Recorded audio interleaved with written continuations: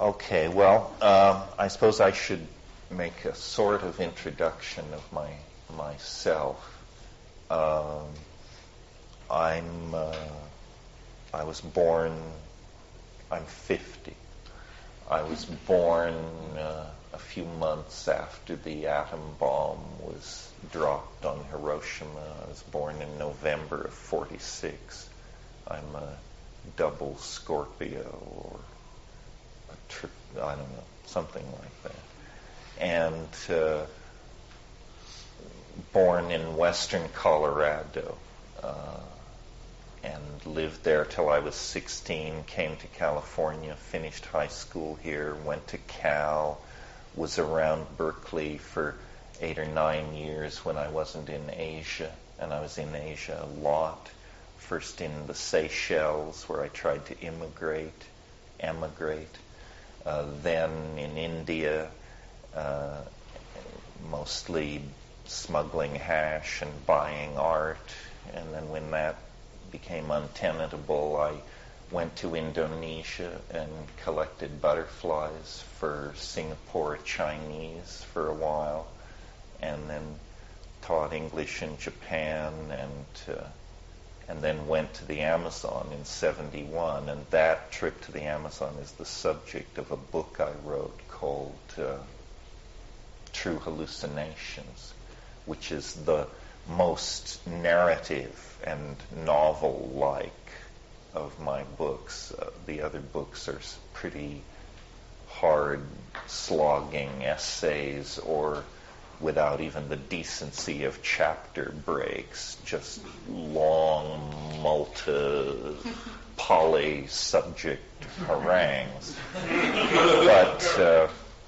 But True Hallucinations is about my brother and myself and a number of other people going to the Amazon and encountering really psychedelics. We had encountered them before in Berkeley, subculture in the form of LSD and cannabis, but actually encountering psilocybin mushrooms, ayahuasca, and that was the intellectual compass that set the direction of my life.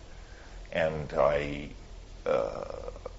was just completely stunned and transformed that such a thing could exist, A, and that it could be not subject, A, on everybody's plate all over the world, B, that seemed to me completely bizarre that people weren't talking about these transformations. And then, of course, I had the satisfying experience of watching the whole culture become obsessed with, convulsed by, and then later to reject these substances and then go through a period of denial. January 20th, 1968, I left the 10th of January and didn't come back until around Watergate time, when he was definitely on the ropes. In the past few years, my interests have, I see everything to me as referent to the psychedelic experience, but it's gone from being, for me, a lens to personal understanding, to being the clue to understanding much about the circumstance of being human, generally speaking. And I've written about the impact of psychedelics on early human evolution and how alkaloids in the early human food chain had unique properties which tended to focus and elicit what we call higher consciousness, or a very advanced kind of coordinated perception of the world, which leads ultimately into myth-making and language. And so I was able to take the psychedelic experience, which had before that been largely understood as I said, individually and therapeutically, and say, no, this is bigger even than that. It's something that we can use to actually understand the human condition and the relationship of human beings to the rest of nature. But apparently my capacity for megalomania is endless. And so after a few years of working out all the adumbrations of those ideas, it now seems to me something else is on the horizon, which is this general thrust toward alteration and expansion of consciousness has now been able to take root in domains other than pharmacology, specifically communications technologies and the technologies which transform and move data around the planet. And it seems almost as though what was anticipated in the vegetable trances in the Amazon 30 years ago, things like group-mindedness, gestalt perceptions integrating very large fields of data and all of this, are actually now on the cultural horizon, not as drugs, but as hardwired technologies delivered as though they were public utilities, the internet specifically. My thunder has sort of been stolen on this subject by Dogbert, because I saw last week in Dilbert that Dogbert was explaining to Dilbert that the internet was going to become God. And it was basically my rap, line for line. It was humbling to see how idiotic it seemed when stated by a small fat dog talking to a man with an up-flipped tie. A caricature of a small fat dog. Yes, a caricature. And Dilbert observed that if the internet becomes God, it will certainly change the kind of files he's been downloading, which gave me pause because I download some of those same files. But nevertheless, something is happening. It's been happening for a long time, and it is rooted in this psychedelic dimension somehow. We are the tool-making branch of organic nature on this planet. I mean, yes, wasps build nests, and beavers build dams, and swallows build those inverted things out of mud. But these are genetically programmed, endlessly iterated, never elaborated patterns of behavior. We do something very different. We are very flexible in our intellectual productions, and we build our intellectual productions have historicity built into them. We don't iterate the past, we modify the past. And so unlike the story of the chipmunks, the beavers, or the honeybees, human existence has different characteristics depending on where in time you slice into it. A population in Paleolithic France is very different from a population in modern Manhattan, and yet the species remains the same. Well, what is this tool-making business that we're about, and where is it taking us? What is it doing to the human body image, self-image, community, so on? As you listen to me, if you know the territory, you'll recognize that I'm a thoroughgoing McLuhanist in many of my assumptions. In other words, it's very clear to me that one of the things that we've overlooked in trying to understand our circumstances is the the hidden impact of forms of media on our cultural values, aesthetic canons, even our gender relations and economic arrangements and so forth and so on.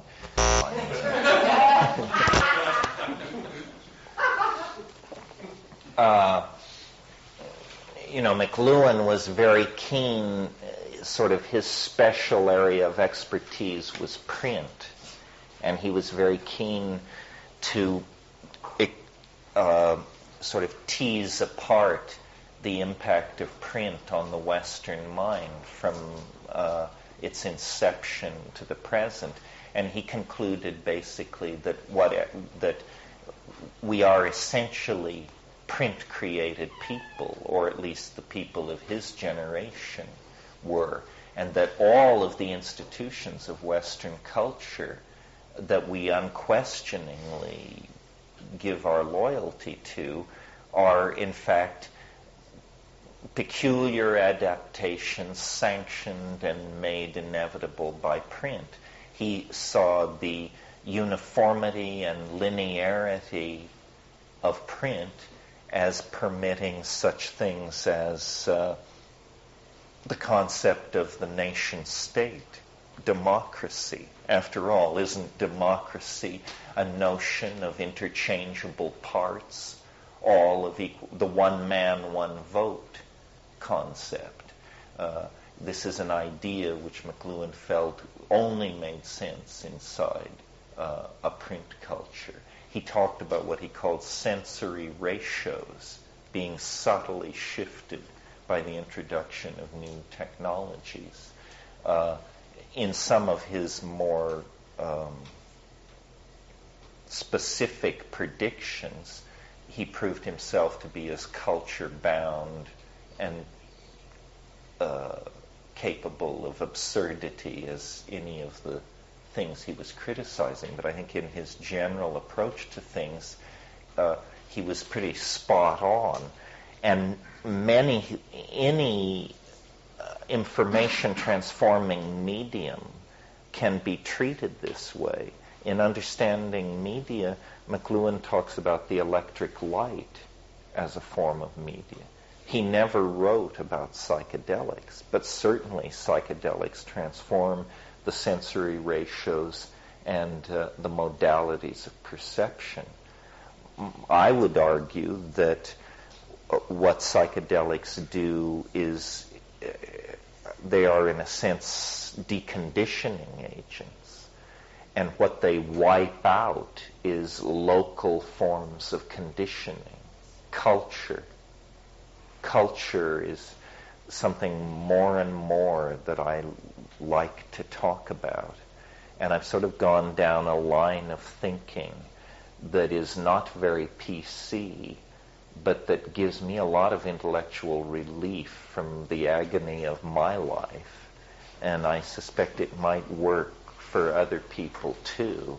It's the concept that culture is not your friend, and that we need to get right up front about this, about how culture is not your friend. The role of culture in the lives of societies has changed in the 20th century. We all live too long now to be duped by culture in the way that previous populations were. You know, if the average member of a population only lives to age 40, the cultural con can go on and on and on. But if you give people lifespans into the 80s, then they get 40 years to think about what they went through between 0 and 40, and eventually they'll figure out just who and what screwed them. And when they do, they are not going to be very happy with the cultural values that they attempted to come to terms with and work through. I was thinking about how I would talk about this tonight, and though we've been talking about these kinds of ideas in the staff teaching all week, I didn't realize till this afternoon what a frontal assault this concept is on one of the most cherished notions that has flourished around this place, which is the idea of the inner child. And I realized that really what I was about was not the inner child, but a quite different program, overcoming culturally induced neoteny. Neoteny is a biological phenomenon that we will also this weekend talk about as a sociological phenomenon. Neoteny is the retention of juvenile characteristics into adulthood. It's a strategy in biology. For instance, our hairlessness is a neonatal trait, evolutionarily speaking. All primates are born hairless, but we retain this into adulthood. The ratio of our skull to our torso in adult human beings is a fetal ratio when compared to other primates. And I'm fascinated by the question, and Dennis and I got into an argument in our hotel room because we both spoke at a conference a week ago where I said this, and he said, well, is all culture have this infantile and juvenilizing property, or is there something specifically pathological about Western culture? And at first I was willing to argue that all culture does this, makes children of its members. But I think to some degree it's true that all culture is somewhat unfriendly to the individual. When their heavy arm falls on your shoulder and they tell you that you're going to be sent off to some foreign hellhole to kill people as a young man, you definitely suddenly get the notion that culture is not your friend. But perhaps, if you're a 12-year-old boy in an Amazonian tribe and they announce that now it's time for the 2-week abandonment in the woods, from which if you live to tell the tale, you'll become a full member of society, I'm not sure those kids greet that with a leap of joy in their hearts. It's like, oh my God, now this. We knew it was coming. I went through rites of passage like that were excruciating. Where I grew up in Western Colorado, you weren't a real man unless sometime between 12 and 16 you killed an elk. Hunting season every October was an excuse for this insane rite of passage, and my father was an unquestioning inhabitant of his culture, and so this was always in front of me. And when I was, when I was 12, I went the first time. I didn't get anything. The second year we went out, and my father, I'm sure, had no idea what a wilted pansy I was in this situation, because I had hid it from him. I was concerned about all kinds of things, and eventually this situation arose where they put me up on this point and gave me a gun and said if anything came by to blow it away. And by God, this thing, chose to sacrifice itself as far as I could tell. I mean, it did not behave at all like elk behave. It basically just came out of the woods, stood still. I pulled down on it, closed my eyes, prayed. There was an enormous noise.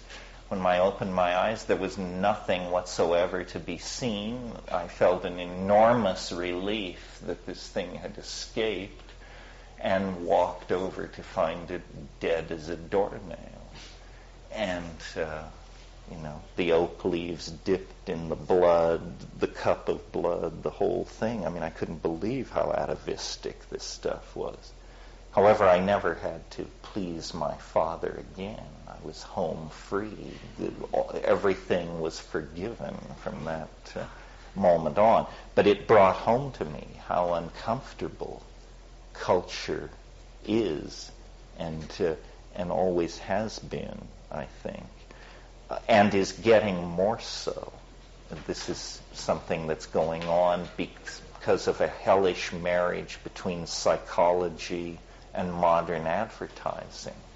The game of manipulation, the stakes are rising because market analysis and behavioral forms of psychology and treatment of large numbers of people have created an enormous capacity to reach people with commercial messages and manipulate their lives. Yeah, did you want to say something? Were you saying that this print created idea extends into all kinds of things, and television and radio also, and the internet?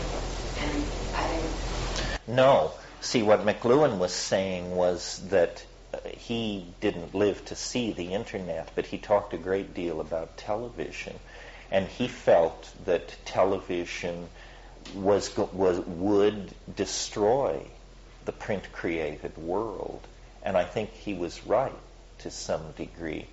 Television is a completely different creature. It's very physiologically involving. It's hard to see it. You have to look at it. And McLuhan talked a lot when he talked about print. He contrasted it with manuscript culture, which is what culture in the Middle Ages was. And he pointed out that in manuscript culture, you do not read manuscripts. You look at them and you figure out what they say because you're unfamiliar with the handwriting style. In print, especially in the early years of print, there were a very limited number of fonts, and every lowercase a was made to look as much like every other lowercase a as possible. So this new function comes into being called reading, and reading is a very specialized form of looking. Thomas Aquinas was, or was it St. Augustine? I can never remember. But anyway, one of these fathers of the church, he would prove his sanctity to doubters by having them open books of scripture in front of him. And he would look at these pages of scripture, and then they would close the book and ask him what was there, and he could tell you. And they thought it proved that he was a saint. He was the only man in Europe who could read silently. He was the first European to be able to read silently.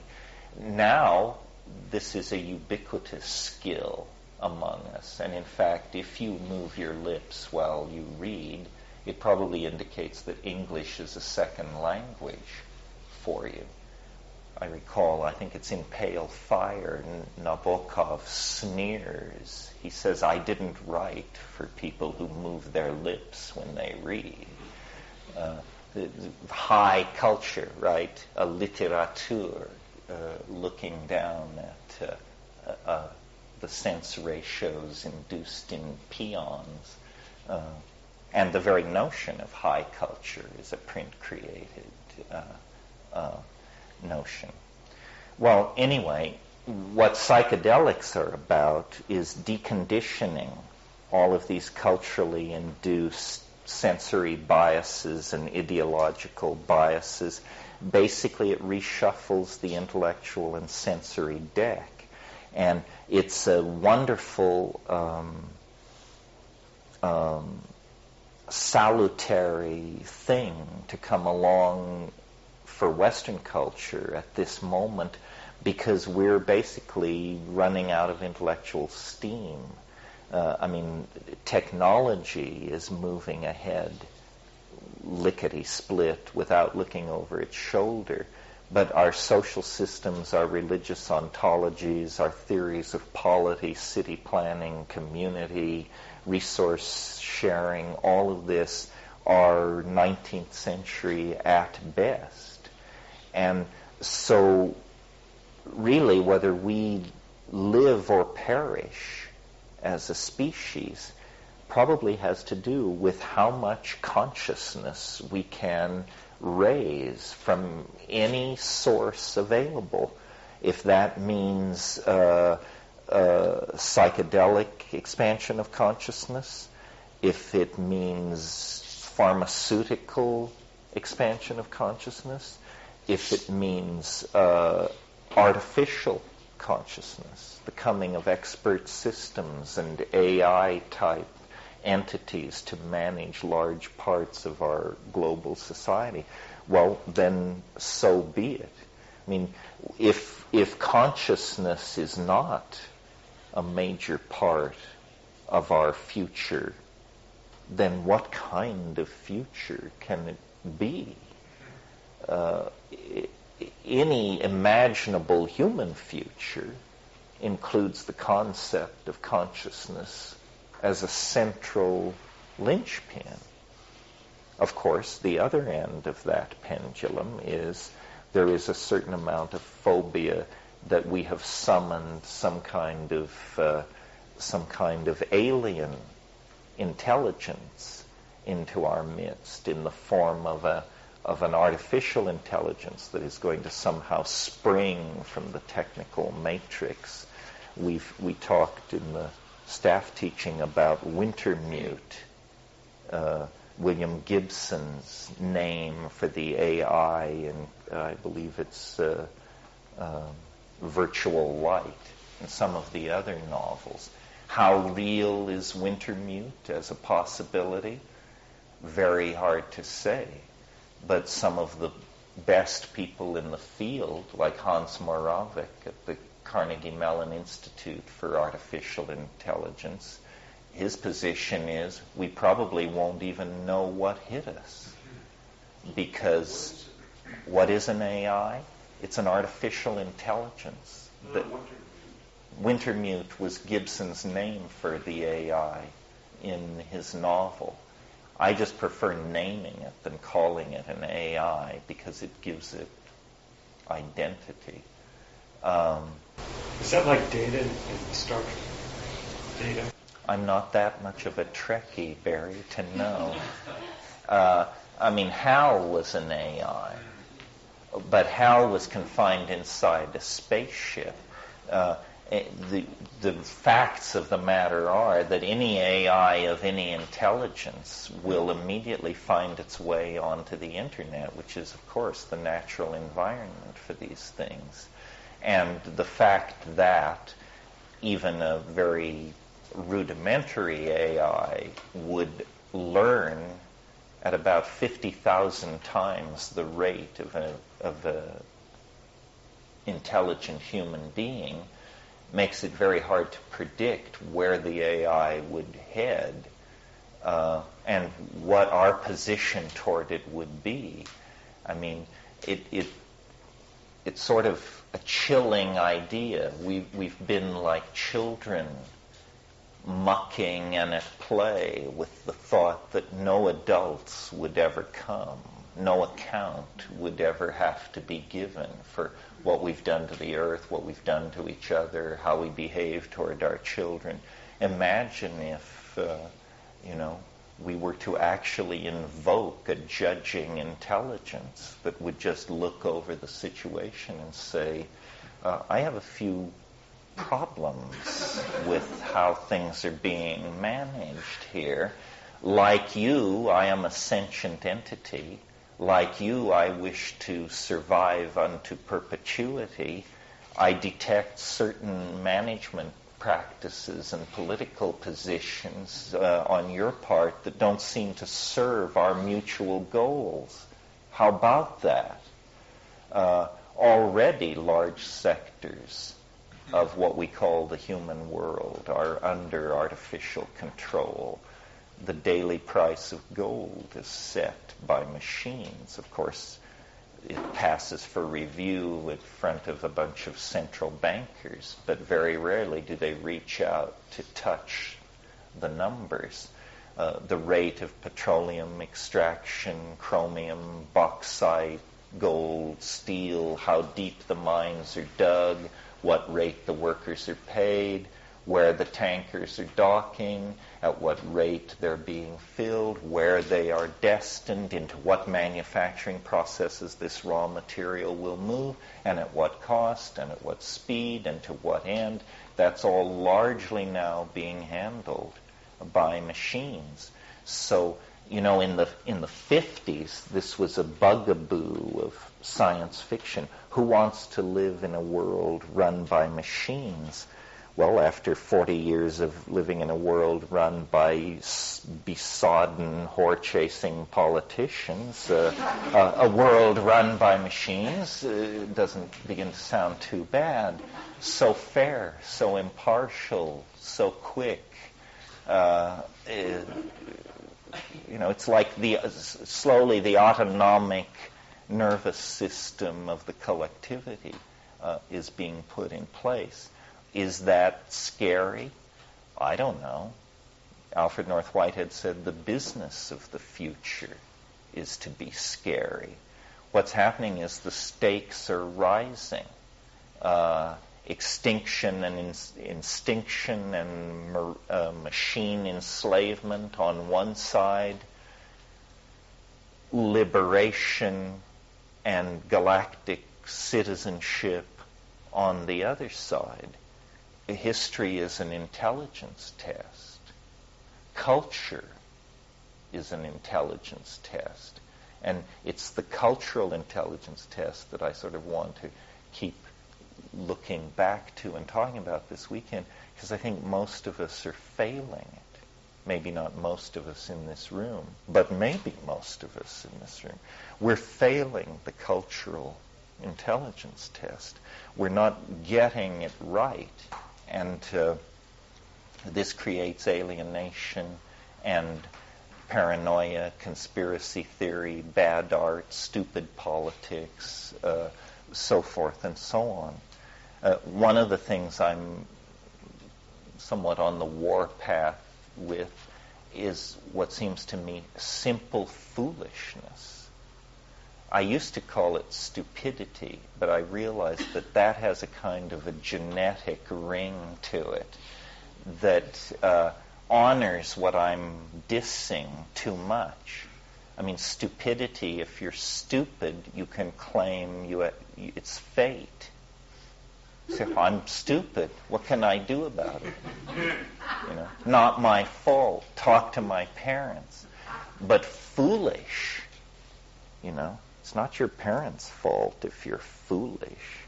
Foolishness is something we have to take our own responsibility for.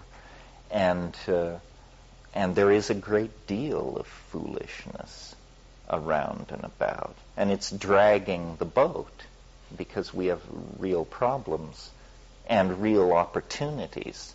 Neither the problems nor the opportunities are served by foolishness. I spent some time recently with Aldous Huxley's widow, Laura, and she recalled to me, I can't recall right now whether this is her phrase or a phrase of Aldous's that she mentioned, but visionary common sense is largely lacking. Visionary common sense. I like to think that the psychedelic community has always been a source of visionary common sense, because the psychedelic community, generally speaking, has not generated ideology. It doesn't have to. We are not about ideology. You may reach ideological conclusions about the psychedelics. You may decide that it's neurological noise, or direct transmissions from ascended masters, or something else. But the thing is all referent to an experience. It doesn't come with heavy ideological baggage. There's a lot of whooping and hollering these days about new paradigms and, anticipating it, announcing it, seizing upon this or that perception and trying to sell it as the new paradigm. But none of the ideologies that come forward to present themselves as new paradigms are robust enough to serve as metaphors for global civilization. I mean, certainly not the syncretic cults of the New Age.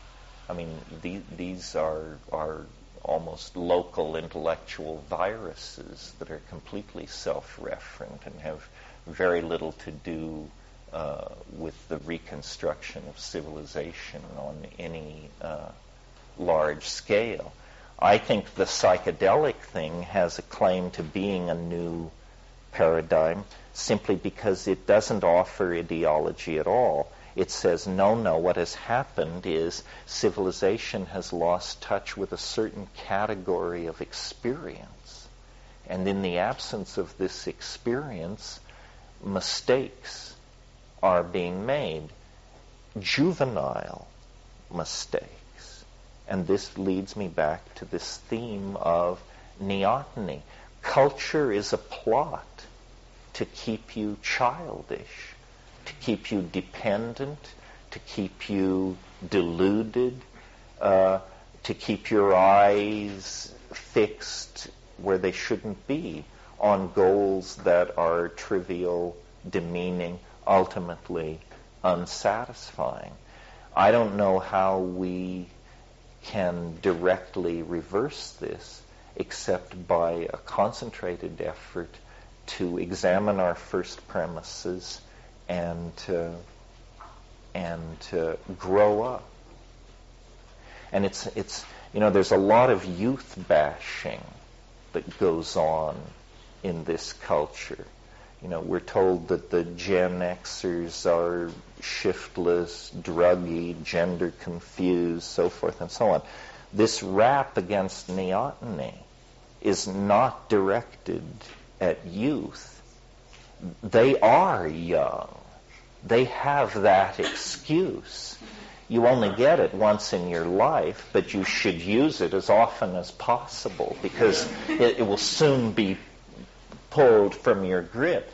But it's preposterous for middle-aged people and people past middle age to try and use this same out. What is their excuse for their childishness, their cluelessness, their fetishes, addictions, and intellectual shortcuts that flatten and simplify the world and turn it into an epistemological cartoon? I mean, that's it's sloppy thinking.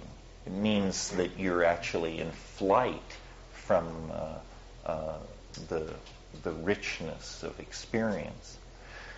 Well, so these are some of the things that I have on my mind. We've never been in this place before. I mean, one could have said that at any time in the last 1,000 years, and it would have been true. But the contradictions grow more extreme, and the we grows ever larger. We who have never been in this place before, because it now includes Amazon Indians, Kyrgyz, nomads, people in Mongolia and Kazakhstan and Turkmenistan and Tonga and so forth and so on. The triumph of Western culture in pushing its values into everybody's face has been complete. So at last, humanity shares a common destiny and common problems. And, in a world where white people are soon to be are a minority globally, and soon will be a dwindling minority in the societies they founded, it's time to recognize that many cultures have contributions to make and solutions to offer.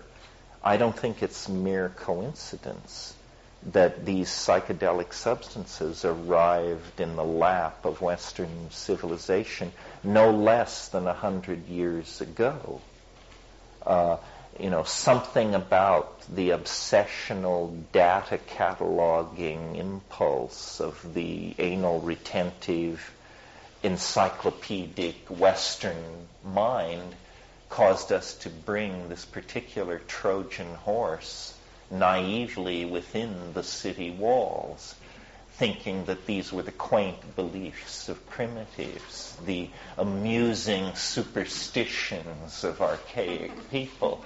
Now we discover that, these things are far more real than the fragile and paltry institutions that reason has raised to govern its people over the last 500 years.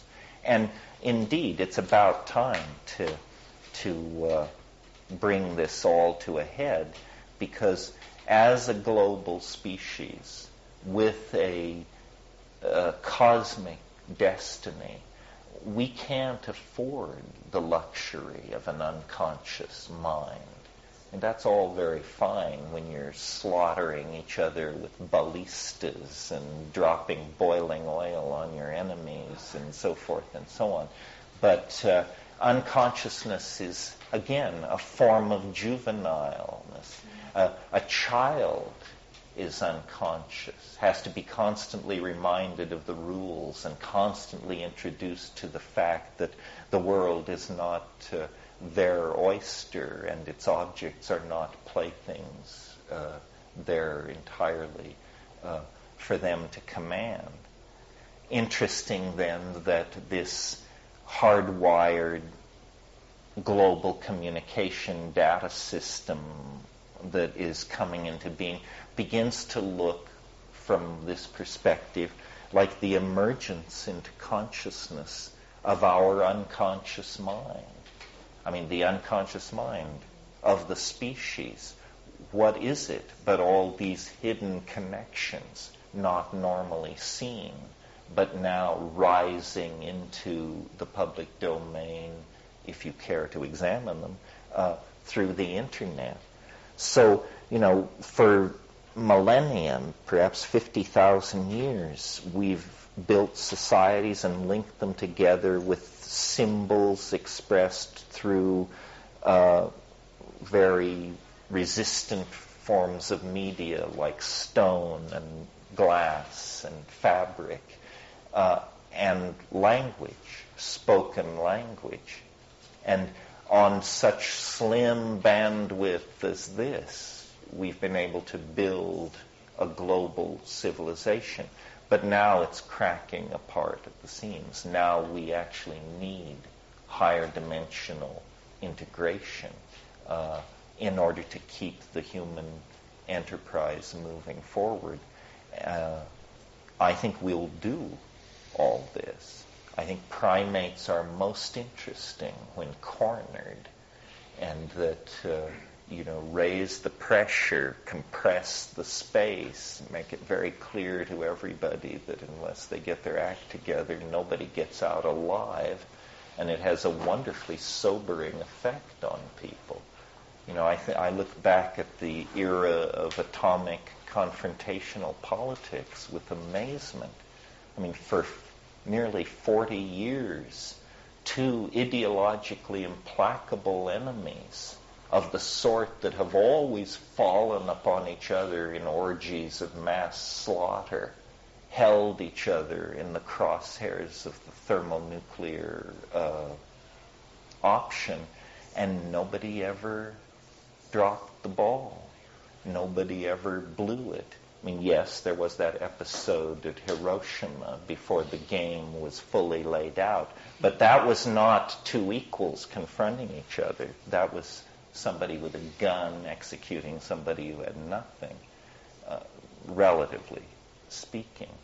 But the fact that we could come through the era of atomic confrontation without a thermonuclear exchange indicates, that under pressure we can pull ourselves and our institutions at least sufficiently together to avoid total catastrophe. Well, that was just a dry run for what lies ahead. More complicated problems, less easily managed, far more challenging. We are going to need a great deal of goodwill, many different sorts of viewpoints, incredibly integrative technologies, very wide bandwidth systems of symbolic communication so that we all understand where we stand and what we mean. And all of this is the challenge of the extreme near term. I'm not talking about the next 500 years. When I get to that, I'll try to stand your hair on end. I'm talking about the next 10 years. The rest we'll save for later. So these are just some of the ideas that we'll cover this weekend. As I say, if you don't like what you're hearing, ask questions. And I steer easily, though I give long answers. First of all, if you didn't get one of these and you think you might be interested in this ethnobotany, ethnochemistry course at Uxmal in January, I brought extras. Does that tend to sell out? It does tend to sell out. So by October, November, you should be pretty much making a commitment. We can only take 100 people in each one. And people sometimes say, well, which one should I go to, the first one or the second one? I don't know. It's a hard call. The first one, everybody is pretty fresh and coherent. The second one tends to be somewhat more Not fresh, not thrashed and incoherent. So if you do come, you should certainly, if you've never done it, build in a week, one side or the other of this, to tour the Mayan areas of Mexico, which are immediately adjacent. If you haven't done that, it's one of the great archaeological experiences of the world. I mean, nowhere in the world is there so large a concentration of archaeology on such a scale and in such a state of preservation. Not Greece, not Egypt. Simply because the size of the Mayan world was immense, and there were many, many city centers, and it, was extremely historically persistent. People compare the Maya to the Inca. The Inca, that was a family. The entire thing lasted 135 years. The Mayan civilization arose in the 2nd century BC and blew apart in the 960s AD. So for over 1,000 years, it was a continuously evolving culture with literature, theater, mathematics, lineages, so forth and so on. So don't just come to Mexico for this.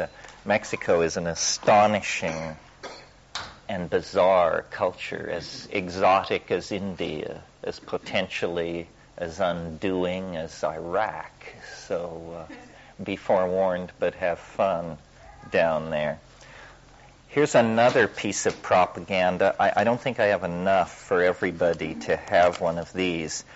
So if you don't think you might be in Hawaii in November, it would be very hard for you to attend this, since that's where it's occurring. But this is an event. This is a whole bunch of people, a course, great diversity. This would just be me for 5 days. The perks are you get to stay in a Frank Lloyd Wright house in Waimea, which is a beautiful part of the Big Island. So if you think you might be interested, take one of these. Otherwise, pass it on. If there are any not used, you can hand them back to me. Okay. And then before we start this morning, I just wanted to, it's sort of become a ritual at these things, to briefly discuss relevant new publishing in the field, just to give people a feeling of what's out there that they might not be aware of. So much is being published that without some kind of vetting, it's hard to know what's what. So in no particular order, I guess from smallest to largest, here's some interesting new publishing relevant to this field.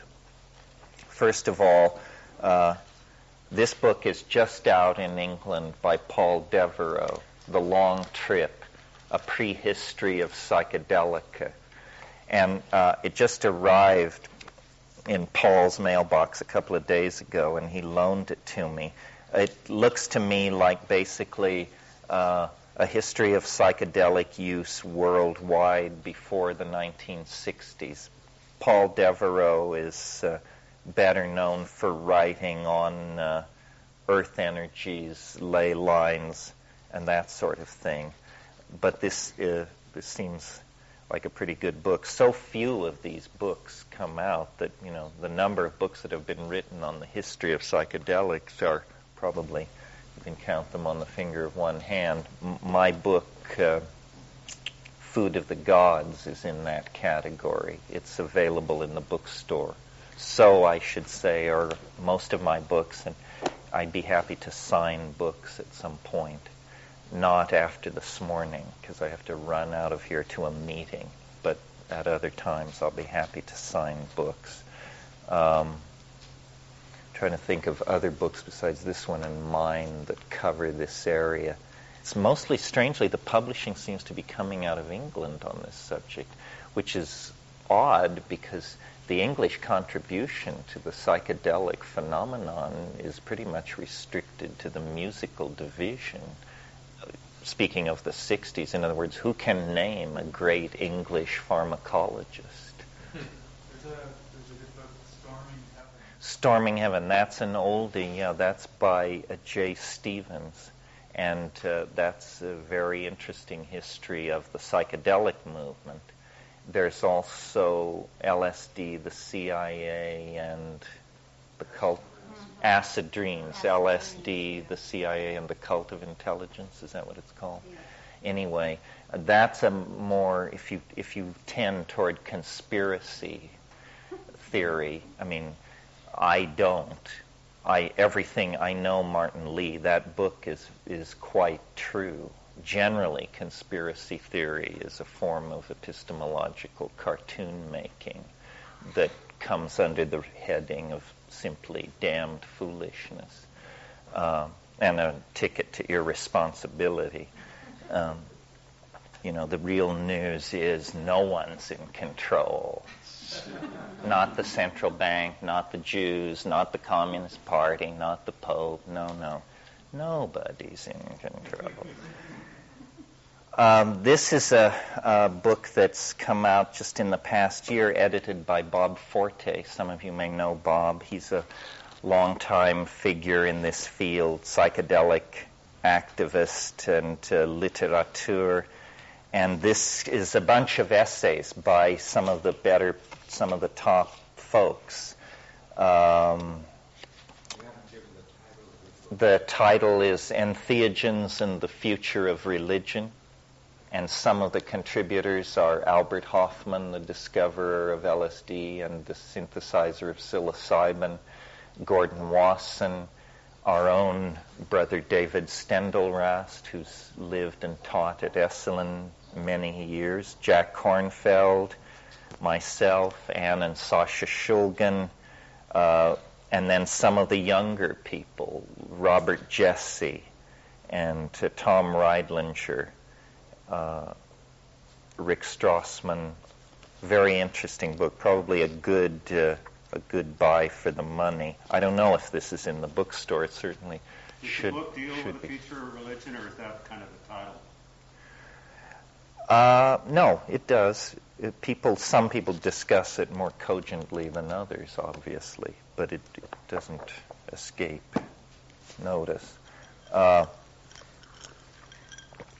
This is a book more to be read for fun than to be taken seriously. I disagree with a lot of what's in here, but on the other hand, I've never seen this kind of stuff in print before. Again, what's going on in England? I don't know. While HarperCollins is chewing itself up here and Wired is going mad, English publishing seems to be getting some traction. The Post-Human Condition by Robert Pepperell.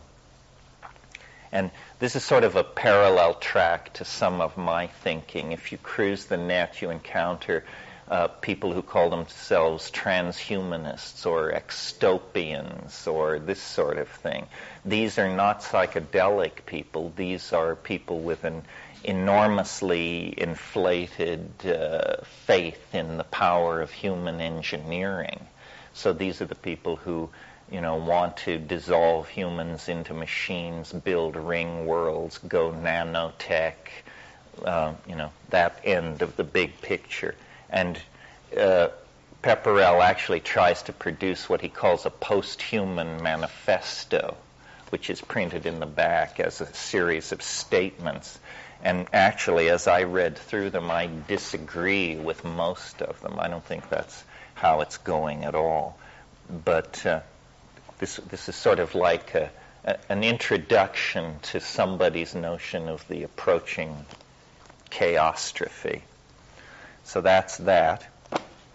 And then the one which gives me the greatest pleasure to recommend to you, a book actually unambiguously worth buying, reading, and recommending, is Mason and Dixon, which is Thomas Pynchon's latest novel, certainly probably the best novel written in America in the past 50 years. I mean, Pynchon is the greatest living writer of American English. I wasn't sure about that till Wednesday, but Burroughs died, so it appears secure. If you've never read Pynchon, I wonder where you've been. But his novel, I guess, was it 17 or 20 years ago, Gravity's Rainbow, really codified a whole complex of social and aesthetic issues. This is a much different book. I mean, it's vintage Pynchon, but it's also a celebration of America and of the buddy system. And it's a scathing look at the embryonic birth of big science and big government projects. As you know, Mason and Dixon were an astronomer and a surveyor who accepted a royal commission to define the boundary between Pennsylvania and Delaware in the 1760s and cut a line due west into the unexplored North American continent. Later, that line, called the Mason-Dixon line, was the division between the Confederacy and the Union. This has nothing to do with the Confederacy and the Union. This is set in the 1760s, when America itself was simply a caffeine-driven hallucination in Philadelphia. It hadn't come into existence yet. But this book is about how people struggle with new technologies and revolutionary modalities in the evolution of society. So, enough of that. Okay. Well, hopefully, some of what was said last night either was odious enough that someone would like to pull us in a different direction, or perhaps to somebody else interesting enough that they would like to ask a question. What comes for you from last night? Anybody? As I said, these things are best driven by people's agendas. What's your agenda, Nicholas? Well, what I thought about, or one of the things that made me think for a while after I left and as I went in and out of sleep, was the idea of artificial intelligence and what determines what is artificial, what is non-artificial intelligence, what kind of definition would define that, in a sense. Because my understanding of intelligence and consciousness being kind of a similar thing, depending upon how one defines intelligence. What is artificial? If it's conscious and intelligent, isn't it as real as anything else? Well, I'm sure, as some of you may know, that this issue arose early in AI. How do you know an artificial intelligence when you're talking to one? And Alan Turing, who was a theorist of cybernetics in the 40s, developed what he called the Turing test, Turing, the Turing test. The Turing test is if it walks like a duck, if it talks like a duck, it probably is a duck. And the Turing test is always imagined as a telephone conversation. I tell you to dial a number. You dial a number. A voice on the other end says, hello. Now the Turing test begins. Your job is to determine whether you are talking to a machine or a human being. If you can't determine it is an AI, then it's passed the Turing test. And this was in the 40s and 50s a theoretical proposition. Now these things are actually done, and every year there are competitions where this is precisely how the game is played. And now it turns out that the more you restrict the subject matter, the harder it is to tell whether you're talking to a human being or a machine. If it's no holds barred general knowledge, most people can, within a few minutes, make a pretty good call. But intelligence is in the eye of the beholder. I mean, how do you know that I am not a cyborg? How do I know that you are not a cyborg? The answer is, well, we Turing test each other unconsciously at sufficient depth to satisfy ourselves. It becomes moot, or it is becoming moot. Big Blue is an example. In terms of playing chess, it can pass any Turing test you can imagine, but it can't even formulate an answer to a non-chess question. So it's a very domain-specific AI, and really not an AI, because it's simply the world of chess. Chess is not like reality. Chess is a very high variable game system, but it doesn't have the open-endedness that reality has. You see, in really interesting games, the most interesting rule is that the rules can be changed. And chess doesn't have a rule like that. Did you want to say something? Could you consider cloning and cloning?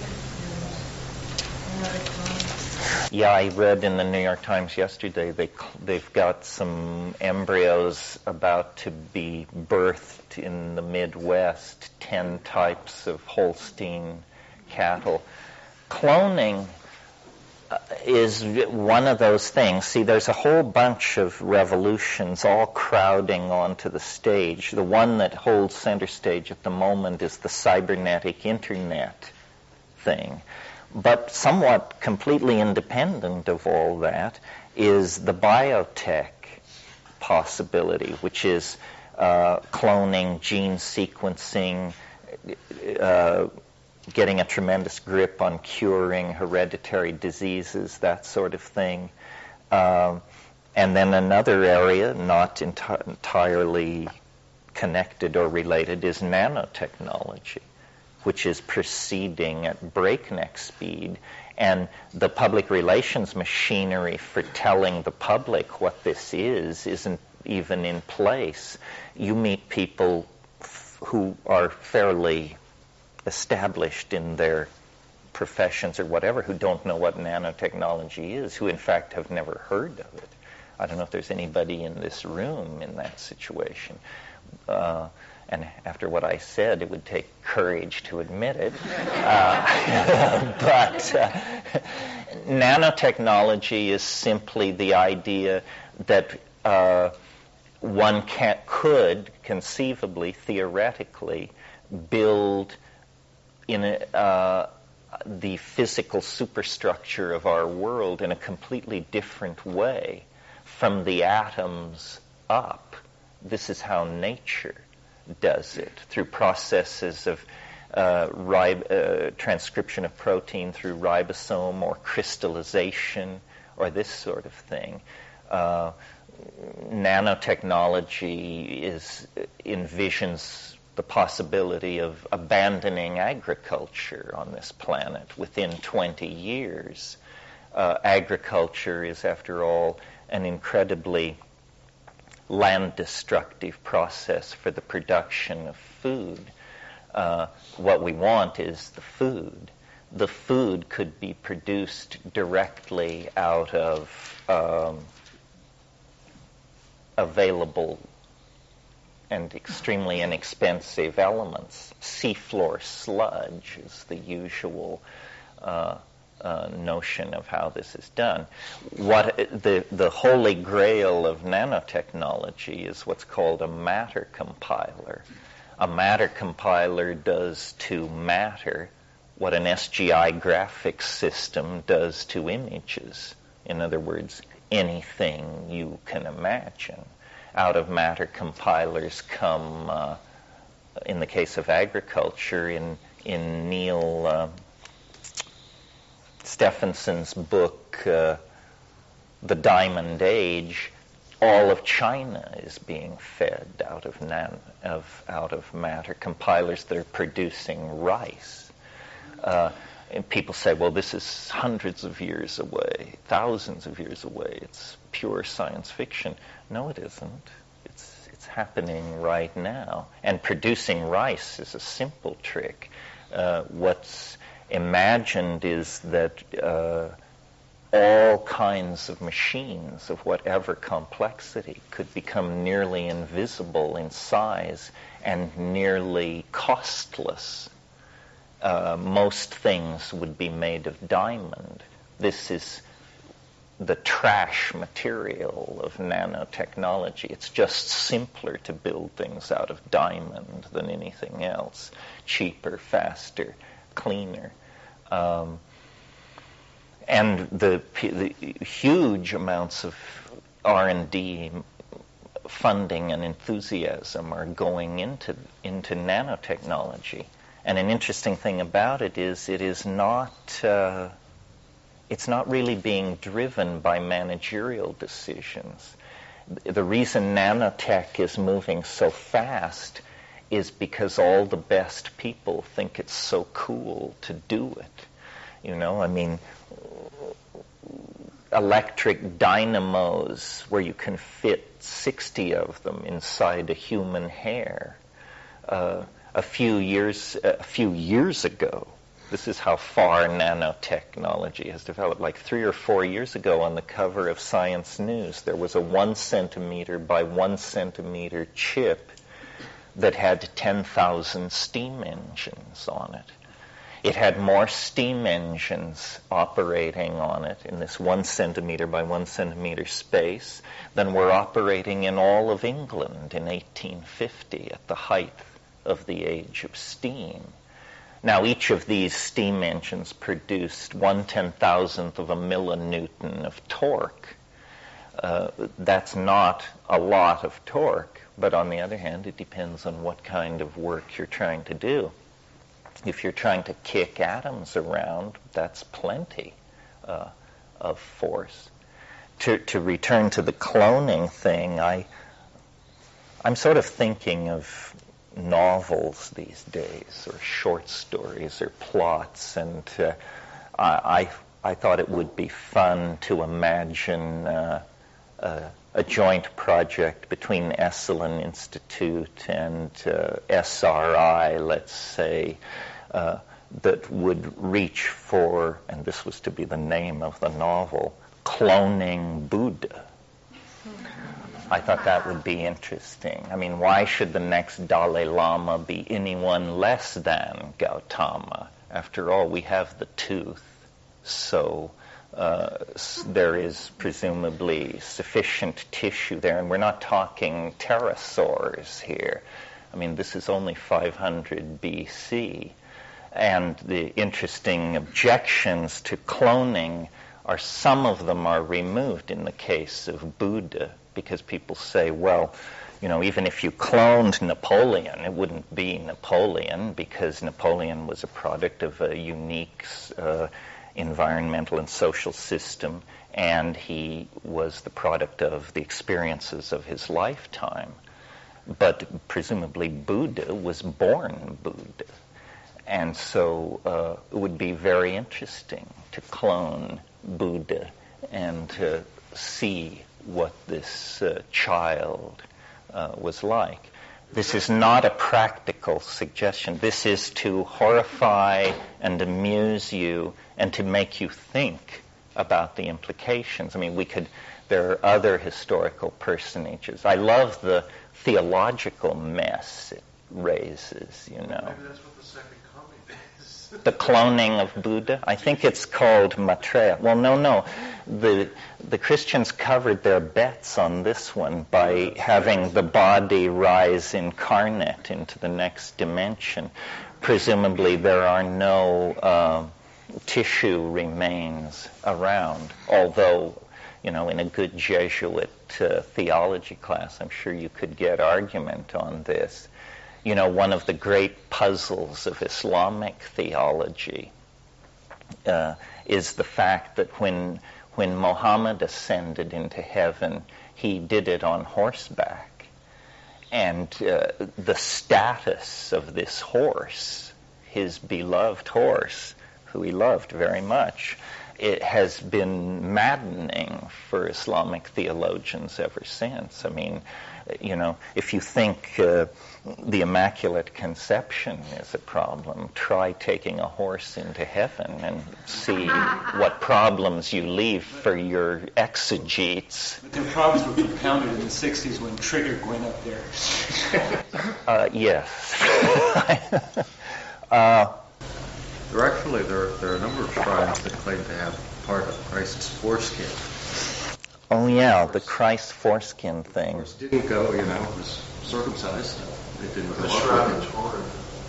Well, this is material for a Tom Robbins novel. Definitely, I would yield to Tom on that one.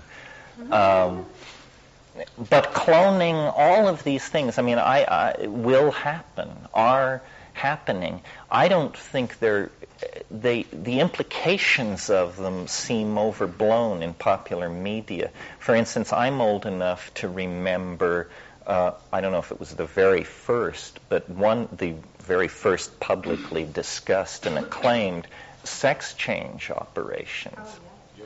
Christina Jorgensen, wasn't that the person's name? I can't remember whether they went from man to woman or woman to man, but anyway, this was at early 50s, and people just, this is horrible.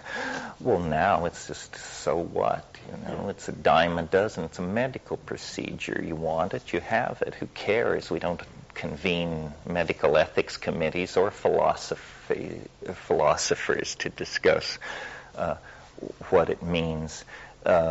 Some technologies are more challenging. The ones that directly impact our consciousness. I think that's why the drugs and the communication technologies, cloning is something you will talk about with your friends. It will probably never come near you, or you'll probably have very little to do with it in your lifetime.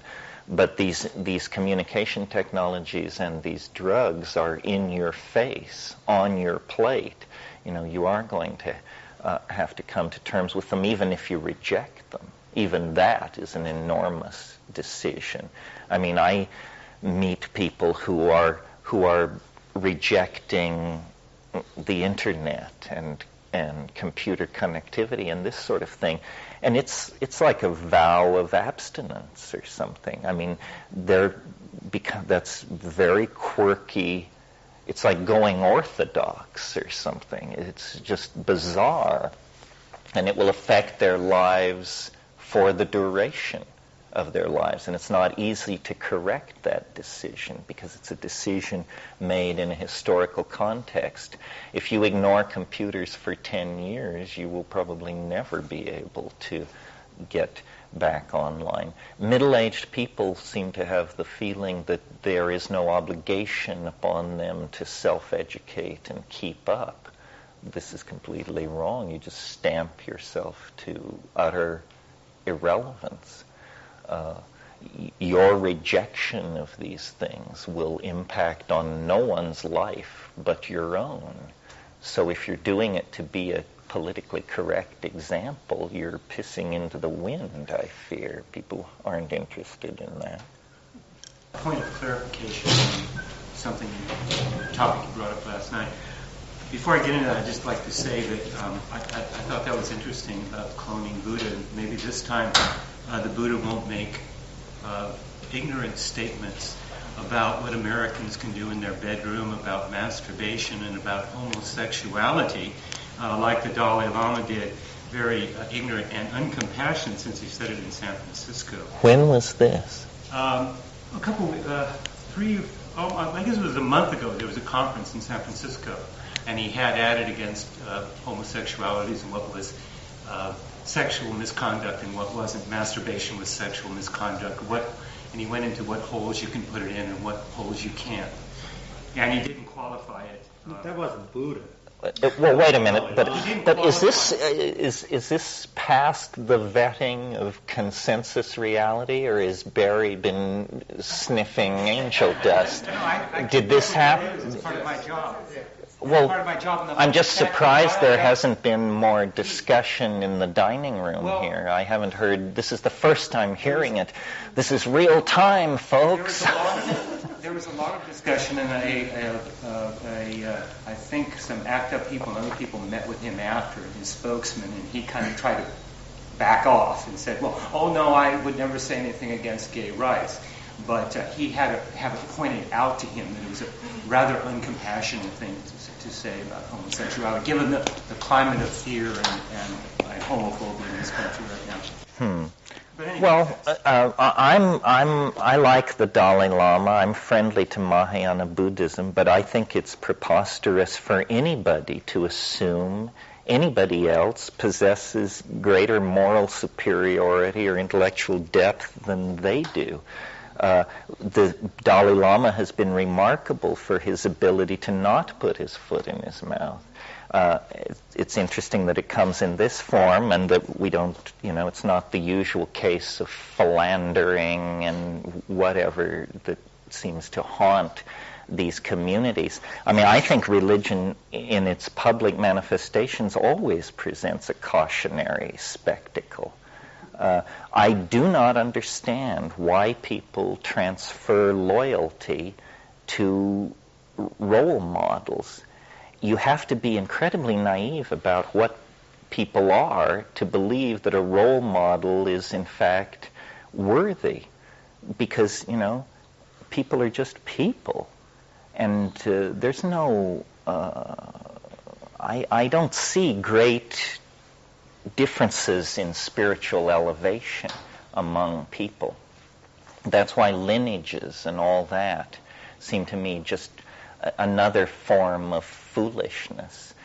The mushroom spoke to me once on this subject many years ago, and said for one human being to seek enlightenment from another is like one grain of sand on the beach to seek enlightenment from another.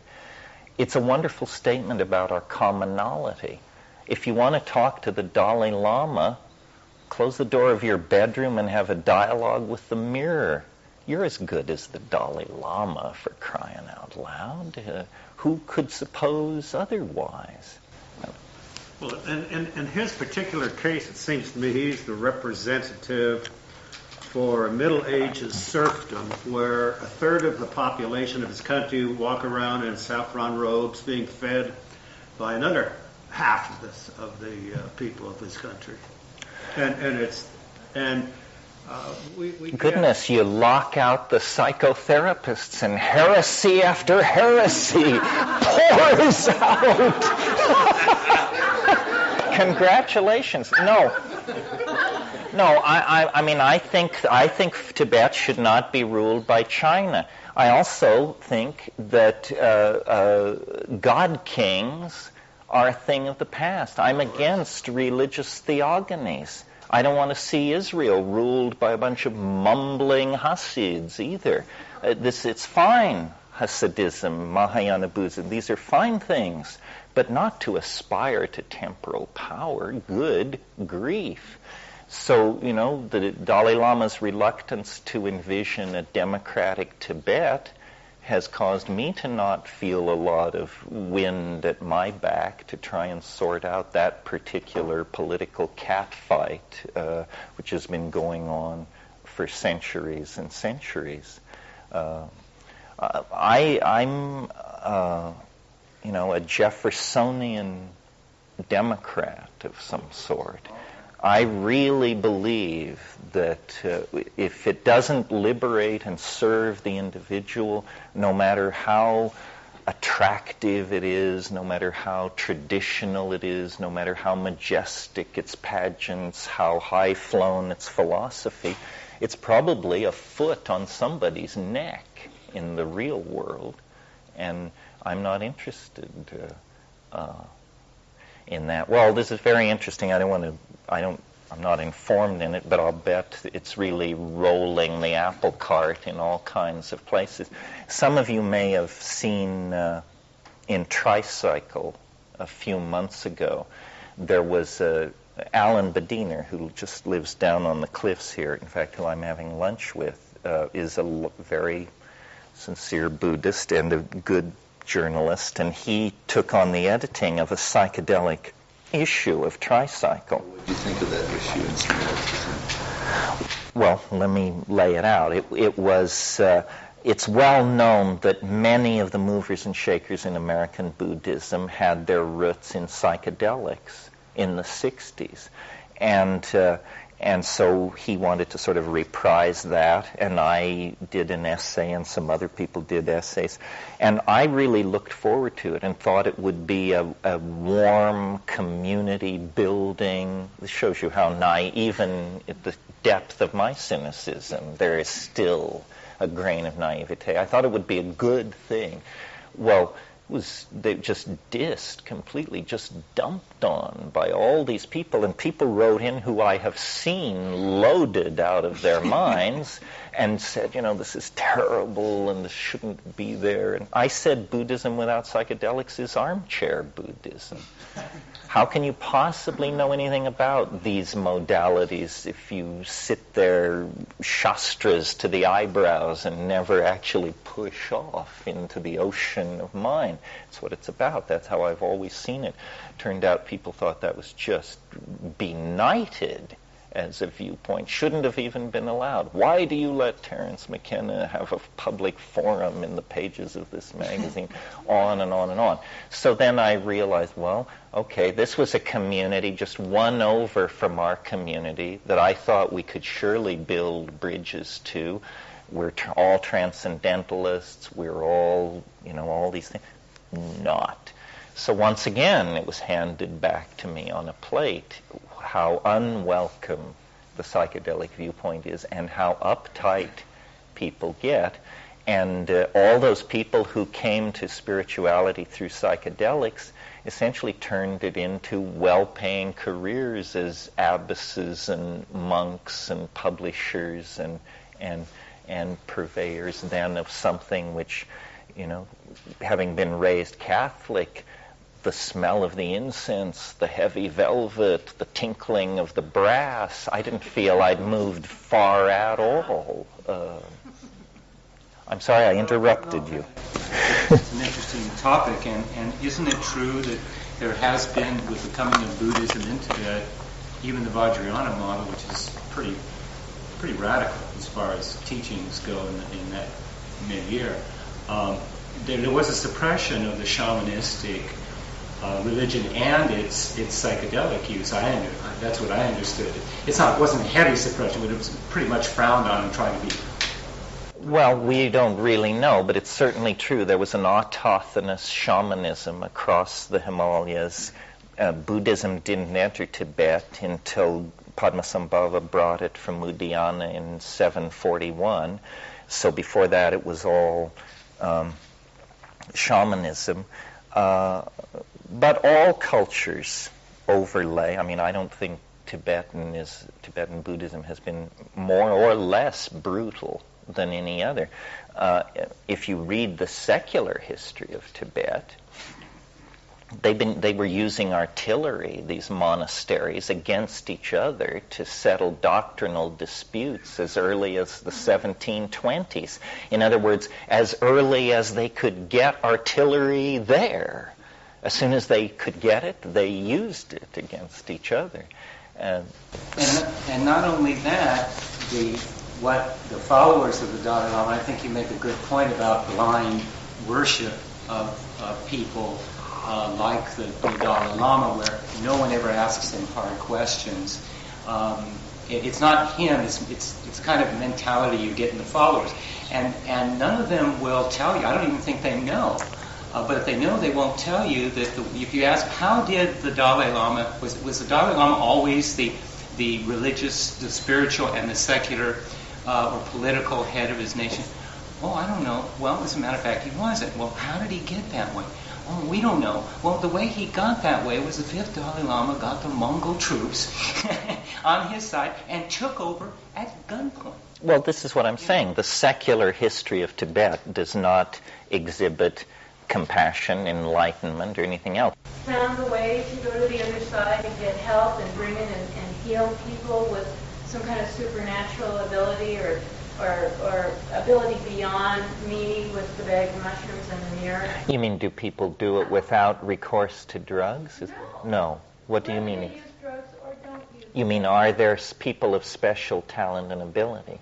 Well, yeah, but I mean, when I say special, I'm talking special. Do you mean, are there people who violate the laws of known physics? Okay, to heal. I'll take that one. To heal, is that? Yeah. Well, maybe you don't have to violate the laws of known physics to heal. Well, this was really the question that drove my intellectual quest. I have always been interested in these things and had a great thirst for spiritual transcendence. But I don't know why. It never made sense to me to believe these things. In other words, though I was raised Catholic and as a tiny little kid introduced to the transubstantiation, the resurrection, these completely mind-befuddling notions, still I was also exposed to secular science, and so my method was always to ask hard questions. What can you show me?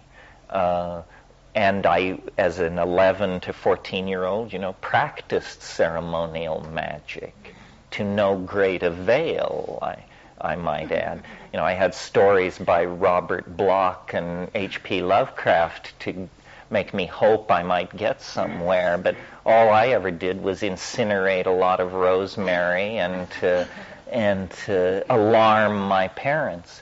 But I think that this question is hard to answer, because we're not all living in the same world. I've seen confounding things, but very rarely. But truly they were real. They were so real that I believed them to be real. And I'm the toughest nut to crack I've ever met. But these breakthroughs into the super real seem to have certain qualities about them that make it very hard to do much with it. First of all, it's always unexpected. No matter how much you expect it, it's unexpected. No matter how hard you're scanning, it can come from behind. The other thing is, and I don't quite understand how this works, but it only happens when your guard is down. In other words, it always has a quality of, it always requires a certain quality of unconsciousness on the part of the experient. This is why I think beginners get so far. There really is something called beginner's luck. My daughter, who I haven't seen for a while, is coming today, and it caused me to think of an incident that happened to she and I years ago here at Esalen. And it's a story which makes no sense whatsoever, but it really, truly happened, as far as I can tell. But it has all the qualities that bedevil this kind of thing. And what it was I was, as I am now, scholar in residence. It must have been some 10 years or so, 8 years or so ago. So Clea would have been like 9, and I would have been 40. So we were both younger and more naive. And it was dinner time at the lodge, and it was this time of year and this time of weather. And the fog had been coming all day in and out in the garden. And it was, and we genuflect here, God love him, to Carlos Castaneda, it was that very strange time of day, which only lasts a few minutes, between daytime and nighttime, the crack between the world, I believe. It's interesting in South America and also in Hawaii, at precisely that moment, every day, there are certain species of Lepidoptera that rearrange themselves. In other words, that come out from wherever they've been hiding for 24 hours, fly around furiously for 5 minutes, and then disappear again for 24 hours. But anyway, it was precisely that time of day, and the fog was coming in and out of the garden, and we were not in a mood for anything peculiar. We were intent on dinner, and we were walking the path through the garden, and suddenly, as this fog moved and cleared, coming down one of the rows was a bunny, a small rabbit, except that it had very small, short horns.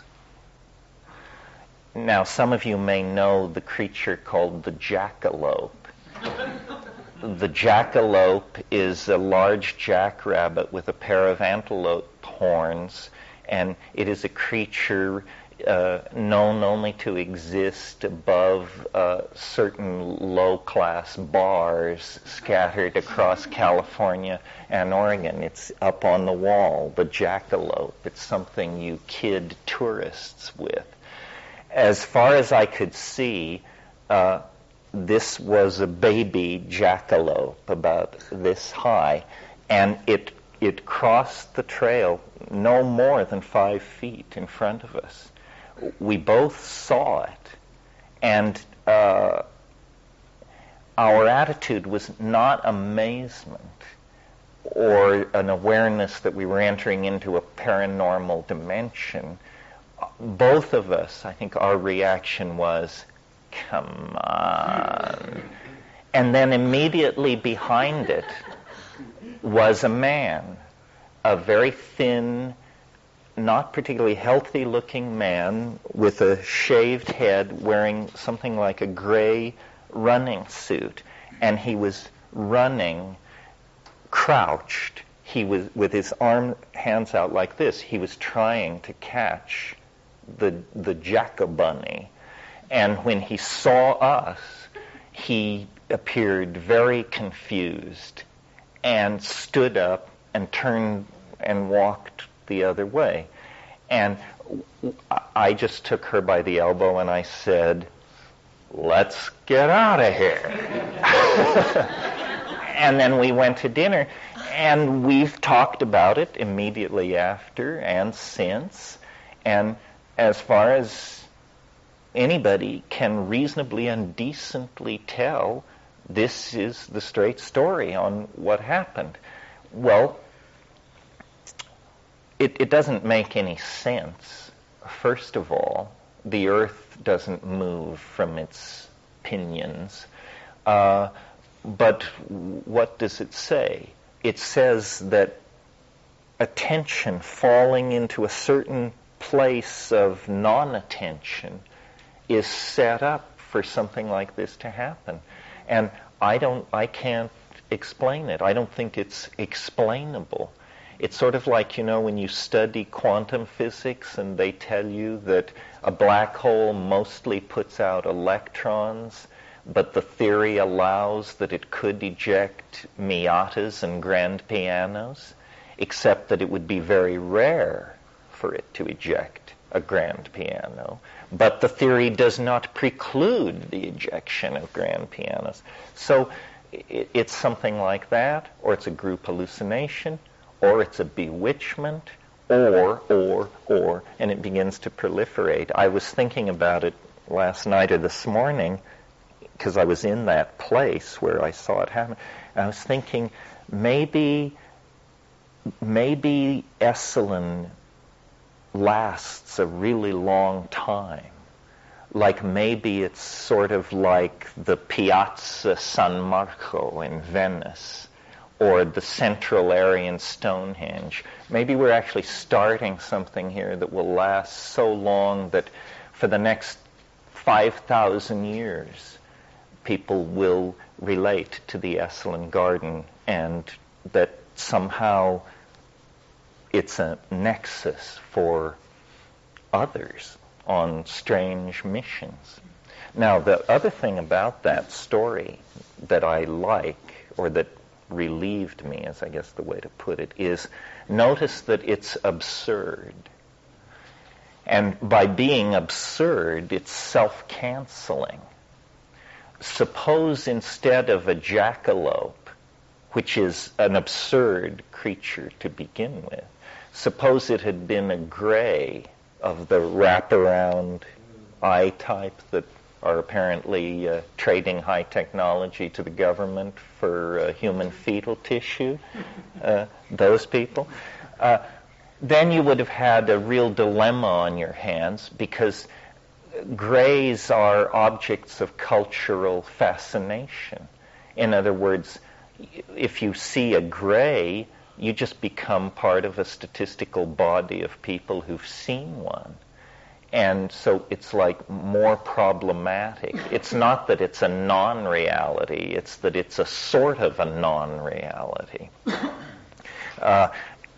This is, I think, part of the clue to understanding alien abductions and the way we generate information. If I tell you that I was up late last night and couldn't sleep and walked along the cliffs over Esalen, and that I encountered a shining disk, and that I then had my navel lint was removed by a team of extraterrestrial cosmetologists. This is evidence for an already existing body of data. People say, well, you should call MUFON. They'd be very interested in this, or you should call somebody else. If I tell you I was restless last night and walked the cliffs of Esalen and that I encountered Bugs Bunny in the company of Patrick Swayze, people will just say, you're nuts. You know, it's not sanctioned.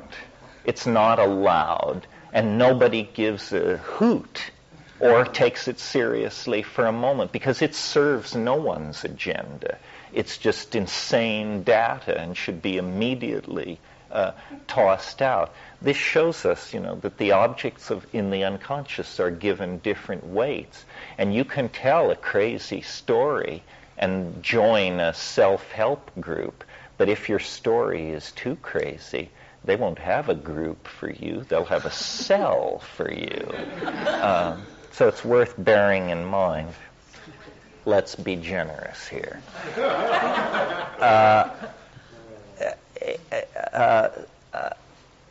Someone had prepared a bunny with horns to surprise someone else with whom they'd had a lifelong running joke about jackalopes.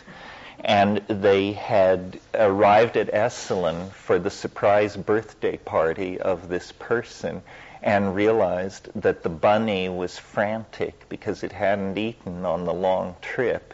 So they took the jack-a-bunny in its cage down to the garden to steal some lettuce for it. And in the fog and in the effort not to be seen, the bunny escaped with its horns in place, and this person, who probably didn't have a gate pass anyway, could see the whole situation getting out of hand and was frantically trying to capture the horned bunny and get it back in its... See people say, gee, what a party pooper this guy is. Well, yeah, but we're trying to save the laws of physics and reason here, for crying out loud. But I have to tell you, that doesn't feel right to what it is. It felt to me like, I don't know, we all live in private Idahos. And somehow I was in somebody else's private Idaho for a moment, against my will. But I think we should always prefer the simplest explanation. Sometimes the simple explanation, like in a case like that, is maddeningly complex in itself. But if you don't believe that's what's happened, well then what do you believe? Do you believe that mythological animals are a potential infestation problem in the Esalen Gardens? Or just where do you draw the line? You know, if you want to know, like if you have a simple scientific question that you want answered, like let's say here you have a wire and you want to know how much current is flowing through the wire. So you measure it with a voltage meter. And if you're doing it scientifically, you'll measure it 1,000 times. Then you'll add those numbers together. Then you'll divide by 1,000. Then you get the voltage running through the line. Well, now, it's not uncommon when you carry out this procedure that 998 of your measurements will tell you that between 4.5 and 6 volts are running through the line. But 2 of your 1,000 observations will tell you that 75 watts in one case, and in another 240 watts are running through the line. When a scientist looks at this series of measurements, the first thing they do is say, well, look, there are 2 anomalous measurements. Everything else was fluctuating between 4.5 and 6. These were way out of scale. Throw them out. Get rid of that. There's something wrong. That's bogus. Can't be.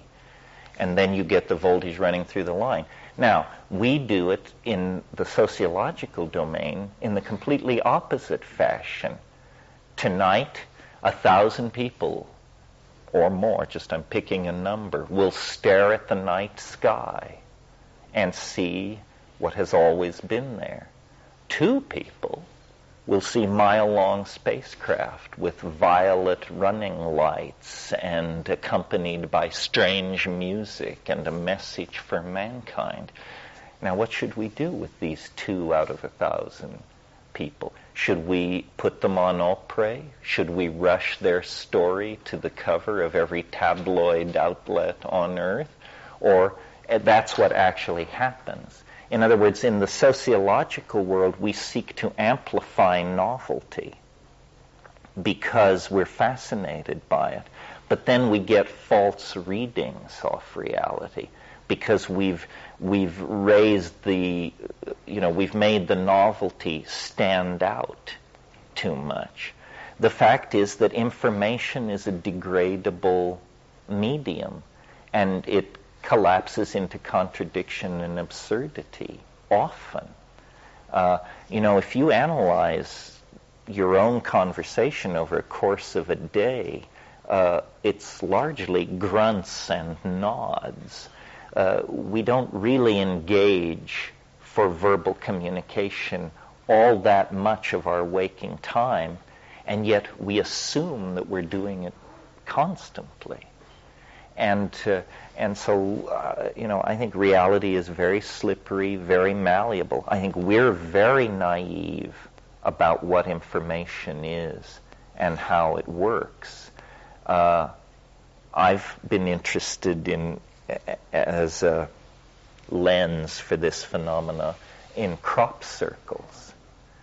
Crop circles are the con that will not die, no matter how many people come forward and admit that they've made them and fully confess, the meme is launched, and tours go from LA to taking the cognoscenti of the City of Angels to visit the crushed wheat of Devon and then draw conclusions from it. And yet the phenomenon has been completely deconstructed to the satisfaction of anyone interested in its deconstruction. It just turns out a lot of people aren't.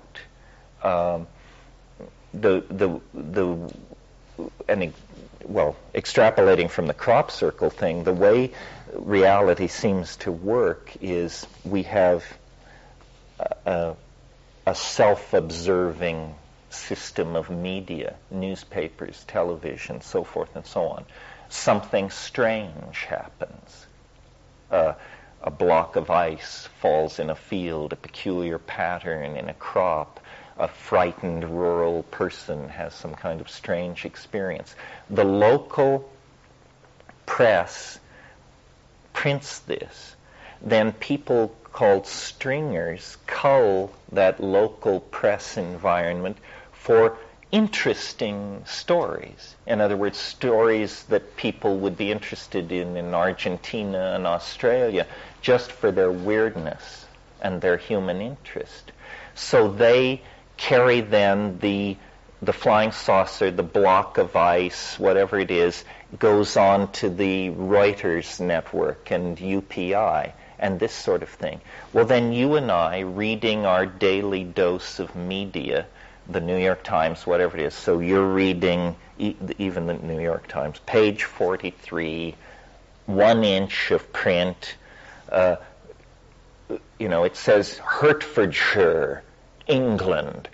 A block of ice was reported to have fallen on the home of Herbert Surrey.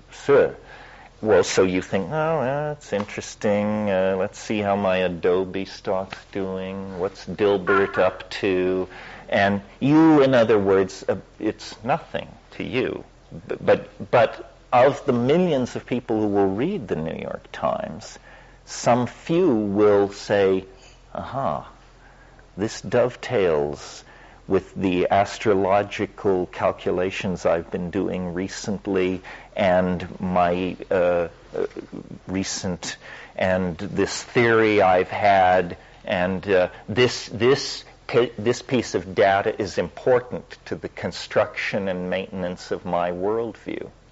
So they drive there, fly there, go there to this place.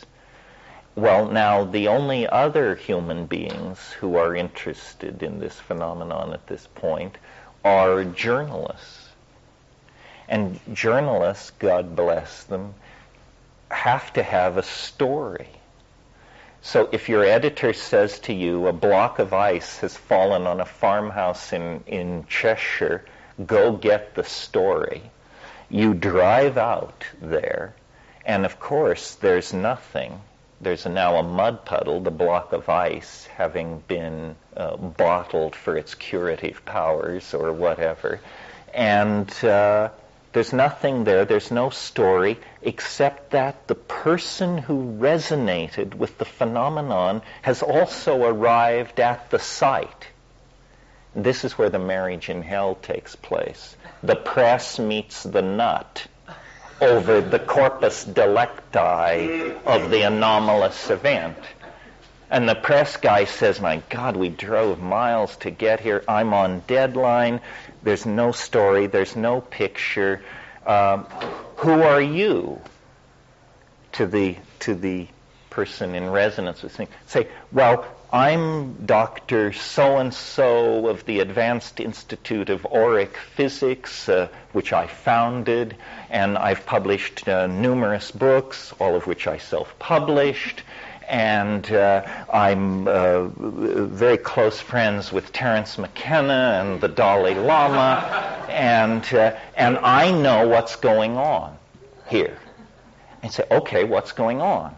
Say, well, this is cosmic retribution for our polluting of telluric energies, which are under the keeping of the elf kingdoms, and until we begin to retract our emissions of sulfur, and the guy is writing furiously, and then the story is amplified and circulated again and again and again, and it begins to have implications for more and more people who are seeking evidence for some squirrely or peculiar viewpoint. In other words, it becomes a body of evidence, and then there's no end to it. It sounds like an explanation for all organized religions. I don't distinguish.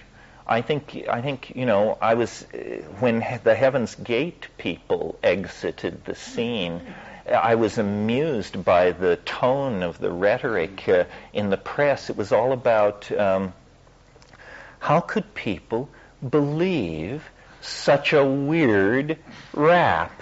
Now, excuse me, I have to get dressed for Easter midnight mass. You know, we're celebrating the resurrection of the Savior. A minor Galilean politician who became God focuses my attention, and I barely have time to cluck over the foolishness of the Heaven's Gate people. People are not playing by the same rules in all these areas. I mean, what is it? Or with the same decks. Or with the same decks, that's right. And so people say, well, that's tried and true Christianity. What does that mean? A delusion grows more real over time? That's a peculiar notion.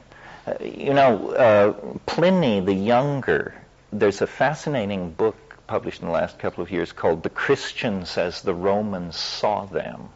Fascinating book, which translates the early texts of the Roman Imperium as it slowly became aware that this strange phenomenon was in its midst. And Pliny the Younger, not the naturalist who was the elder, but Pliny the Younger was appointed governor of Armenia. And his job was to go out there and administer Roman law and so forth. And he wrote extensive letters to the emperor, who was his very good personal friend, about the problems of administering this area. And his letters back to the Roman administration are the first records we have of Christianity. They were being oppressed. They were on some piece of land, and some townspeople, they were like gypsies, I guess, and some townspeople had moved them off this piece of land, and they had petitioned to the governor for redress of grievances. And in the course of settling this, he had inquired of their beliefs. And then he wrote a letter to the emperor, and the emperor was quite interested and wrote back and said, "Tell me more." And he said, "Is this a new religion?" And Pliny the Younger wrote, and he said, "No, this is not a religion. Religions are concerned with the great issues of cosmic fate and cosmic destiny. This is a cult of Christ.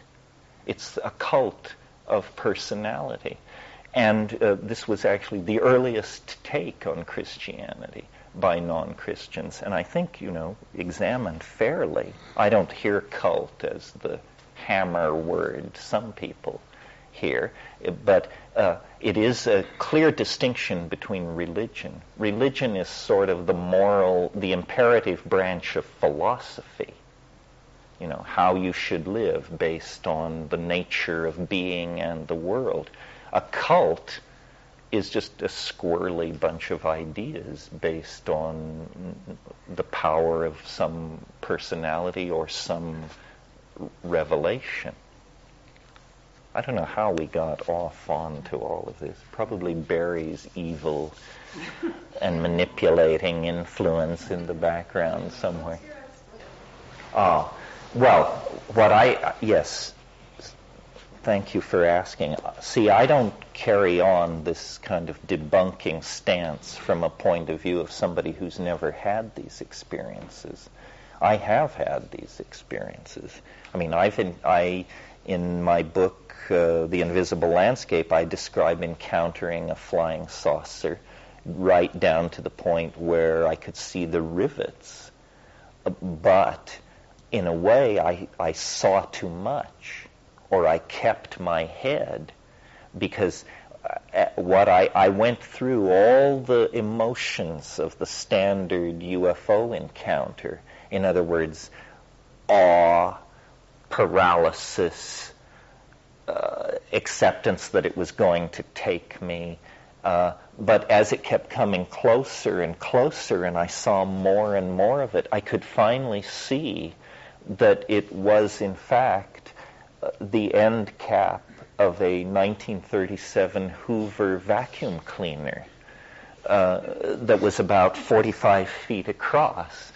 And if you're a flying saucer enthusiast, you know the famous George Adamski photograph of the debunked photograph that shows the end cap of a 1937 Hoover vacuum cleaner, which he suspended on monofilament line in his garage and then shot with his Brownie. It's the famous flying saucer with the 3 half circles on the underside, the little round portholes, and the twiddle on top. I saw it flying through the skies of the Amazon, going whee, whee, whee, whee. And as I saw it, I knew what it was. I knew that it was the phony saucer. Psychologists call this cognitive dissonance. What it is, and Jacques Vallée and other people have written about this, the encounter with the UFO or with the other always has an element of self-canceling absurdity in it. If the witness can be fully honest and can give a full account of what happened, the story will not make sense. It never makes sense. And in my case, it didn't make sense on the spot. Now, my conclusion from that and from the encounter in the Amazon, and I guess this maybe goes to your question about supernormal power, there is something loose on this planet. Is that what I want to say? Or behind reality? Or something? We could call it the unconscious, but that might make you feel more comfortable with it than you should. But what this power can do is it can manipulate your mind. And what it has access to is the complete contents of your experience. It has more access than you do. You, the ego, are a fragile and forgetful creature. This thing, every movie you've ever seen, every television show you've ever watched, every headline you've ever glanced at, every face you've ever noticed in a crowd, it has it all. And when it sits across the board from you and the pieces are displayed, it absolutely surrounds and encloses your mental universe and can manipulate you any way it wants to, because it knows you far better than you know yourself. As an example of this, because it's very hard to catch this thing in action.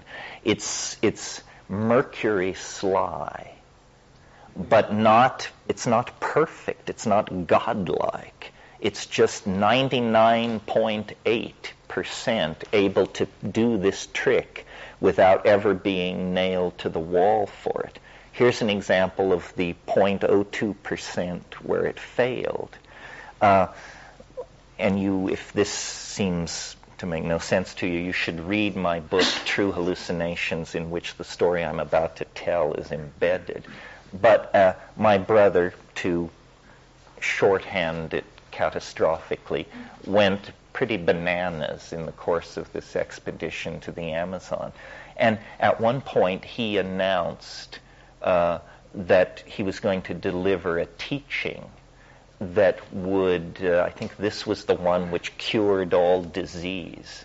You only had to do this practice and all physical disease would instantly be cured. And he said, and so here's the practice, he said, picture the number 8, turn it on its side, slide the 2 circles together, shrink it to a point, close your eyes, and utter the mantra, please. Okay? Sounds like it has a 30-40 chance of at least knocking back hay fever, right? So this was at a point in this experience in the Amazon where he had been raving for days and days, and just everybody was exhausted and at their wits' end. But it was like a bolt of lightning to me, because I remembered that 3 months before I had been in Canada, having come from Japan, and was getting ready for this Amazon expedition. And one of the things that I thought I should take care of, since I'd been in Asia for a couple of years, was I needed a dental checkup. So I made an appointment with this Canadian dentist and went for this dental cleaning and arrived to find a waiting room full of people and settled down to a tall stack of tattered and incredibly tatty magazines, among which was the Journal of the Canadian Education Society, something like the Parent-Teacher magazine, but for Canada. And there was an article in there that said, this was 1971, shows you how things never change. There was an article about how computers will soon revolutionize elementary school teaching. And so, in desperation, I turned to this article. And here's this article. You can imagine what it was saying. But there was this little sidebar next to the article. And it said, The schools of the future will be nothing like we have known. Children will learn in completely different ways. And then it said, imagine little Susie sitting down in front of a computer screen, visualizing the number 8, turning it on its side, sliding the 2 circles over each other, and shrinking it to a point in order to command an arithmetic operation or something like that. And it was like, nailed. We know where this stuff is coming from. It's coming from our own minds. You know, he, if we want to blame my brother for this, had apparently a complete readout of all this detritus flowing around in my mind and could pick it up and use it at will to befuddle and confuse me and lead me deeper in. So when people say they have these encounters, the strangest thing about how we relate to the encounters is that we believe them. We take it at face value. If you stopped me in the dining room this morning and told me that you had culminated an incredibly intense affair last night, I would not take that at face value. I would wonder at your motivation for revealing such an intimate detail of your life to someone you hardly know in the inappropriate venue of the Esalen dining room, and without us having previously discussed your erotic proclivities at all. I would say to myself, what a weird thing. Why is this guy telling me this? In other words, I would not take it at face value. These encounter things people take completely at face value.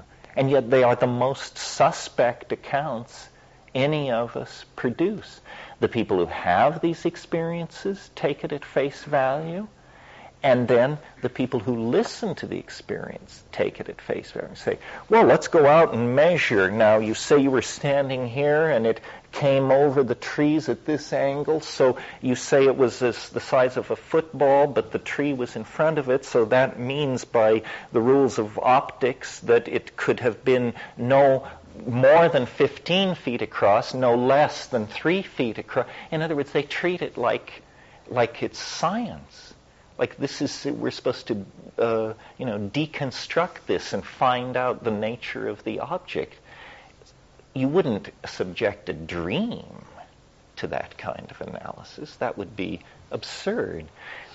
These things are like dreams. We are dreaming most of the time. The idea that there is a shared reality, the idea that you and I are living in the same universe, seeing the same things, walking on the same ground, is just a very high-level philosophical abstraction. It's very hard to prove it, or even to convince yourself that it's so. We live inside worlds constructed by our language, our history, our expectations.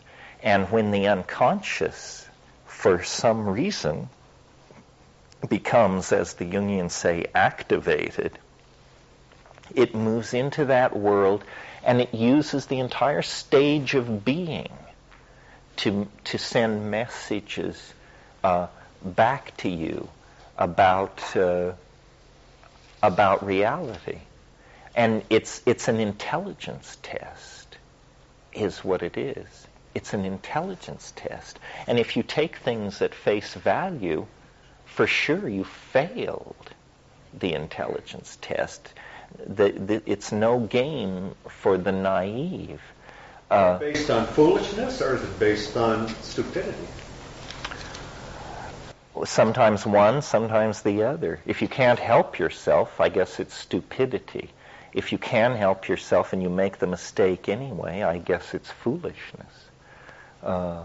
Yeah. Is there any purpose to this?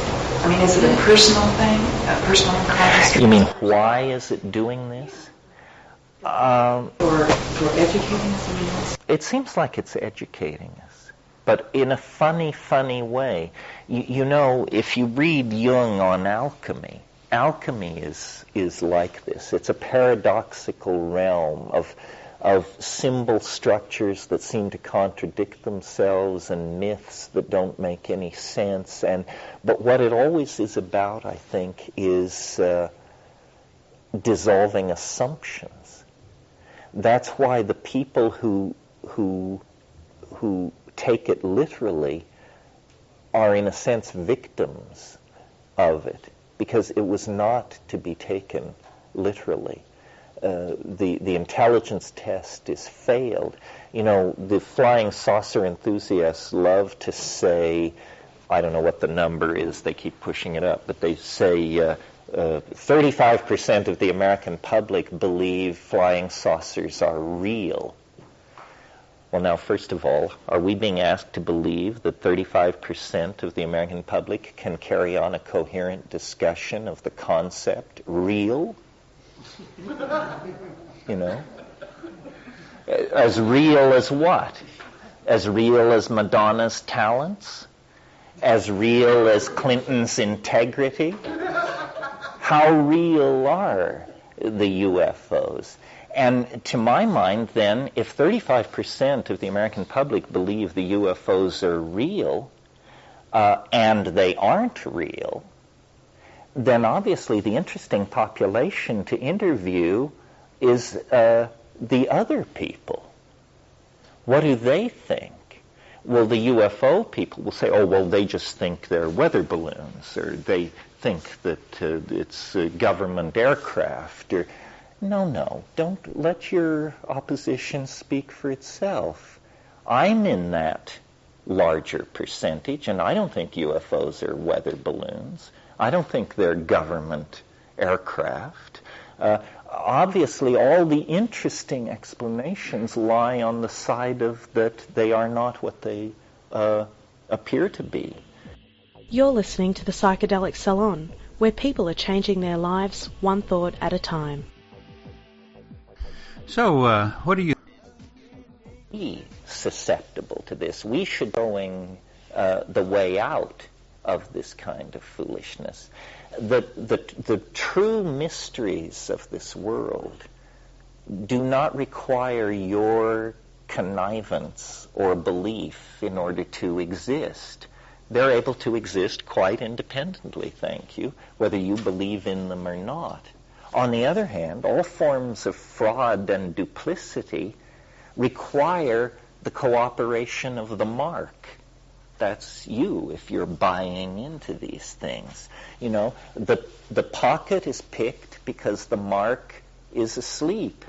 The pockmarked crone can be passed off as a beauty because the mark is preconditioned to want to make the sale. Psychedelics should liberate people from the tyranny of these projections from the unconscious. And it's very fascinating to me to see how the defenders of these strange points of view, how phobic they are of psychedelics. They understand that psychedelics are a blowtorch to their ice cube. They don't want to get near it. You know, they used to have the excuse that even though they were going to spend a lifetime criticizing psychedelics, they couldn't invest 6 hours to find out what it was about. Well, so then we brought them DMT, which lasts 5 minutes. So now the new excuse is, well, as a professional person, I don't choose to break the law. Fine, here's some alpha salvinorin. It's unscheduled. It lasts 5 minutes. It'll cut your head off. Will you do it? And they say, well, no, I have a heart murmur, or I have an appointment in 20 minutes or something. There is absolute terror to confront the reality of what this represents. And it's interesting who's afraid. Scientists are afraid. They say, well, I would lose my objectivity, and we don't do it like that. I'm the observer, not the experiment, and we like to have things kind of off where we can handle them. So scientists don't want to do it. They sense it would destroy their ontology. And neither do the enthusiasts of the unanchored weird. They don't want to do it either, because they say it rends your aura and redistributes your chi in unpleasant ways. And anyway, Babaji said not to. And on and on and on and on and on. So it's, we are apparently that statistically favored few that quite by chance, I suppose, in our lives manage to thread our way between the cilia and sharpness of these my mind's already made up, don't confuse me with facts, positions. The only path into the supernormal that I found are the psychedelics. Everywhere else I found chicanery and fraud. I mean, I went to India, I visited some of the greats, and I just found, the eagerness with which they sought to determine whether you had any acid with you was a strong indicator of the power of their own spiritual methods, Mainly they wanted to score.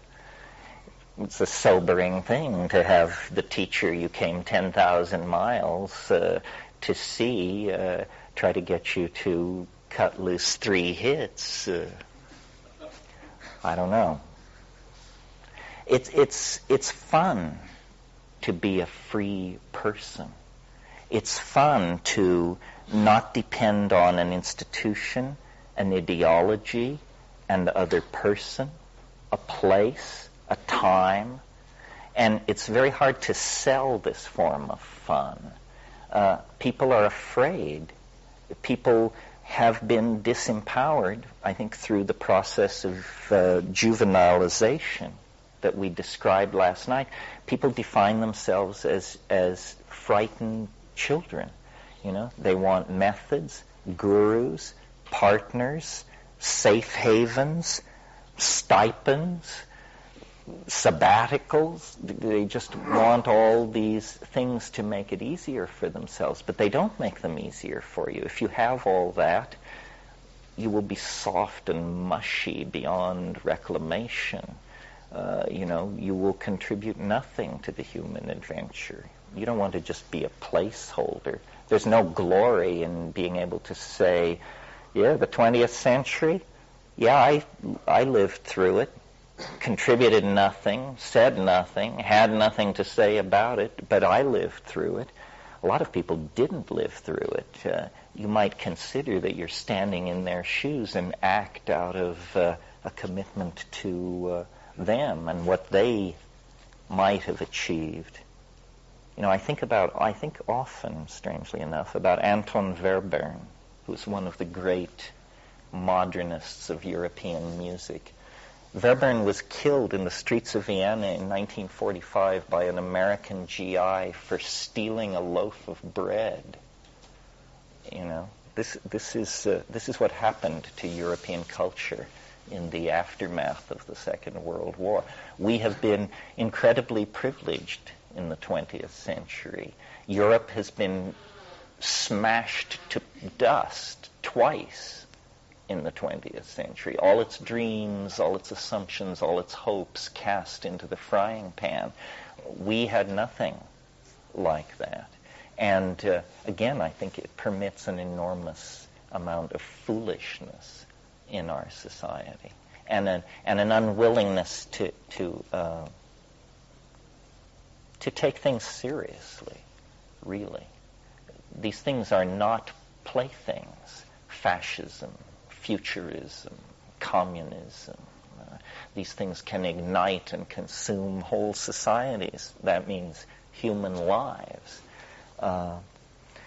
If we're really serious about new paradigms, I think we have to go to the bedrock of experience, It's not about rearranging or reshuffling the ideological deck. That's why the psychedelic experience is such a potentially liberating and revivifying thing, because it is an experience, and we have somehow traded out our experience over the past several hundred years. You know, it's a truism that television is geared at the 12-year-old mind. It's probably a generous truism.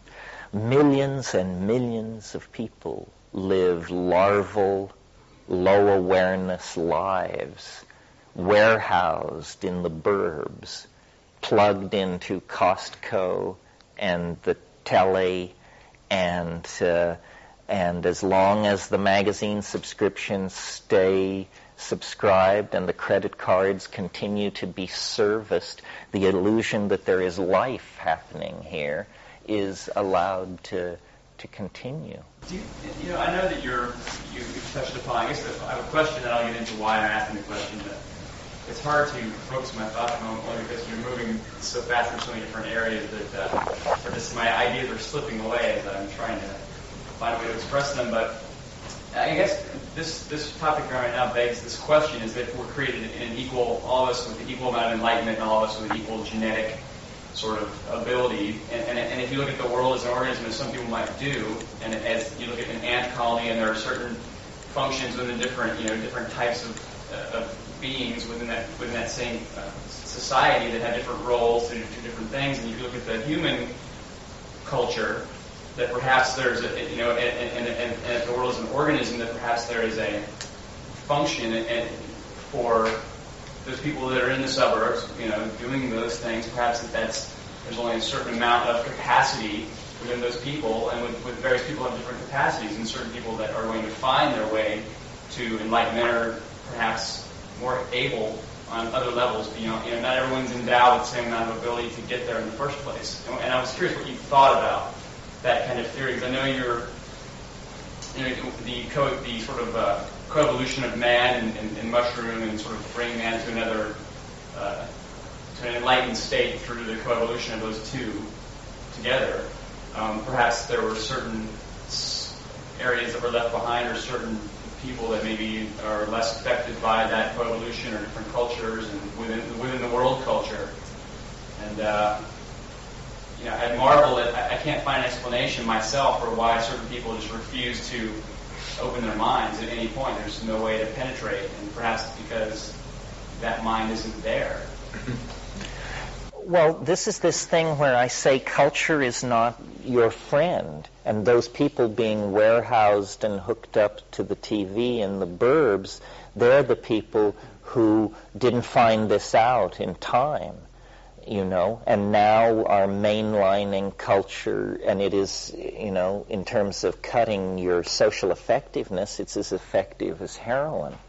So, but I don't think it's always been like this. I think culture has always been somewhat unfriendly to the individual, but it's only within the 20th century that all this has been understood explicitly, and some people have set out to use these facts against the rest of us. Modern advertising. Modern advertising, the impulse of advertising is to inform you of what is available in the marketplace. Seems a harmless and reasonable thing. You should know what is available in the marketplace. But then comes the psychology of advertising. And then this is to pick your pocket and make you buy things whether you need them or not. And it does it by, first of all, inculcating in you a feeling of helplessness and inferiority. Unless you drive this car, wear these shoes, this cologne. So you diminish the customer in order to aggrandize the product. But notice that the customer is a human being. The product is a thing. This begins to look like a crime against humanity. Modern marketing travels on ungratified desire. show people that, even if you buy the $12,000 car, the $75,000 car would make you so much happier. And of course, true ecstasy is the $200,000 car. So there's no satisfaction, no limit. And at the tail end of this process is completely unexamined policies of resource extraction, abuse of the environment, and we tend to think that you can't do it any other way, that this vast consumer economy is the only way a modern civilization could possibly function. But in fact, it's a self-limiting potlatch of some sort.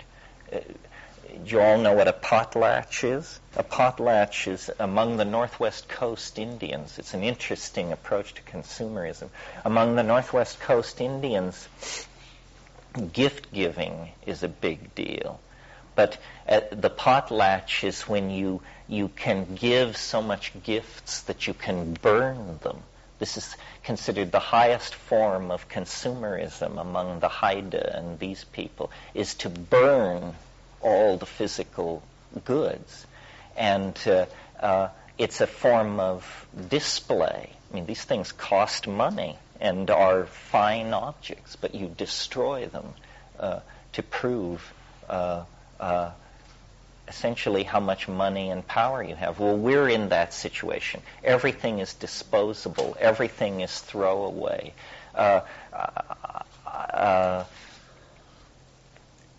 And growing away from this is very difficult. I mean, it essentially requires responsibility and integrity, which is the last thing anybody wants to hear.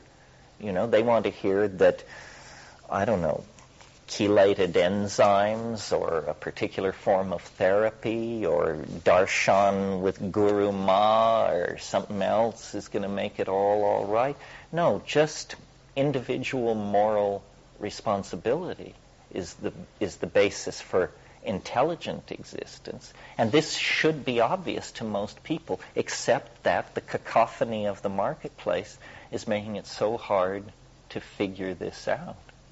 I'm interested in how a lot of the things that you've been discussing relate to what you allude to as living in the imagination.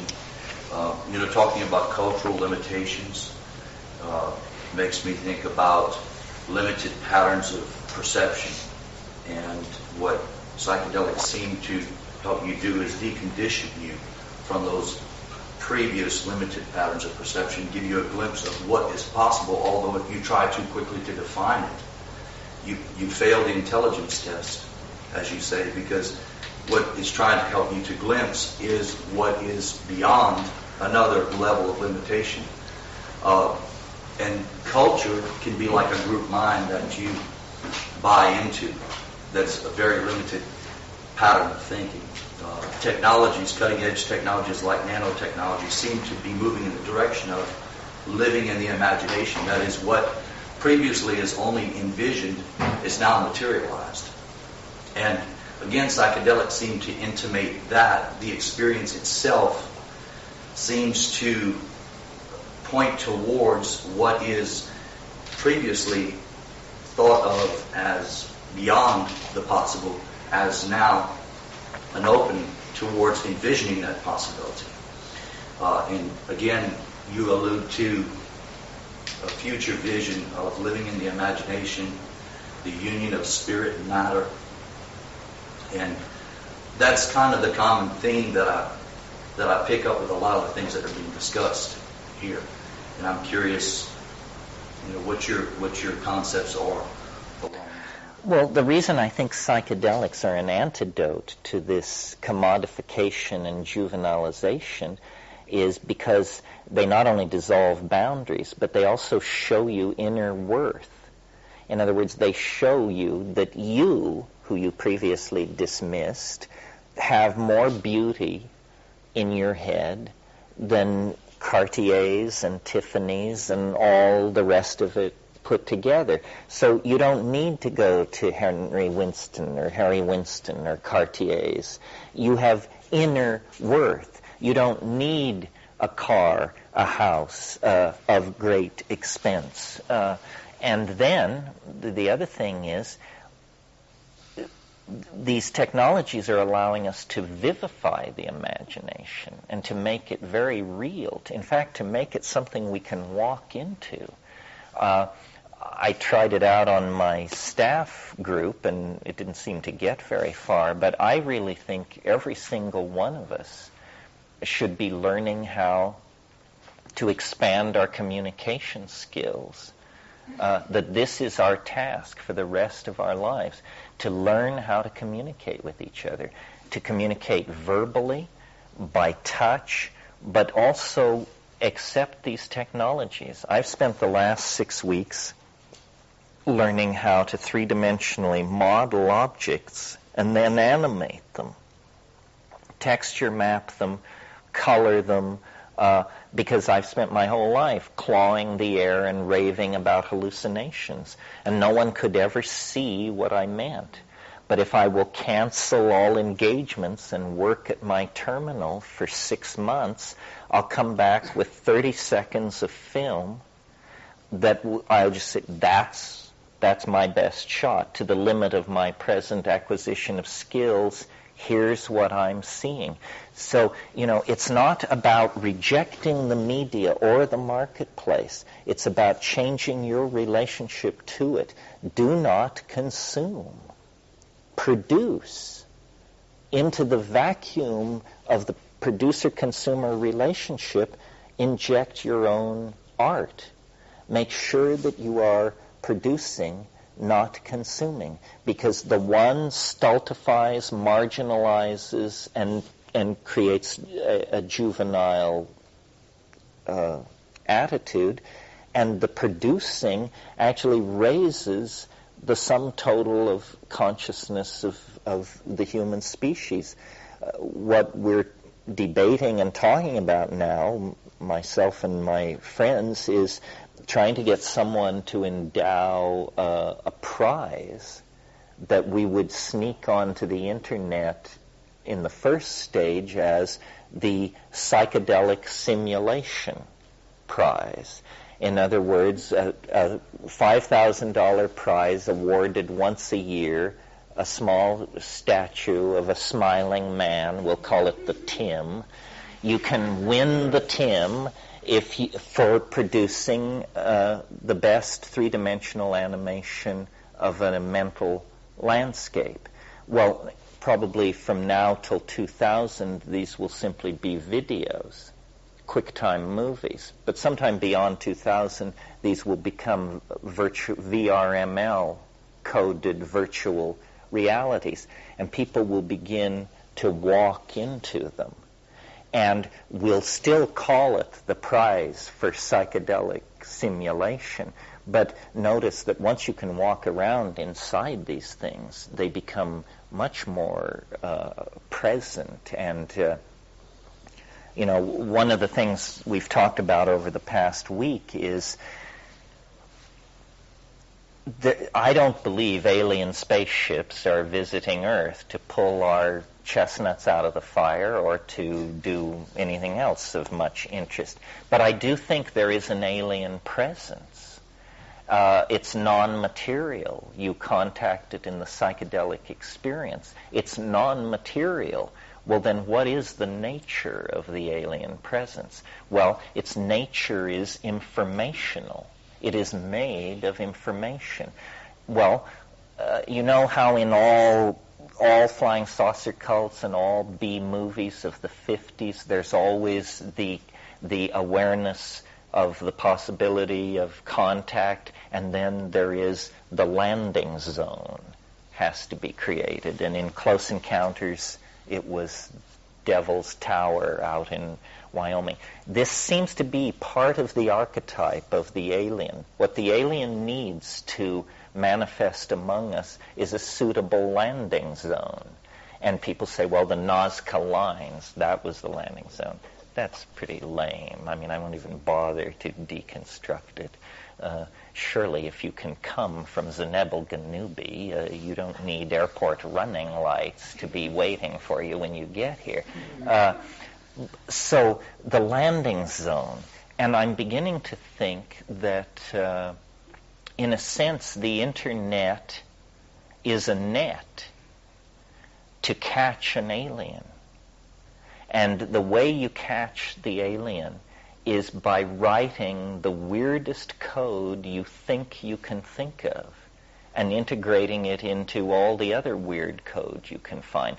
Let's set out to build a virtual reality as alien as we can possibly make it. And if we connect our psychedelically empowered imagination to our coding fingers, we will discover when the chore is done that the thing we have created is so alien that it could only be the alien.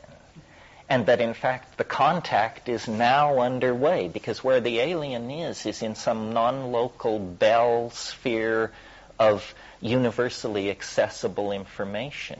In other words, the imagination is like a field of data that is at the Bell level of connectivity in the quantum mechanical universe, and there are aliens somewhere, galaxies away, tens of thousands, tens of millions of light years away. I mean, it's preposterous to assume that this is the only life in the universe, the only intelligent life in the universe. It's also pretty preposterous to assume that we are being physically visited by 16 different kinds of intelligent life. It means you just don't understand the distances involved, the time scales involved, what relativity has to say about approaching the speed of light, and so forth and so on. No, physically we are alone, physically. But in the imagination, we're surrounded by distant friends, and their whisperings are our science, our mathematics, our religions, our culture. There may be many forms of intelligence in the universe whose thoughts are blowing through us at any given moment. Most of it, it's not on a humanly cognizable scale. In other words, it's either to something this way or to something that way, and when you look at it, you just say, for me, a human being, this is noise. But out of these many hundreds, thousands, millions of cross channels of co-present Bell data, some are enough like ourselves that we can at least discern resonances. And out of those resonances, then we form the images of these entities. I haven't seen the movie Contact, but I understand there is a message, and when you decode it, you build a machine, and then you go there. That's the plot. I would just change the plot to say there is a message. When you decode it, it tells you how to build a virtual reality, and then they are here. There's no dramatic... Well, that's close to what happens. Yeah, it's close to what happens. Really? Well, they go through a wormhole. Yeah, well, see, I don't think the wormhole is open all the time. When you look into the imagination to the degree that you can decondition your human expectations, the data will become more and more alien. I mean, I have done this with the mushroom. I've taken it, gotten stabilized in it, and comfortable, and then said to it, okay, we're cruising. Now show me what you are for yourself. Don't give me the version stamped suitable for human consumption. Give me the straight shot. Well, then the temperature begins to fall, black draperies rise, there's an enormous organ tone, and after about 30 seconds of that, you say, could we go back to the suitable for human consumption version of this? because to the degree that it truly bears its essence, you just shrink in absolute cosmic horror from what it is, because what it is, it's the mind that stretches between the galaxies. It's the thing, it saw the coming of the Rull 500 million years ago. It knows the history of the local group.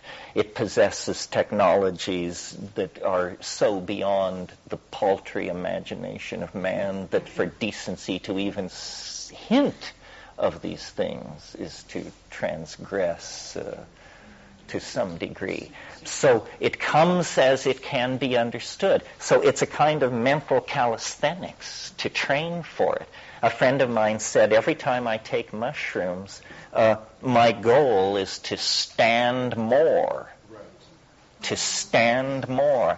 And to say to it, okay, here I am again. Let's start where we left off. I'm ready to try and stand more.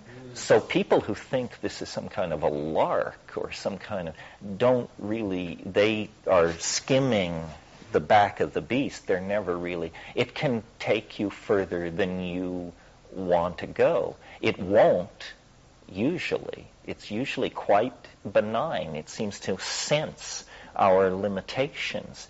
But if you present yourself as a warrior, it will give you a warrior's experience. And then the key coming out of all this is the second part of it is the download.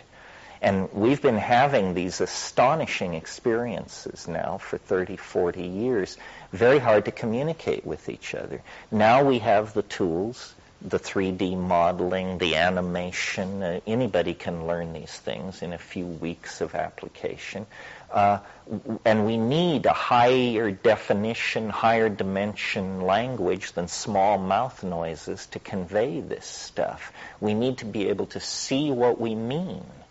We need to let other people see what we mean. We need to be able to freeze these incredibly complicated images and modalities so that we can then analyze them aesthetically, mathematically, energetically, and write papers about them and talk about it. I mean, this is the great new frontier, the human imagination. It's only been 400 years since we discovered the lost half of this planet. I mean, you think we've got a hold on reality? That's how lame our story is. 400 years ago, it was a matter of debate if there was North and South America. And, people just kept pushing, and sure enough, real estate beyond anybody's wildest dreams. Well, I think there's real estate in the imagination. I think it's the country we're all going to live in. We're like English colonials, restless with a mad king and waiting to book passage to the new worlds of America. Our sails are filling. The technologies exist to do it. And in 200 years, it wouldn't surprise me if the imagination was, the major industrial and population center of the human world. People say, well, what does that mean? Well, who knows, and why do you care? It's of the nature of an inevitability, a self-fulfilling prophecy. We have exhausted the exterior world, and yet the interior world beats like an enormous uncharted ocean. And what is ordinary historical consciousness but a tiny island protruding above that ocean? So as we grow in sophistication and in our sense of who we are and what we want to do in the cosmos, extremely exciting destinies, I think, will unfold for us. We've just fought our way out of the jungle, away from the influence of the glaciers. We've lopped off the heads of the other megafauna on this planet so we can have a little breathing room. Now we need to ask the question, what is it all for? what is it all for? It can't be for masturbatory consumerism and gratification of the historical ego at the expense of all future generations. We've flopped on the seamy side quite long enough. It's time to be up and about the great and exciting business of being truly human for the first time. All right, that's the morning session. I'm going to have to run. Thank you very much. I hope you get massaged and so forth. I will be back at 4. I wish I could stay, but I'm here so briefly. Okay, well, let's see here. I have one thing to put before you, which is just so you know how current we are and how cutting edge, I can tell you that this book, called Bots, The Origin of a New Species by Andrew Leonard, will receive a rave review in tomorrow's Sunday New York Times, which is not yet printed. And this is a book about the rise of AI. These bots, as you know, info bots, all kinds of bots running around on the internet, tracking down facts for you, doing all sorts of things. They are probably the embryogenic precursors of the kind of artificial intelligence that we've been talking about. This book was a gift to me, and I've just been looking through it, and it really looks like lots of fun and definitely cutting-edge stuff. Probably won't be carried in the bookstore, at least not for a while. But that's Bots, The Origin of a New Species by Andrew Leonard. What's the last name? Leonard, Leonard. And it's a hardwired book. They're having a rough week up there, too. Quite a week for turmoil in cyberspace. Terence? Yeah. I don't know what direction you're fixing to go, but even though this might be familiar territory for a lot of people here, possibly it's the first time I've heard you in this workshop, and I was wondering if you could address some of the practical considerations of like the various psychedelics and which ones that you feel have more value and why, the importance of set and setting and approaching the psychedelic experience, just your view. Well, yeah, my own psychedelic experience, I was pretty much very typical, I think, of people of my age and situation. I began to hear about sometime in the in the early 60s it must have been, I read The Doors of Perception. And it was fascinating to me, but I had no access to mescaline or anything else, nor any knowledge of pharmacology or botany. And I then became interested in the counterculture, and I subscribed to the Evergreen Review. I think I was the only person west of the Mississippi River who was getting the Evergreen Review in 1961, 62, 63. And there was, they were publishing people like the French surrealist André Michaud. They were publishing, they published parts of Terry Southern's book, Red Dirt Marijuana. And I just became obsessed with locating these things. My first attempt to get high was I had heard that morning glories would get you high. So I went out and gathered bindweed, which is this little morning glory like you see along the highways here, and had a hell of a stomachache, the first of many in pursuit of this. And then it wasn't until 63, 64, when I was a senior in high school, that the last semester of my senior year in high school, I went to Berkeley for Christmas vacation and finally was able to score some cannabis and smoked it all up. And it didn't seem to do what I had expected, but I was able to do incredible verbal performances, extemporaneous feats of heavy lifting. I could make up pseudo chapters of Melville's Moby Dick. I could just fall into these rhetorical things and rave, but it didn't seem to be getting me off from my own point of view.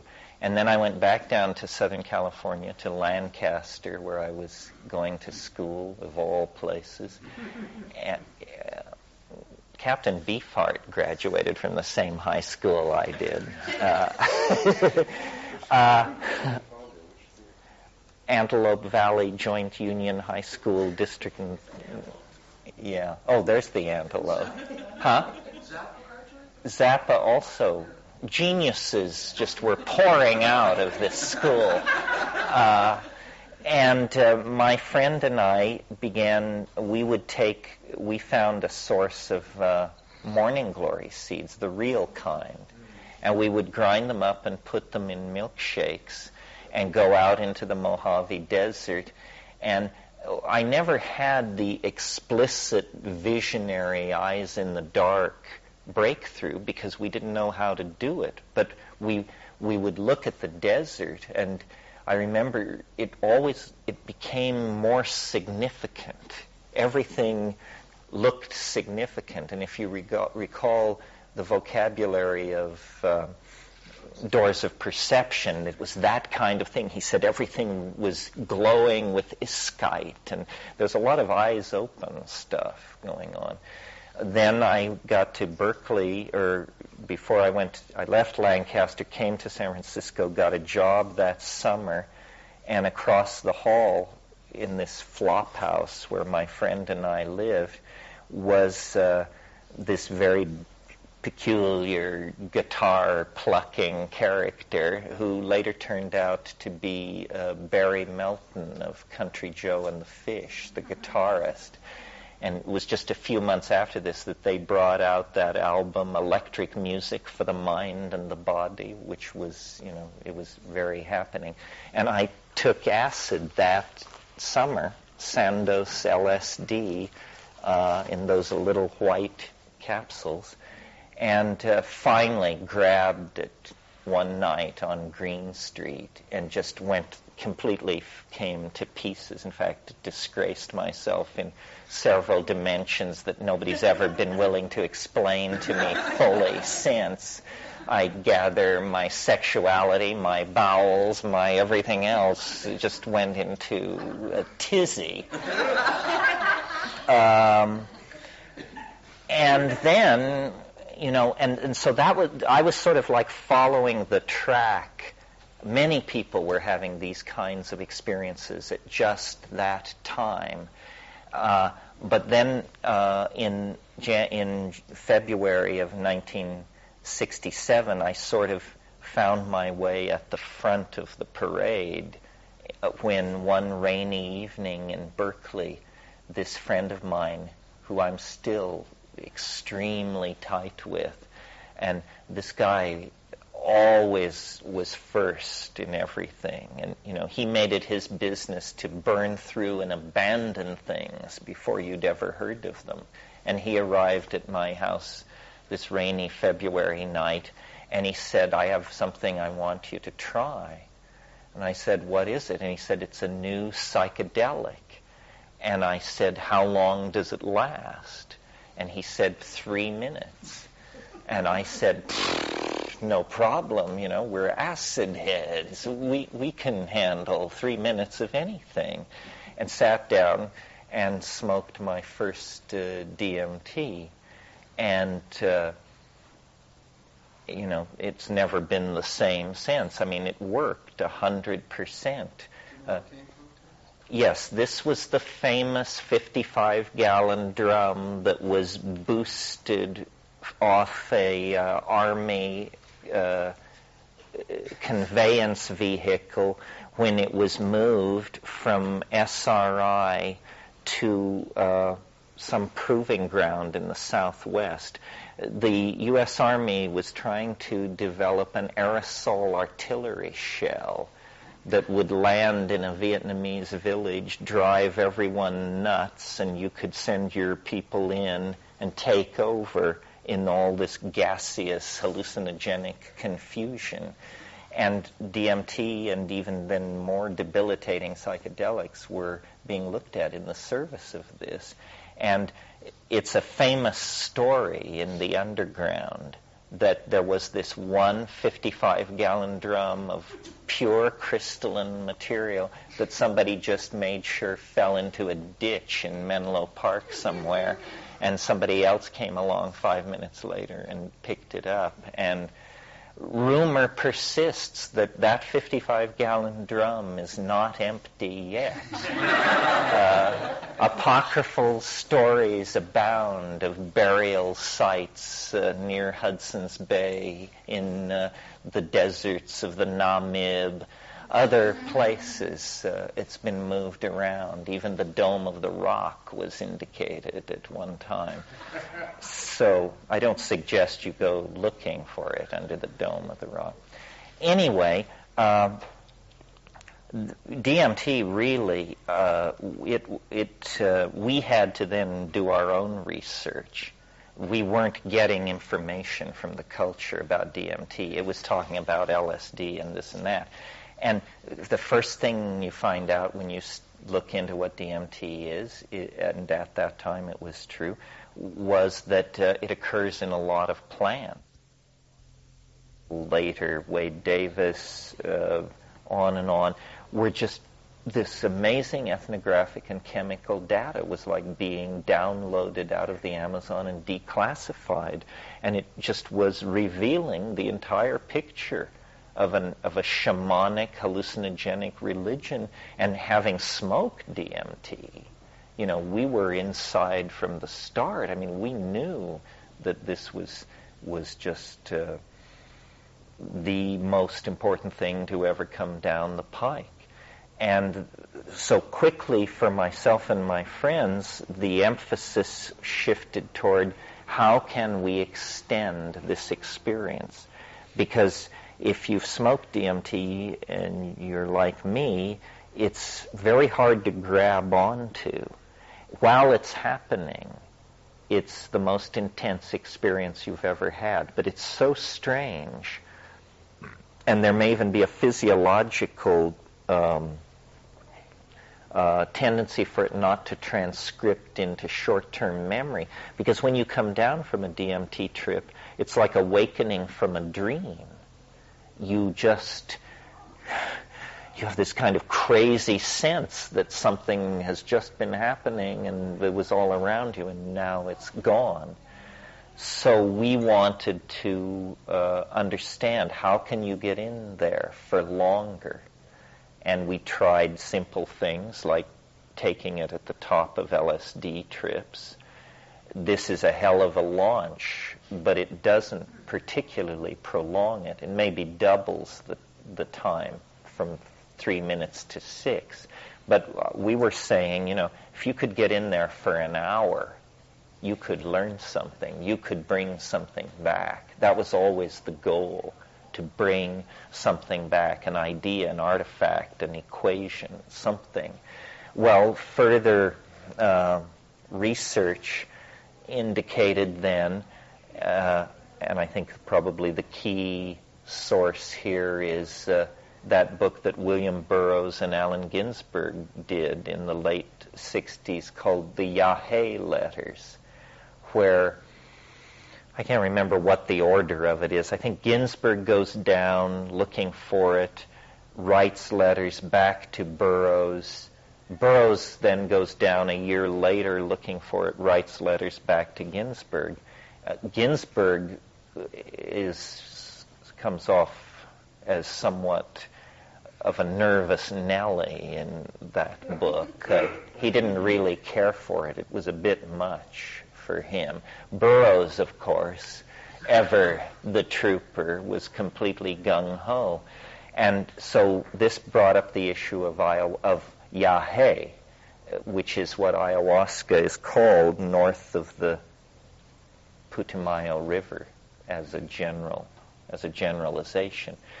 Well, then in the meantime, other things were happening for me. I went to Israel. I tried to emigrate to the Seychelles Islands. I spent time in India. I was a smuggler, an art dealer. Then I got in trouble for the smuggling, so I had to hide out from that. So I went to Indonesia to be a butterfly collector. And that, for the first time, plunged me on a day-to-day basis for months into the heart of true tropical nature, which I had never seen before. I mean, I was born in Colorado, raised in California. I had never been to the equatorial tropics. Yeah. You started at Berkeley. What were you doing then? Because it sounds like your interest in botany and then geobotany kind of evolved from. Well, when I first went to Berkeley, I accepted entry into an experimental college called the Tussman Experimental Program, and I went 2 years to Berkeley, 65, 67,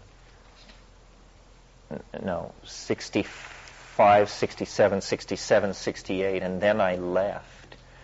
And then when I returned years later in 72, I majored in systems theory and ecology and botany, and I actually had a self-directed major in shamanism. I had written The Invisible Landscape with my brother at that time, and I just sort of presented that as a series. Whenever they wanted me to write a paper, I'd submit a chapter from the book I'd already written. It was sort of the DMT and then the plant connection of it that led you in that direction. Yeah, absolutely. Before that, I had, in my life, in the course of my life, I had sort of a love affair between the natural sciences and the sciences. I mean, the natural sciences and the humanities. Like when I was a little kid, when I was 7, I was a rock collector, a fossil collector, a butterfly collector. Well, then around age 10, I read, I think, a Aldous Huxley or maybe a Julian Huxley essay that sneered at all that and introduced this concept of the humanities. I didn't even know what they were. And I said, oh, humanities, literature, philosophy, and art. So then I just charged into that. The reason I even encountered the Doors of Perception was because I was reading all of Aldous Huxley's novels. You know, this 13-year-old kid reading Chrome Yellow, Antic Hay, After Many a Summer Dies the Swan, these extremely arch novels of English social life in the 20s. I mean, and I became obsessed with modern art in this small, narrow-minded town where I lived. It was a good way to get in everybody's face, was to go around saying, you know, Jackson Pollock is a genius. You may not think so, but you're an idiot. And, you know, there was a period in my life where I formed my taste by saying I liked what I didn't like. And inevitably, these were good choices because I was raised in an ecology that valued Norman Rockwell, Rock of Ages, Silent Night, Rosemary Clooney, and, and I said, no, Jackson Pollock, Samuel Beckett, Jean Genet, Karl Jaspers, Martin Heidegger. I didn't know what these things meant. I just knew they were mantras that kept straight people away. So anyway, when I went to Indonesia, I saw this tropical nature, but absent psychedelics. There were none. I mean, there was fine Sumatran cannabis, which I kept prodigious amounts with me at all times, but there were no real psychedelics. But the butterflies, and I really was sort of retracing the steps of Alfred Wallace, who was the person who discovered evolution. And I sort of felt, although I'm not given to past lifeism or any of that, I felt a very strong connection to Wallace. And I had his journals, which were 120 years old at that time. And I went to the places he went to, and I collected the butterflies he collected, and I observed the plants he observed.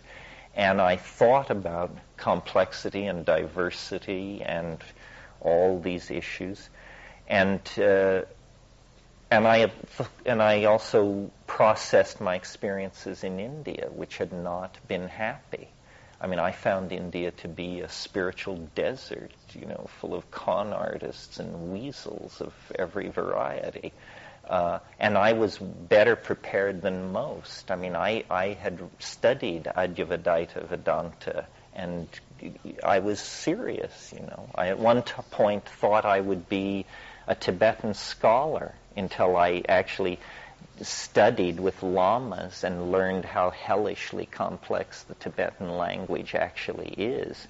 And one of the things that has shaped my intellectual life is I have enormous facility with English.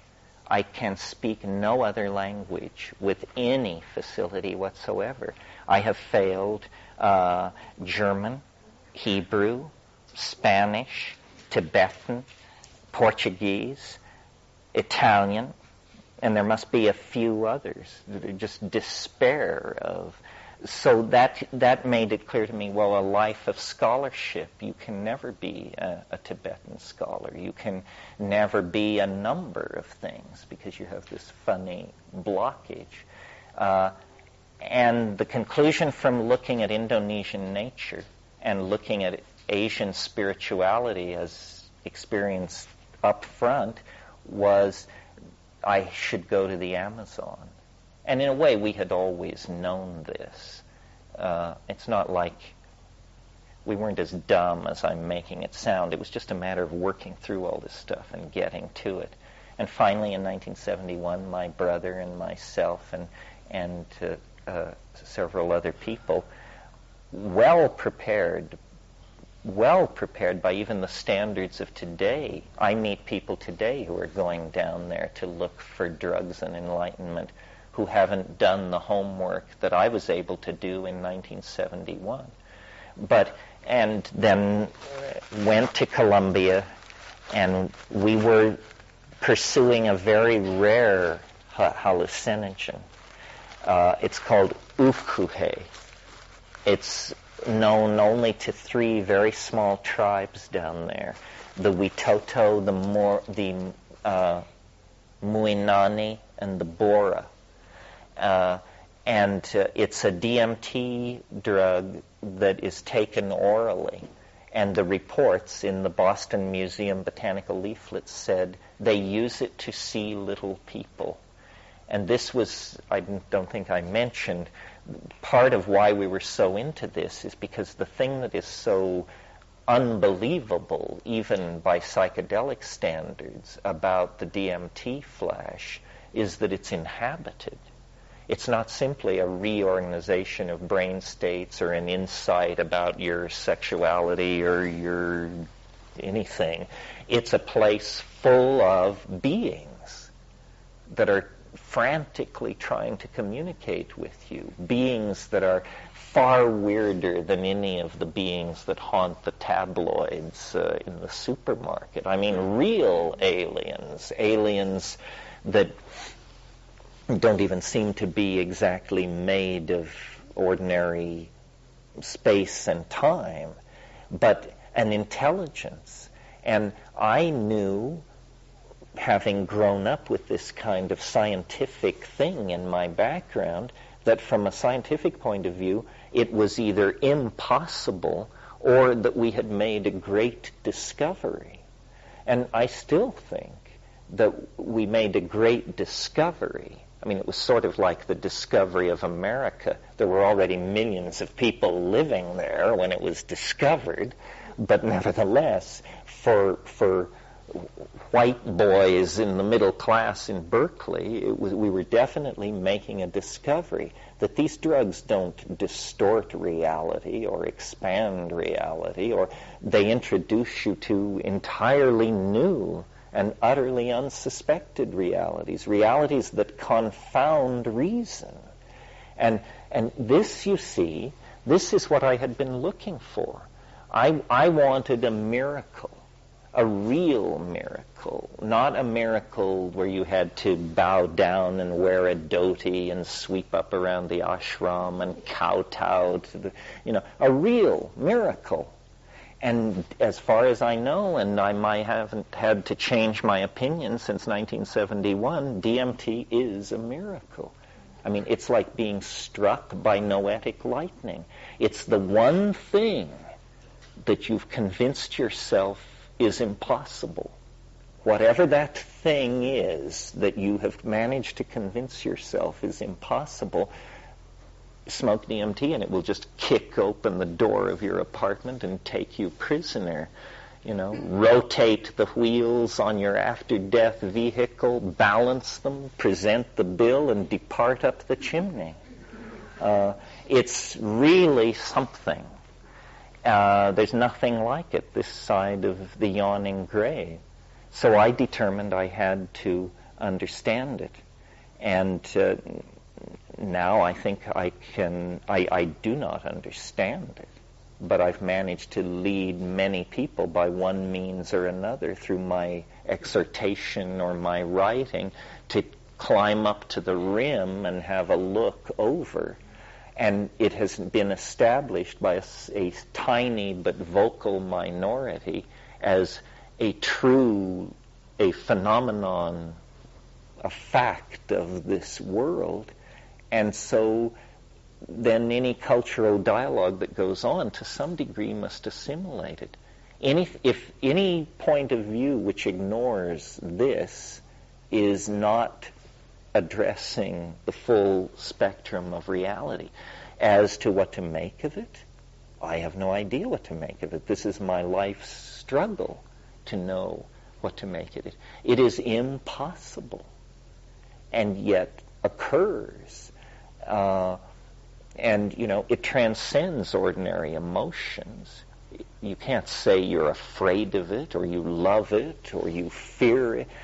It's just appalling, that's all. It shatters all illusions of a stable, coherent, understood, manageable universe, and says, no, that's just a fiction told around the campfire. What's true is this thing that English can't even approach. We are just, English and all other descriptive approaches are simply melted and blown back from the strangeness of it. And yet, having said all that about it, it's just one toke away. And it's just one toke away, and then 10 minutes after that, you're back. So it's like this bizarre thing. I mean, people go to the Himalayas. They don't screw for 20 years. They eat bad food. They journey here. They journey there. They stick pins in themselves. They stand on their heads. And this thing is just waiting, one large inhalation away, and pretty incontrovertible. In other words, its most spectacular effects occur when used on doubters. How we love to watch them twitch there on the floor after having announced that drugs don't really do anything. Well, here's one that does something. Try this on for size. And then it's just a matter, I guess, once you arrive at that place, I guess I should say this, it's sort of, the game changes. We talked a lot this morning and last night about juvenilization and neoteny and all that. Well, it's very, very easy to be a seeker. It's a fool's game. and archetypically the seeker is always a bit of a fool. I mean, what is required of the seeker? Basically nothing but a strong stomach for authoritarianism. You just keep looking, this teacher, that method, this ashram, that dojo, whatever. Seek, seek, seek. And after you've sought for 20, 30 years, it's pretty easy to assume that there's no reason to expect you'll ever get anywhere. Well, DMT changes the nature of the game. DMT is not about seeking the answer. It is the answer. And so once you have, by chance or design, encountered it, or even the rumor of it, the game becomes quite a bit more grown up. Now you have to face the answer. You found it. No more trips to Ceylon are necessary. No more journeys down to be with Don so-and-so or any of that malarkey. You can just put that on the shelf now. You're now an adult. You have entered the big time. No opening of chakras or revelation of shastras or passing of mantras or, building of yantras is going to carry you any further than where you finally arrive. You have found the answer. Now you have to face it. And people hate that. It's appalling. It doesn't feel like fun at all. It's like, the answer. Here it is. What to do with it? And I don't know what to do with it. Kathleen? Did you find other mixtures that extended that experience besides ayahuasca, or is that the main? Any MAO, if your MAO is inhibited, for the rest of you, this is an enzyme system that operates in the guts. Normally DMT is destroyed in the intestine, but if you pre-treat yourself with a monoamine oxidase inhibitor, it will survive in the guts and pass into the bloodstream and hence into the brain. So ayahuasca, yahe, these things are strategies for making DMT orally active. Any MAO inhibitor will make you hypersensitive to psychoactive tryptamines. But I think it's important to follow the tradition of these South American shamans, because some of these MAO inhibitors are too strong. Some last days, some weeks. The compound in ayahuasca that is doing the MAO inhibition is harmine. It's known, its pharmacological profile is that it's reversible in 4 to 6 hours. Great, perfect, exactly the right time window, because you don't want a 12, 36, 48, 72-hour trip, nor do you presumably, if you're trying to get away from this flash effect of DMT, do you want a 3, 4, 5, 10-minute trip? So a 4 to 6 hour MAO inhibition is just about right.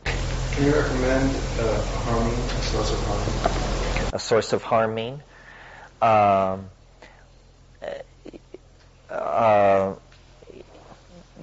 Well, I'd rather recommend a source of harmaline, a close relative compound.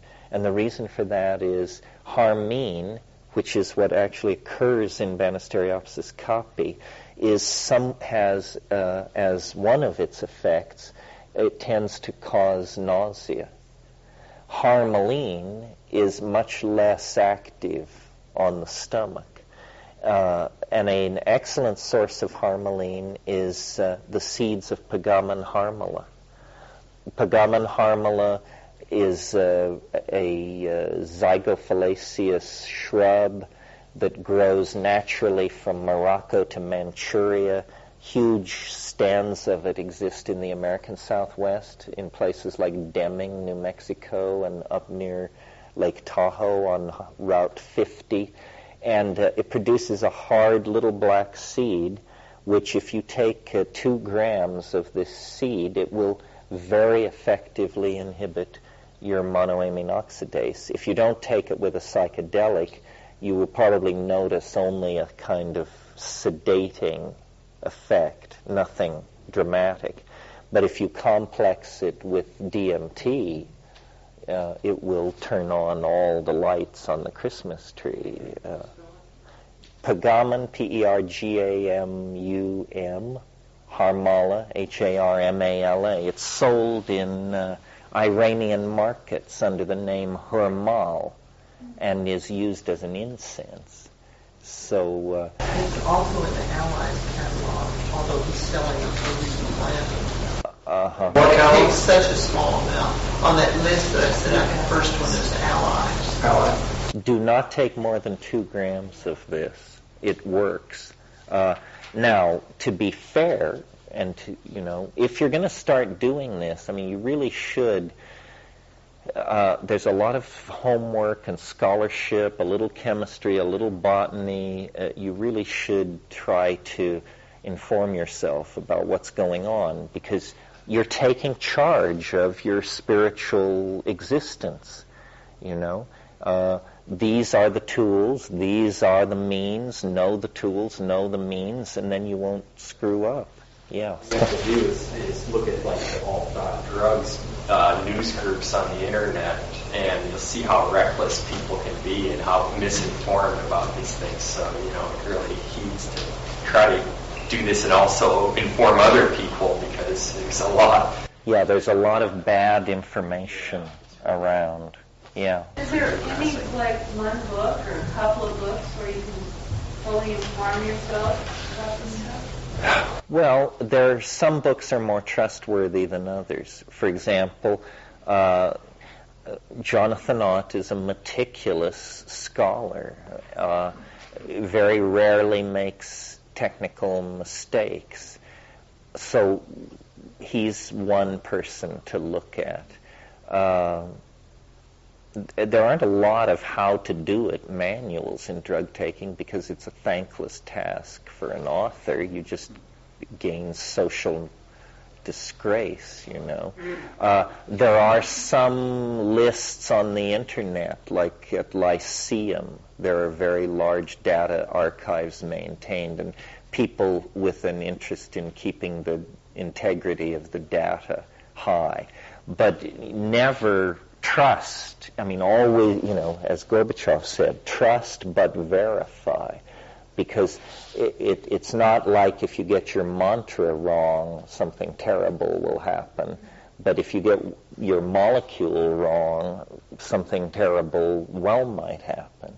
So you have to be more careful and more responsible, because these things actually work. The way I think of the categories of these psychedelics, people have done different maps of it, but the way I think about it is like a bullseye, like a target, and in the center is DMT. And I'm on record, I guess, as saying if you can get more loaded than that, I don't want to know about it. However, now you should never say never. So DMT at the center of the bullseye, then around that, next circle out, high-dose psilocybin, 8 grams and up.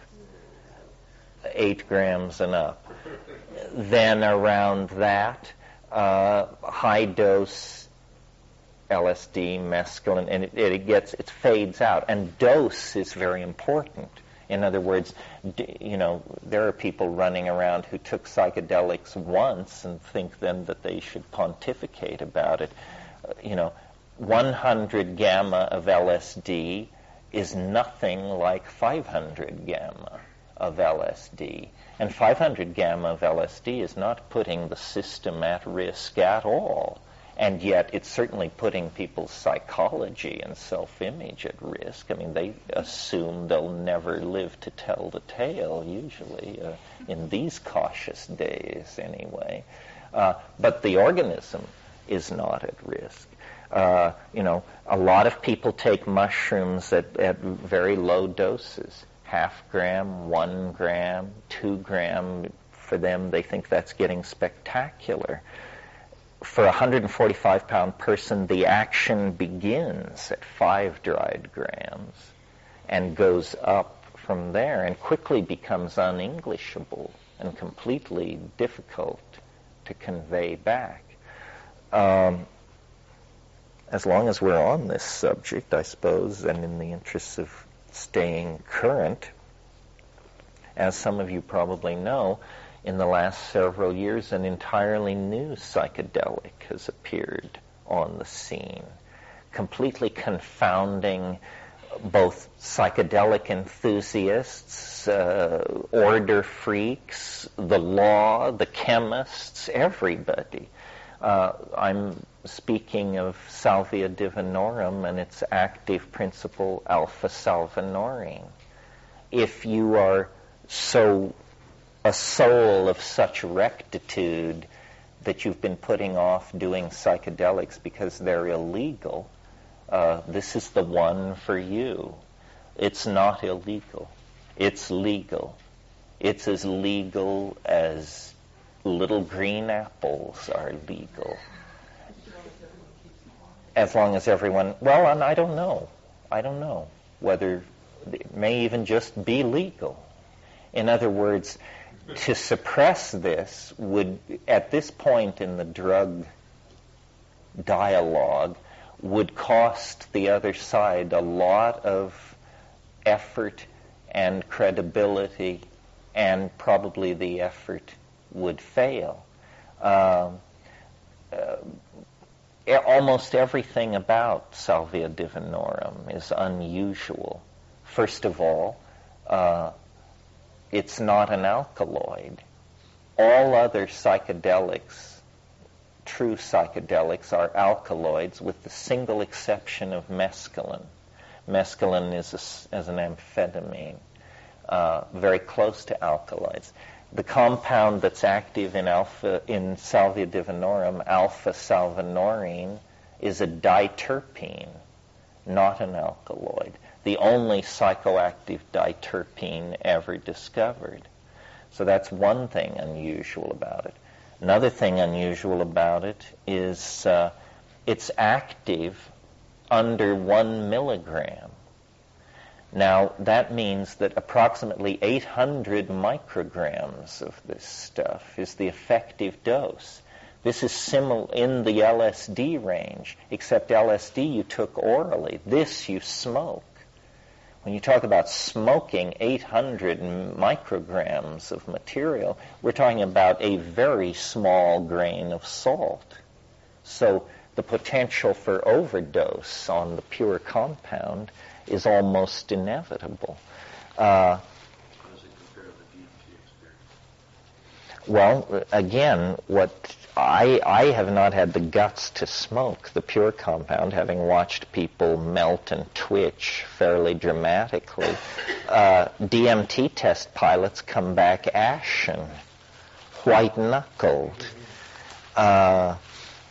I chew the stuff. I chew 35 grams of it in darkness and then spit it out when I feel it begin to come on. It's absolutely remarkable how powerful it is. I mean, you're lying there thinking, this can't be legal.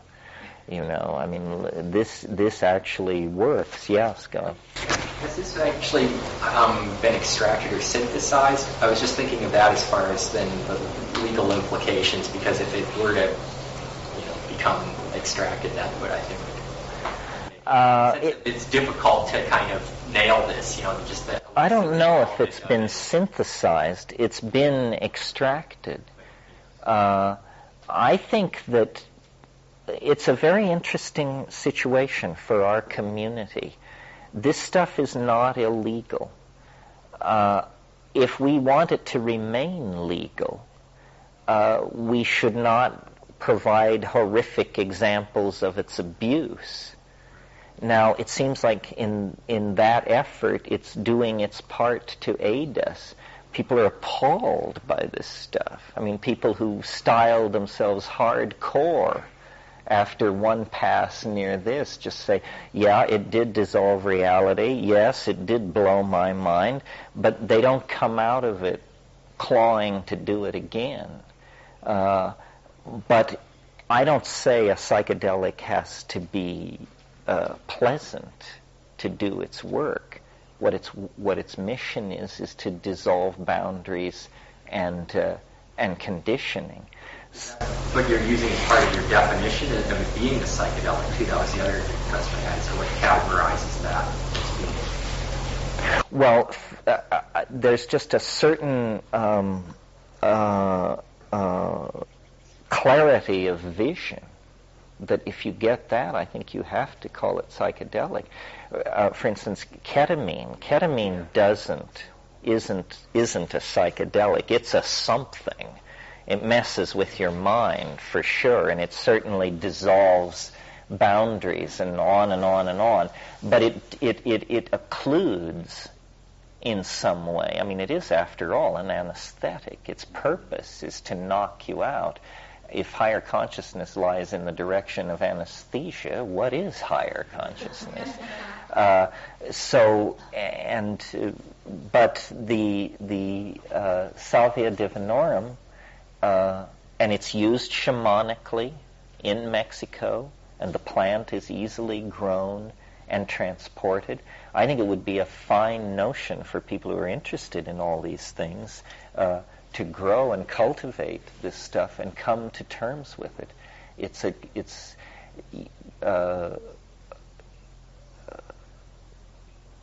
It's very interesting to me that so late in this psychedelic game, an entire new compound in an entire new family could be found.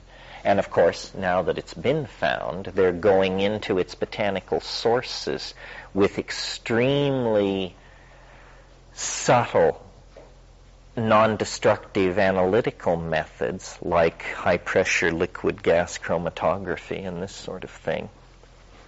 And lo and behold, there's an entire family, a little solar system of these diterpene compounds that are psychoactive. Well, what are these? Are these the drugs of addiction and abuse of the future, or are they the source of new tranquilizers, new treatments for mental illness? Nobody knows. It's just sitting there.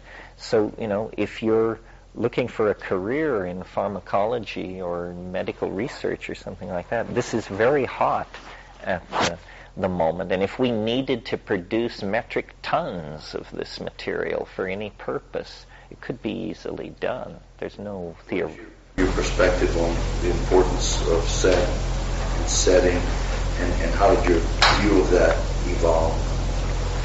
Well, I think set and setting are extremely important. Just to review, the setting is where you are when you do it, a psychedelic, and the set is your mindset, what you bring to it. And these seem to be the rule. These are Tim Leary's rules, or back from the Harvard days, and people abuse these rules terribly, and almost always then get into trouble. This goes under the heading of don't be an idiot, don't be foolish. Let's talk about the setting first of all. I think the worst setting for taking drugs is complex social environments, especially public social environments. So in spite of the grand tradition to the contrary, I think rock concerts, LA free, heavy driving. I've had people ask me about mushrooms or even DMT. Well, if I take it, will I be able to drive? well, what kind of half-wit are you? Just give it a rest, for crying out loud. No, if you smoke DMT, for those 10 minutes, just leave your Ferrari parked, please. Dosage of psilocybin, like you said before, improved visual acuity and those things. So there you could argue that you do have an edge in perceptual space that could be. I think you really have to know yourself and your dose levels. I mean, I've experimented over the years because I've been at this for who knows how long, so there's been plenty of time to experiment. And there were times when I would just, to see what it would do, I would take 0.5 gram of mushrooms a day, or 1 gram of mushrooms a day. I hated all these states. I quickly abandoned all these experiments because all I could do with those kinds of doses was it made me anxious. It made me think a lot about the fact that I wasn't really high, but it was rougher than coffee and just was kind of crazy-making. And so I believe in large doses, rarely. I think that's what's effective. And the people want to tiptoe in. If you're a tiptoe-inner, back to the ashram for you. This is no game for those who wish to tiptoe. Because those are dangerous areas, those shallow waters. Most psychedelic people, I think, would agree, where it's not the high dose that blasts your world to smithereens that leaves people upset and confused. That's usually experienced as a kind of liberation. What leaves people upset and confused is to get half in and half out and not be able to contact the transcendent, but to have all their baggage in there with them, fully illuminated, and then, other people complicated. I find other people very complicating. Other people, it just stands to reason, are the most complicated objects in your universe. And, when I'm stoned on 7 or 8 grams of psilocybin, for me to be able to handle a chunk of orange without getting excited to the point of hysteria is...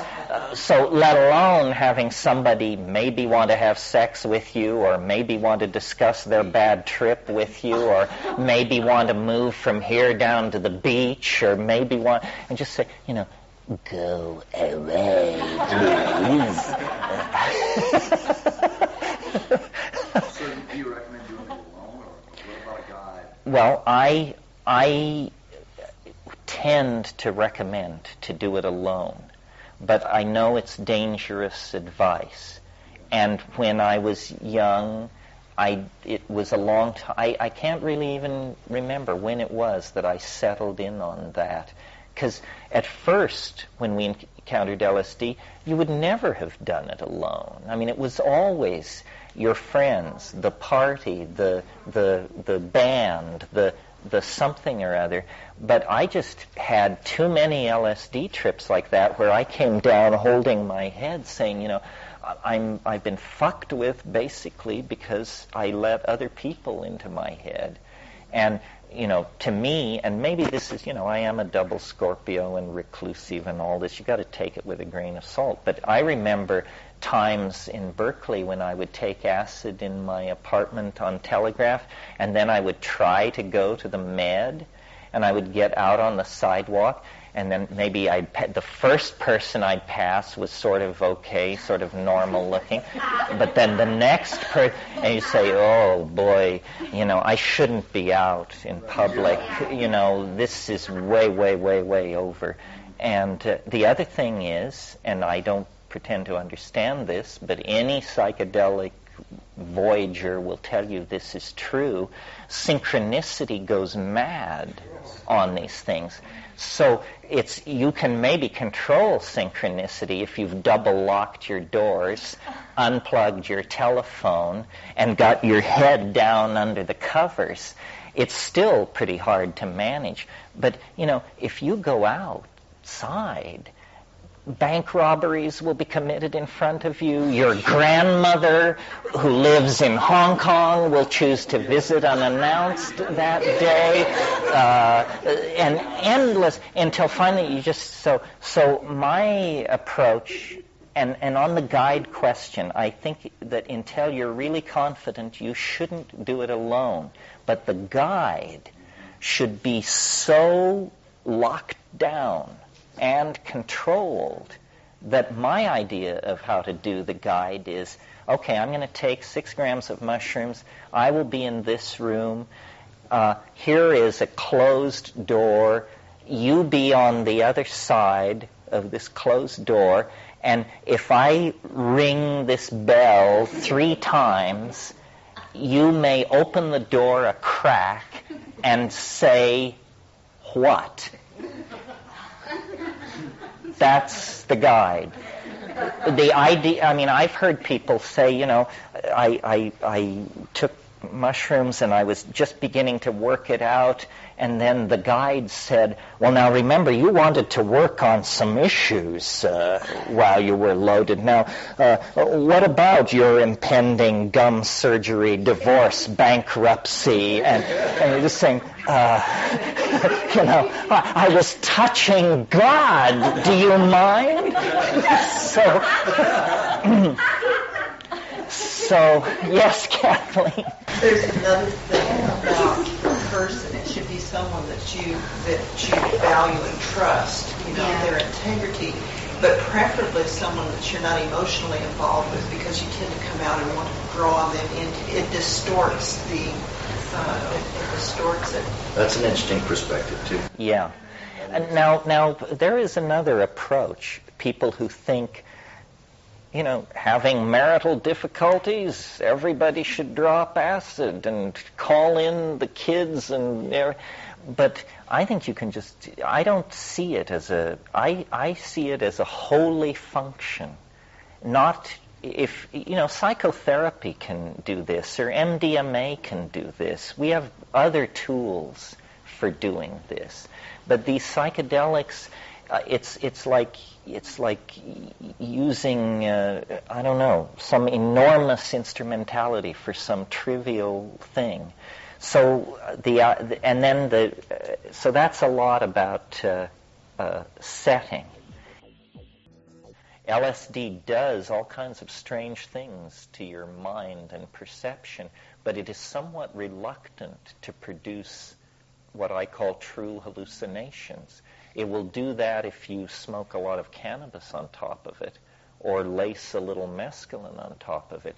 But pure LSD is somewhat reluctant to do what I'm after. And what I'm after are visions. These unfolding, visually beheld, incredibly complex, beautiful, meaning-laden scenarios. I didn't feel satisfaction in my pursuit of that till I got to psilocybin. So that's why I do it at night. And I mentioned music. Music, good point. And again, I take a harder line than most people. I listen to music on ayahuasca, especially because often it's being generated by human beings, and because ayahuasca has a tradition of music being visibly beheld. But when I take psilocybin or anything else like that, I don't play music because it's complete sensory overload. It absolutely dominates the experience. Now, if I were to take mushrooms and at the 2-hour mark, nothing whatsoever has happened, I might put on some music to try and coax it out of the woodwork. But at the 2-hour mark, it should already be raging. Something has happened. Either you're full of food, or the dose went off, or something. So I find, what I'm interested in is the thing in itself, the ding on siche of it. What is it without music, without nature, without input from other people? What is it in silent darkness? And people say, well, especially people who've meditated, say, well, that sounds hideously boring. Not at all, my friend. You will have your hands so full in absolutely silent darkness, if it works, that one iota more of input would be unbearable. So I tend to advise against music. Also, know your music. I have had experiences where my goal in life became to survive to the end of the cut. Music is a magical art. And, you just drop something on the turntable, and God knows what the motivation of this was. Yeah. Ego infused in that, and sort of trying to persuade you in some way to... it's definitely insidious. And the art of music is to work on emotional modes. And here's a guy who wrote a piece of music, and his intent was for it to emotionally take people to pieces. Well, maybe you didn't know that was his intent, but you drop it on the turntable. Well, now... That's the advantage of a companion, though, because if you're under it, you don't want to be changing CDs. No, if you're going to listen to music, you definitely need somebody to run the machinery, I think. Yeah. Barry? The other thing with music, on the other side of it, music tends to, maybe just because I grew up in the 60s, but it brings back memories of the past. There's associations, there's emotional entanglements, associations, and you're there again. You may not want to be in the past. You may want to be free of those kinds of associations. That's one of the problems I've found. The other thing is that I was talking to a friend of mine who wants to purge a tape, and a newfound friend that said that they wanted to try the mushroom, but she said that, and I've heard this before from people on the radio, that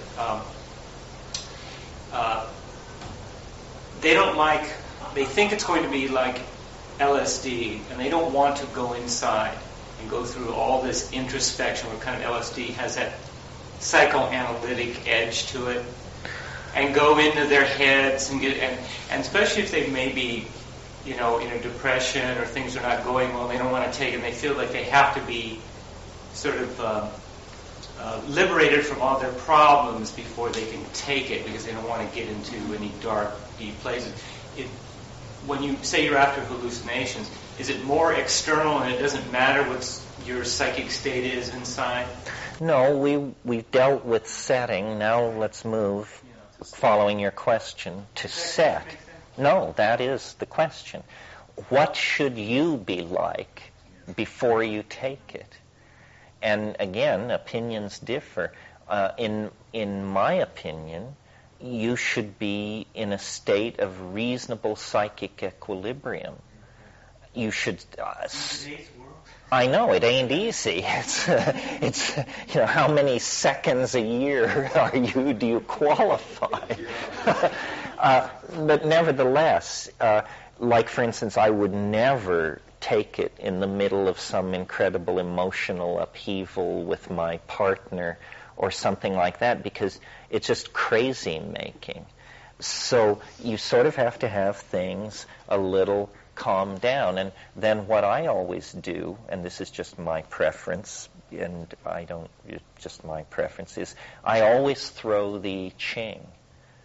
And because it's saying, okay, I think I'm ready, I think the set is okay, I think the setting is okay, now let's get some input. And the I Ching, a surprising number of times, I've thrown the hexagram, I can't remember which one it is, it's the only one that says, inquire again of the oracle if you possess constancy and something else. So in other words, if the auguries are negative, I don't proceed with it. then another issue we haven't dealt with, sort of back on the other side, is inside or outside. And people say to me, you don't do it outside, you don't do it in nature. Well, at the quantum mechanical level, there's even nature inside my apartment. Nature is everywhere. It's space, time, and energy. It would be nice, I agree, and when I take it in nature, I take lower doses for two reasons. First of all, I'm going to work largely with my eyes open. I'm going to be looking at things. A nature trip is a looking at things trip. And the other reason I take low doses in nature is because sure as hell some wild hair thing is going to happen. You're going to be taken prisoner by naked people, or a ranger is going to ride up and demand what is going on, or just the crazy things that go on, unless you happen to own several hundred acres of nature that's well patrolled, and then you can maybe have some confidence you won't be bothered. I know somebody who took LSD and was in nature somewhere in the Hunt country of Virginia and found themselves being booted off the property by Jackie O. I couldn't have stood that myself. So, and so I do it inside. And then the other thing I do, and again, it's just years of experience, but my preference and relates to my other drug habits, is I always have cannabis, and ready, rolled and ready. And it's navigational aids. I use it in two situations. If the state is reluctant to appear, usually a large hit or two of cannabis will carry it through. Or if you get into some place that is completely intolerable, you can do a number of things to shift your physiological equilibrium, but the least obtrusive and disruptive is to just smoke cannabis. And then the third application of cannabis in that situation is if you have come over the peak and are started down and you still want to stay up there, cannabis will usually somewhat extend the situation. So again, what would you say to people who say, LSD drives me crazy? I go through these incredible moral dilemmas and say, don't take it. Yeah, don't take it. I'm tearing my psyche out with my fingernails, and I don't want that. I want the I don't want to have to go inside like that. No, I think LSD is abrasively psychoanalytic. So, mushroom, DMT could be more outer directed to hallucination? No, it seems like this to me, that somehow LSD talks about who you are, and maybe that's good and maybe that's bad. Psilocybin doesn't care who you are. It has a message it will deliver to any human being who shows up with their hand out, and it doesn't care who you are. So and DMT, it's so brief. The idea of formulating and dealing with a personal dilemma in DMT, it would have to be some really overwhelming dilemma, because it's just saying, no, look at the view. This is about the Grand Canyon, not the tourist who's visiting the Grand Canyon. There's another aspect of psilocybin I find almost every time I do it, I get incredibly telepathic. I start having conversations with people that aren't physically there. Or if they are physically there, you can hear them in your mind. And then it's almost like there have been times when it feels like we're on the same energy wave, and we're both riding it simultaneously. Yeah, all of these things go on.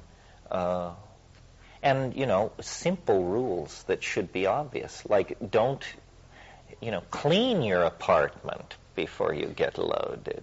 I mean, it's a symbolic gesture. Oh, for cleaning it? Well, take them, clean it, come down, then trip.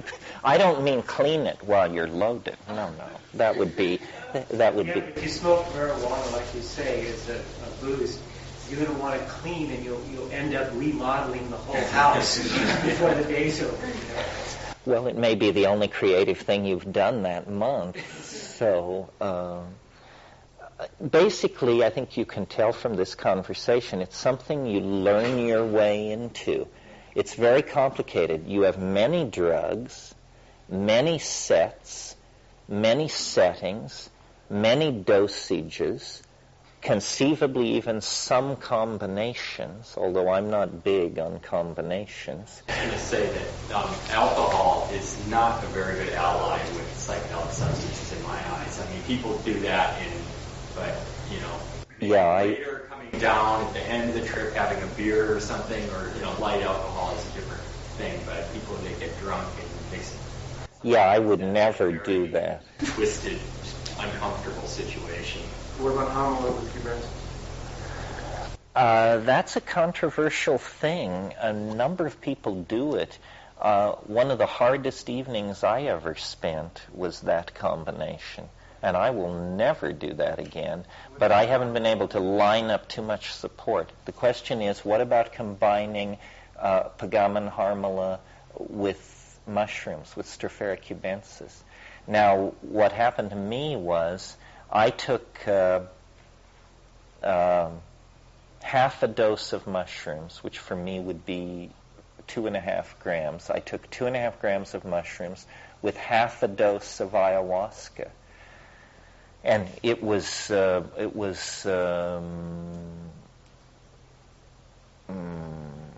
seemed crazy-making to me. Very, very, very unpleasant state. I think what was happening as I analyzed it later was that short-term memory absolutely would not transcript. And so I got into this strange loop which went like this. Something's wrong. What's wrong? Oh, God. Nothing's wrong. Okay. Something's wrong. What's wrong? Nothing's wrong. Okay. And it was serious, and it went on for about an hour, and I just did not know what to do. I had the image from 2001 of the guy outside the ship saying, "Open the pod doors, Hal." Saying, "I can't do that, Dave." "Open the pod doors, Hal." "I'm sorry, Dave." And it really seemed to me I could almost see an enzymatic, I almost had like a nano-engineer's view of the problem. I could see at the synaptic level that the molecular machinery was lodged in some peculiar configuration, and I was broke into a sweat, and I just said, okay, I'm going to sit here till this goes away. I'm not going to start screaming. I'm not going to call for help. I'm not going to do anything. I'm just going to wait until this goes away. And then I started deep breathing as a strategy for metabolizing. And after 45 minutes or so, it kind of jiggled loose. And then it was like, oh, huh. Oh, wow, what a bummer that was. Now I know how Reagan feels all the time. Yeah, that's what it's like. It's a nightmare. Kathleen? I think that mixing is an effort to force a certain kind of content that we get addicted to. And I've come to believe that the visions and the content are not as important as how the neocortex is touched neurochemically. And that the way that's touched, I can carry that into my everyday life, and that's more important to me than a certain experience set in a certain time frame. Yeah, although I think the experience is the signifier of that state that you're talking about. I mean, you do want to come out of it with a sense of relief and accomplishment. I mean, it's sort of like orgasm. You know, there must be release of some sort, and a sense of we did well, we came through, we learned something, we're back, we're ready to go forward with ordinary life, we won't forget, we affirm, we praise and offer thanksgiving, that kind of thing. To the universe in all its diversity and complexity, that such a confluence of fortuitous elements could occur, that such a synergy to higher consciousness could even be possible. You know, Aldous Huxley called the psychedelic experience, he called it a gratuitous grace. He said it is neither necessary nor sufficient for salvation. Neither necessary nor sufficient, but it certainly makes it easier. So it's like a gift. It's like the universe is giving you 20 points at the beginning of the game just to help you along. If that's too highfalutin, then you just praise Bugs Bunny and Patrick Swayze. The reason I asked, you mentioned 2001, and Arthur C. Clarke has completed 3001 about 6 months ago, and I bought it, and it's kind of, he writes extremely dull, but he indicates that by 3001, man has come to the understanding that any thoughts of a creator was just superstition. And I found that very refreshing, because that's how I've felt for a long time. That's why a creator. Yeah. Well, you know, the universe is its own creator. I mean, the universe is some kind of autopoetic, it's an autopoetic process.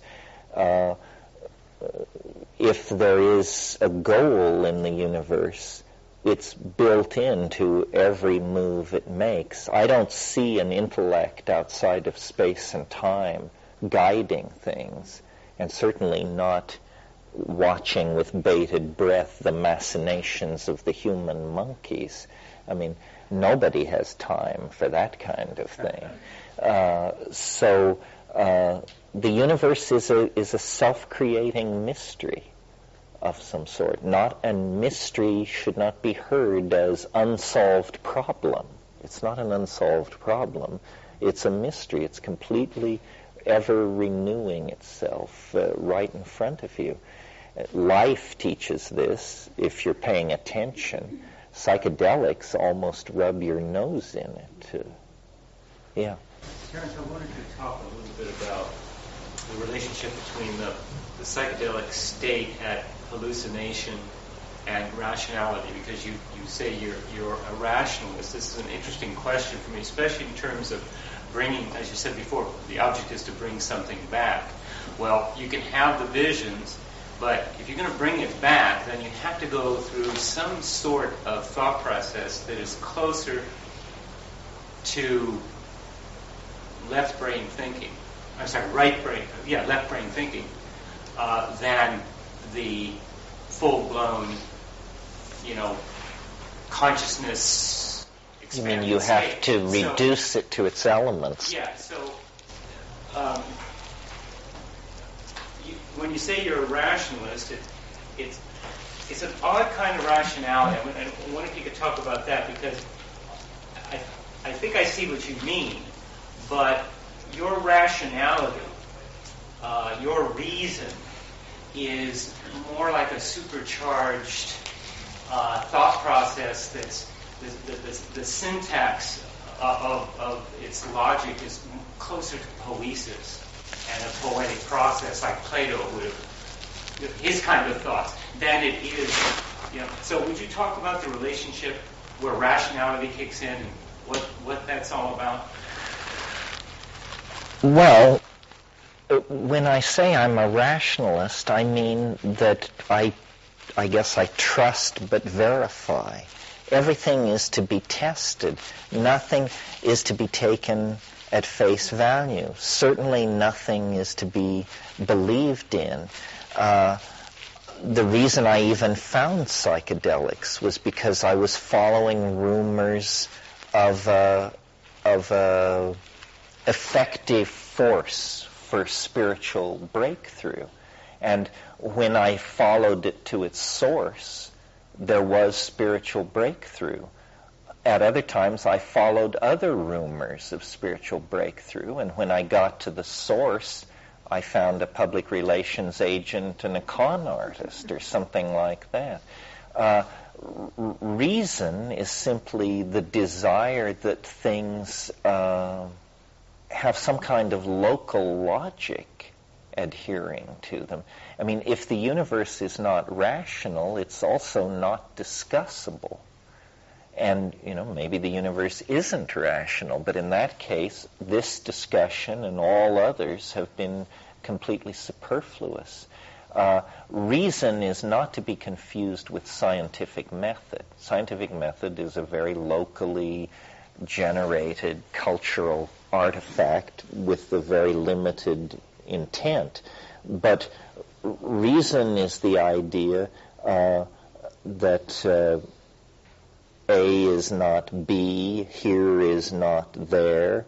Now, of course, you can say, well, this kind of reason breaks down in quantum physics. Yes, but then there's much dancing around the campfire about that, and still somehow reason remains a player even in the presence of non-reason, because it's measured back against the standard of reason. When you're in this full-blown experience, is there some element, however vestigial, present, or is it just totally gone? And then how do you translate from that non-speakable state to being a scholar, being able to communicate it rationally? How does that work? Well, I think you have to have a lot of metaphors gathered on this side of the frontier. In other words, someone who's never been anywhere, never read anything, never done anything is going to have a much harder time with DMT than someone who can command the complete canon of Western art, can refer to certain mathematical objects, knows certain musical forms, is familiar with structural linguistics, has a working knowledge of geology.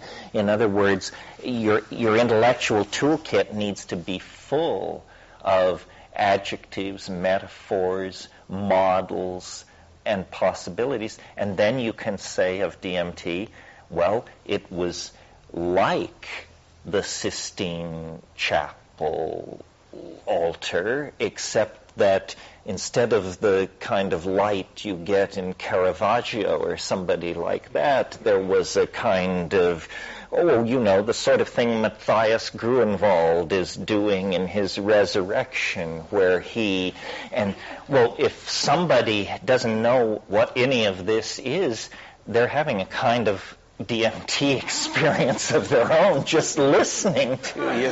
Because they say, what did he say? Was he say? What? But if you know what you mean and speak precisely, all these words have meaning. Sistine Chapel altar, light like Caravaggio, modified as the way Gruenwald did it, and so forth and so on. So somehow it's still an incredible flattening. I don't mean that this is an adequate tool. I mean it's a tool. I am perfectly aware that the most high-flown and hysteria-provoking descriptions of DMT I've ever been able to summon up in front of a group were complete betrayals of the real thing. so not what it was that the word lie is almost applicable. But it's the best I can do. And that's why I have said this morning, this idea of building the internet as a net for capturing the alien mind.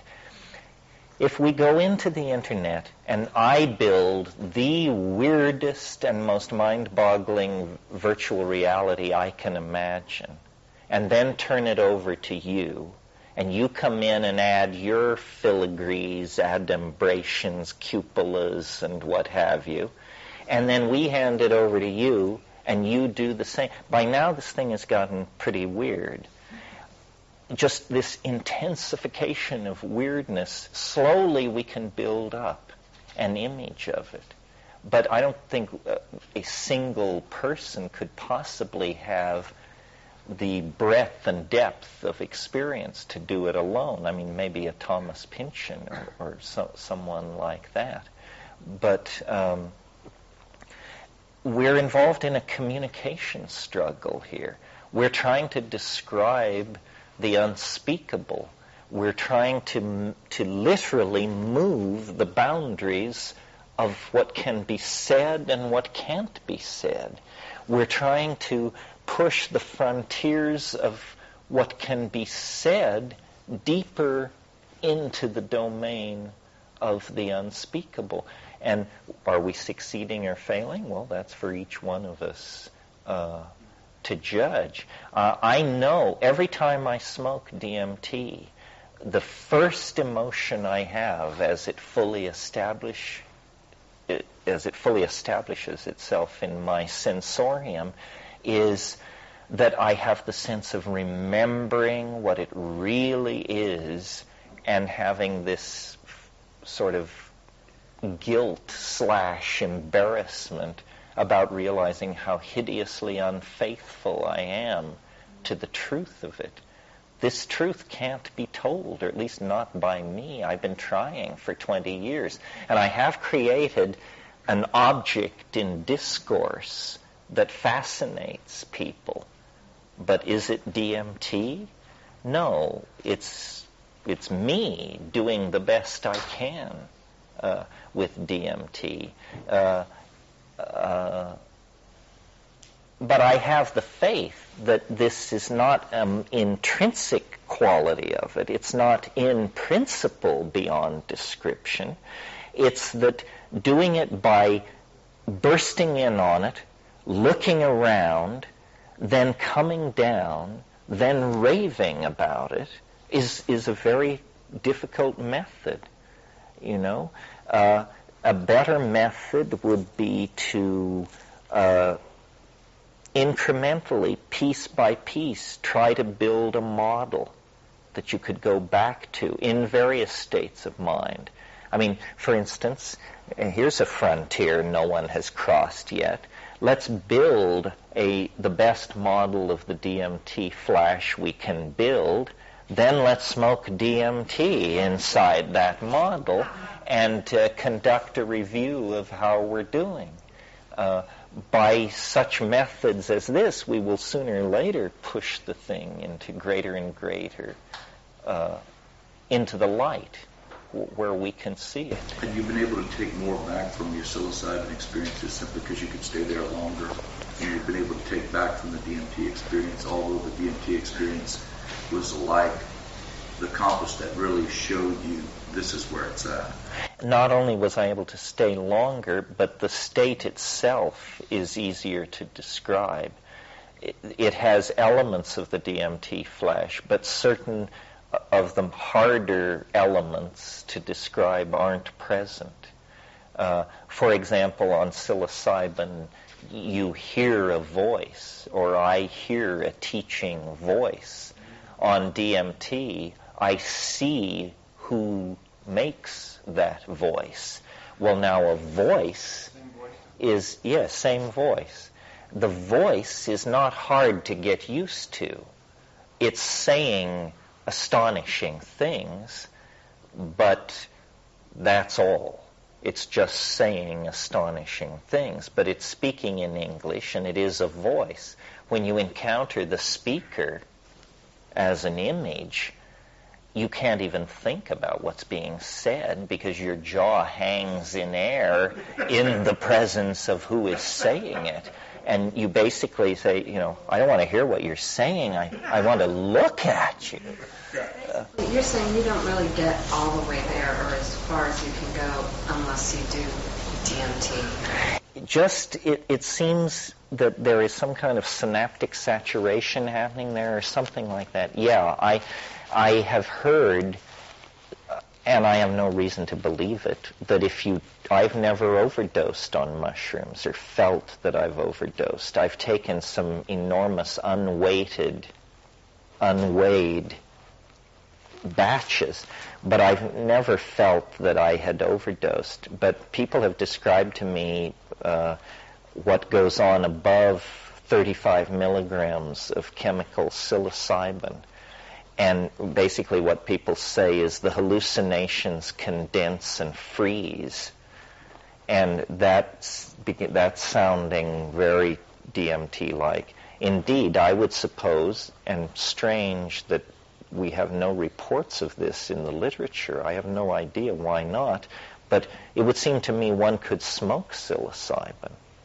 It's not pyrolyzed. It would work. If you had chemical psilocybin and you smoked 35 milligrams of it, I'll bet you it would be very, very, very much like DMT. And why should DMT present this benchmark? I don't know. I suppose it's simply here we have a series of compounds which elicit different effects. There's going to be one that in the nature of things will be inclusive, and this is it. Now the salvanorine raises different issues. On one level, almost theological issues. Is this town big enough for two forms of weirdness that are apparently not the same? In other words, it took me a long time to get used to the idea that there could be one exception to the onrushing momentum of reality. The idea that alpha salvanorine is a second dispensation from reality raises the question, 3, 4, 50, 500, 10,000? Maybe reality is a far more perishable concept than we ever dared or feared to suppose. I had an experience on ketamine, and I was wondering, it sort of baffled me. I had never done it before, and I was at Timothy Leary's house, and the Lily is at the Dolphin Bag. His assistant was there, and he had some, and I thought they were snorting coke, which I thought was kind of crappy. And they go, no, it's ketamine, and do you want to try some? And I go, okay. And they wished they had coke. And anyway, there was like a few people there, and what happened is I separated from my body, and I was like over here, and my body was here. But somebody came up to me who I only met once or twice and started making conversation with my body. And I, over here, but I, over here, was in possession of my mind. Calmly thought, process, But I, with my mind over here, watched my body go through this whole rigmarole with this person and make social conversation. Hello, how are you? Why, certainly, all this stuff. And I watched myself, and I couldn't for the life of me figure out how, because I knew I had my brain over here. So the brain that was playing the game over here was like something else. But yet it was my facial muscles were smiling when it was appropriate to smile. My physical body did everything exactly as it was supposed to, but yet I wasn't participating one dot and didn't have any interest in participating. And I don't know, that was just so interesting to me because my mind was definitely not running that show. the physical show. Well, I think that's why they call it a disassociative anesthetic. I mean, it does disassociate. You literally are beside yourself. You can't get much more disassociated than that.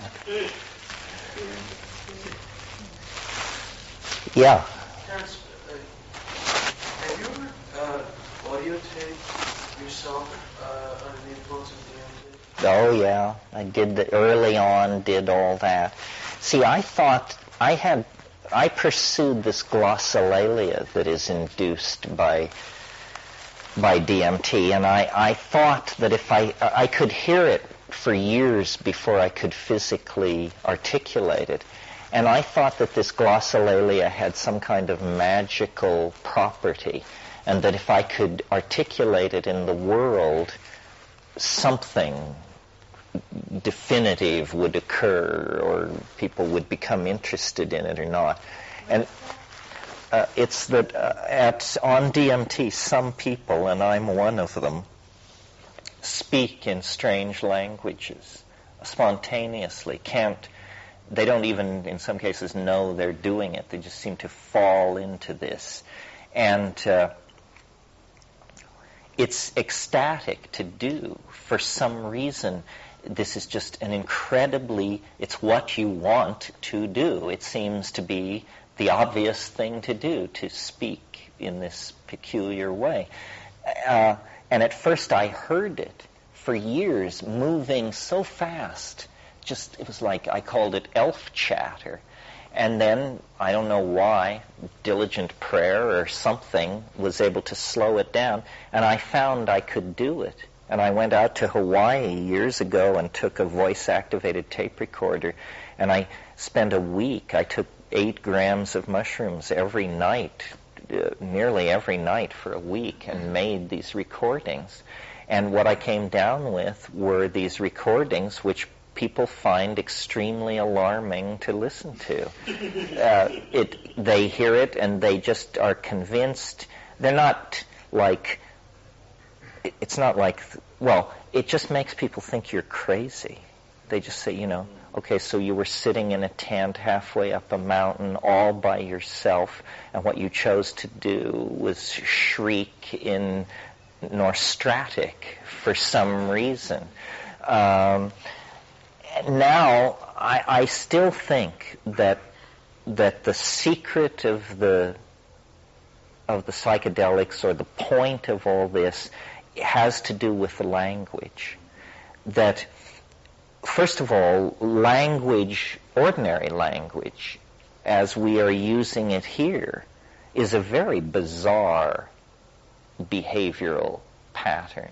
I mean, when you deconstruct it and think about it, first of all, just notice other animals don't do this.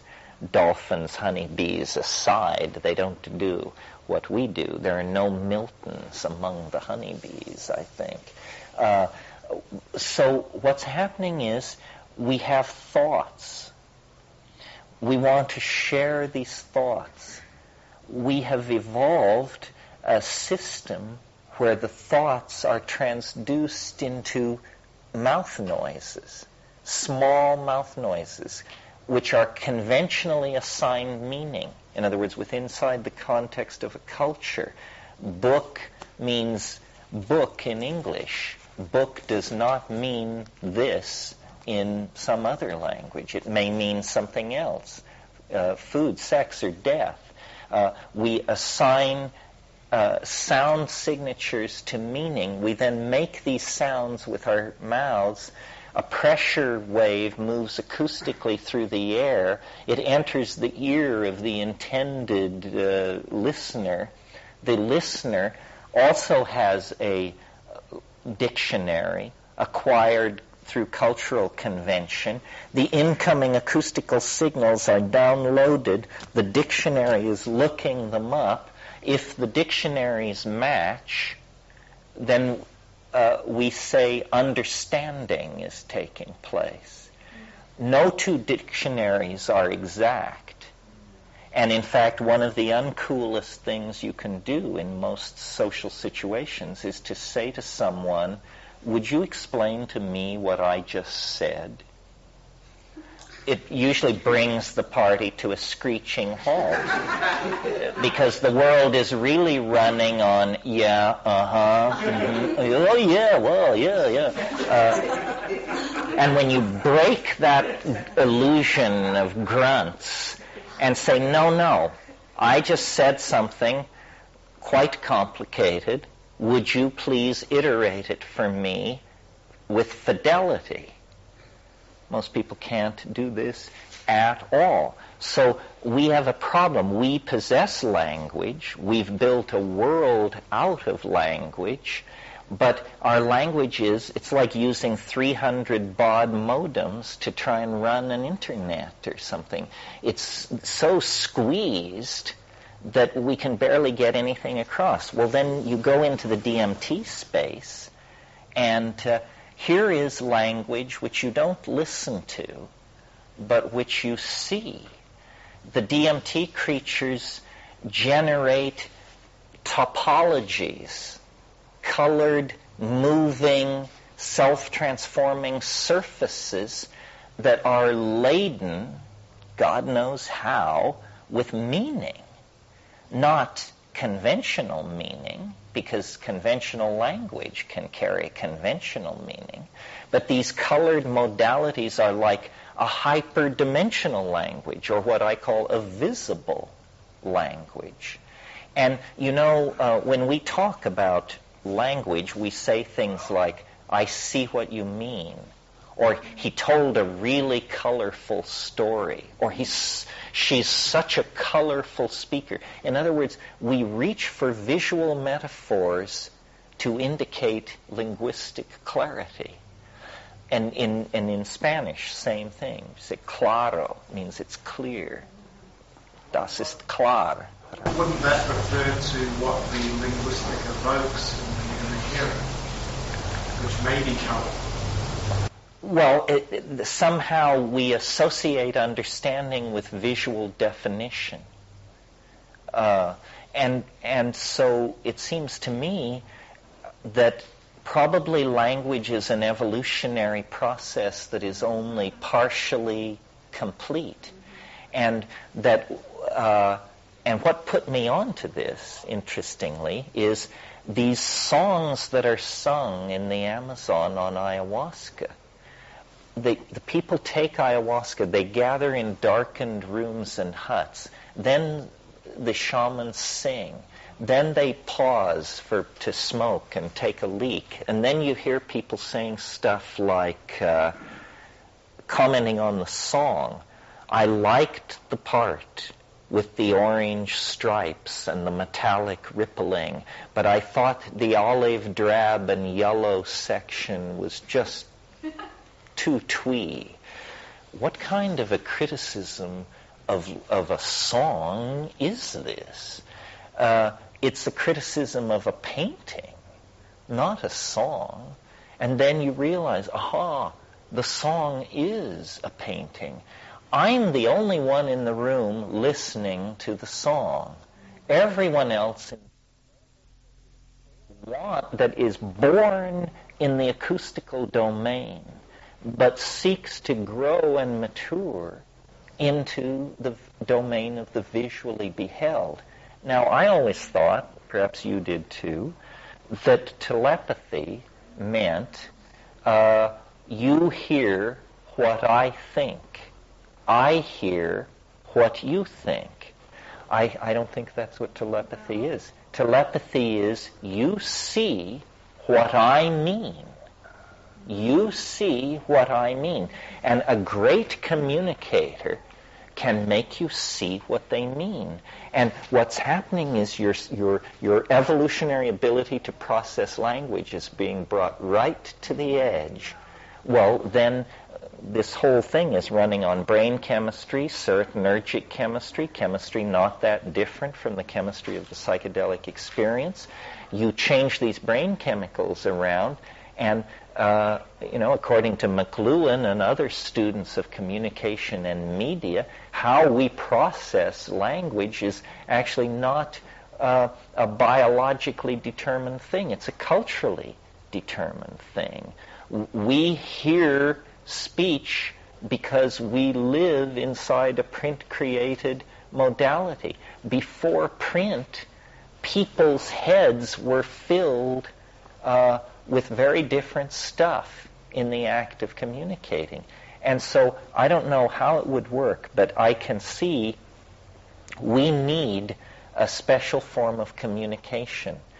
Perhaps we can do it with drugs, modified ayahuascas of some sort, or perhaps we can do it with virtual reality.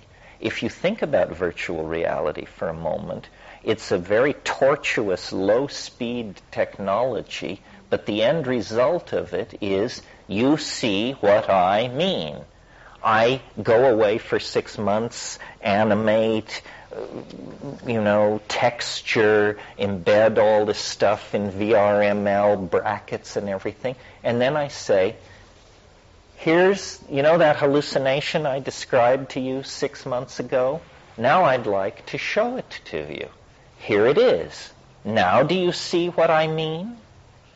And of course you see what is meant, because unlike acoustically modulated speech, where there is this necessity for congruent dictionaries, when something has a three-dimensional modality, no dictionary is necessary. In other words, when you and I, if I read a paragraph from Proust, then we could spend an hour discussing, as you all have in lit class, I'm sure, what did the author mean?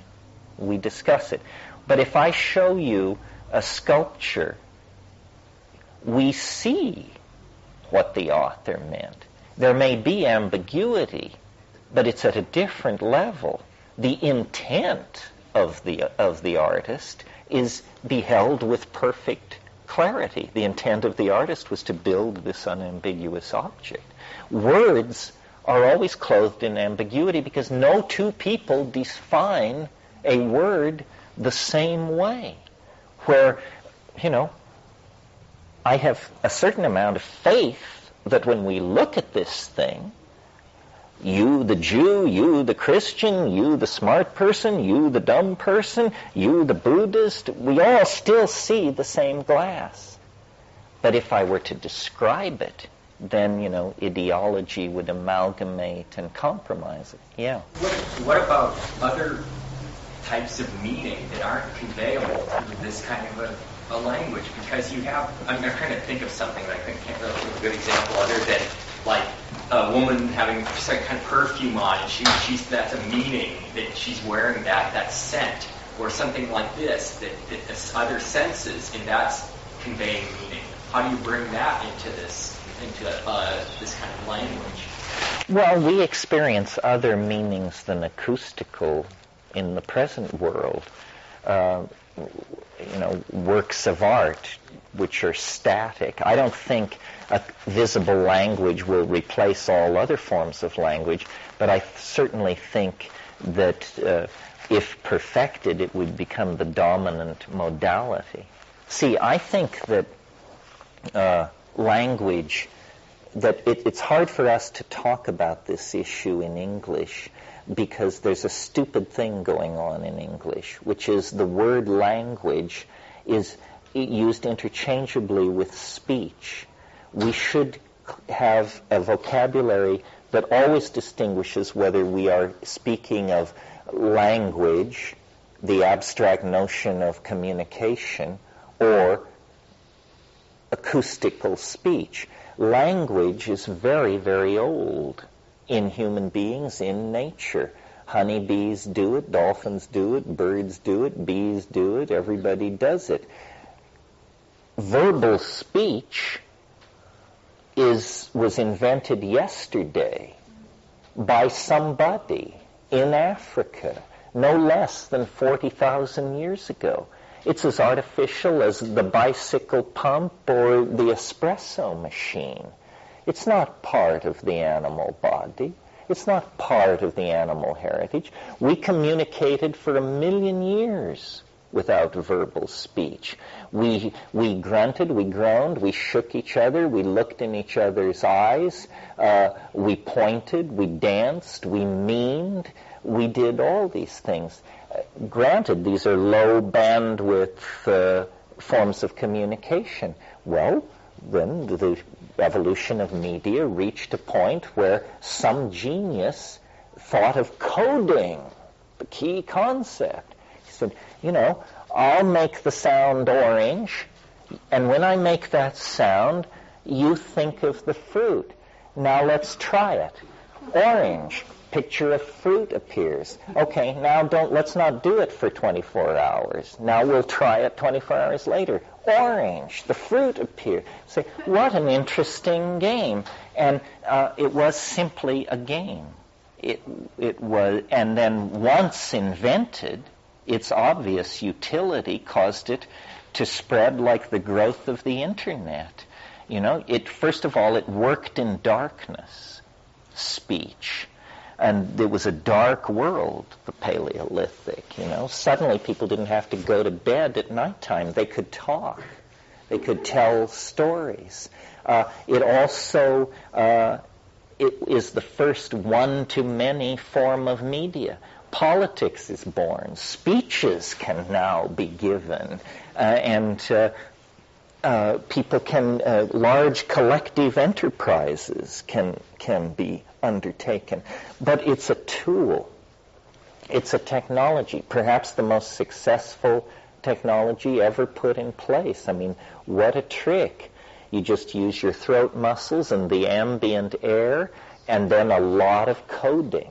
There's a huge amount of code behind it. Not only the definitions of all these words, but the syntactical connections, the grammar, all of that makes it work. And with the invention of language, somehow we cross out of the animal mind, the invention of speech, I'm sorry, my own error, as I stated.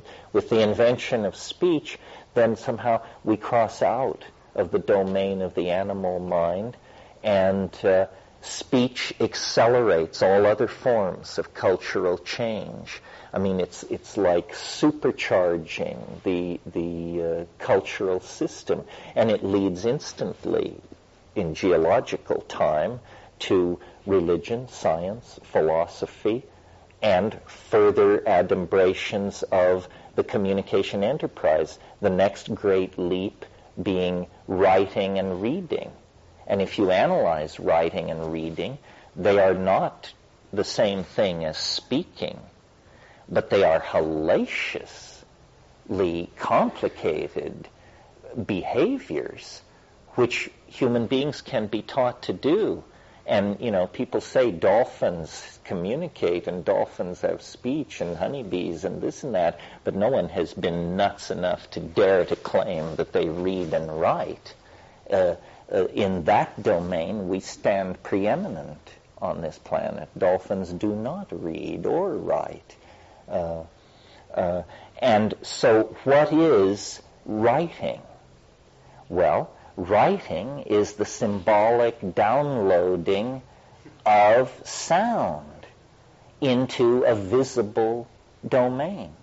So suddenly, again, the program of visible language. Writing is an intermediate phase between, VR by thought and simple animal or primitive human speech.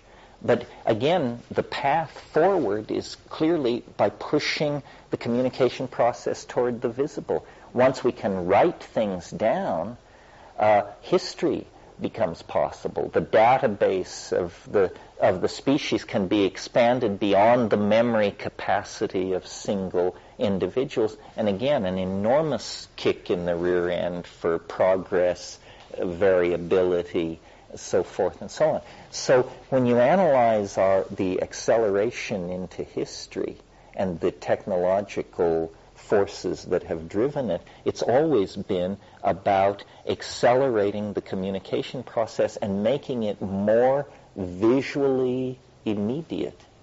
And, now with the ability to understand this, we're also potentially able to do something about it by actually directing the evolution of communication technology in this direction. Yeah. Can I just get one question before we break?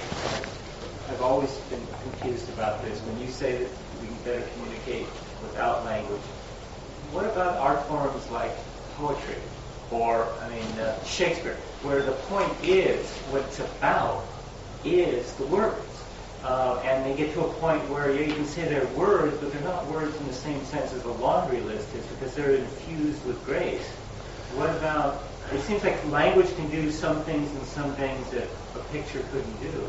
Oh, yeah. I think, yes, that art, it will be an art, It always has been an art. But art flourishes under limitation. Sort of like, take black and white photography.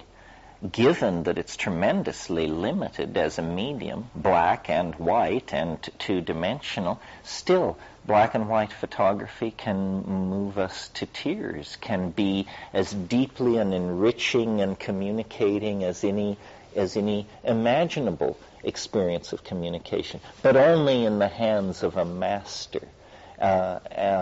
For most of us, I think it's better to move up the ladder of fidelity and bandwidth simply because we need all the help we can get. We blew through 2 hours at the speed of light. I hope this was useful to you. We'll get together this evening at 8 o'clock right here, and it will be completely different. Thank you.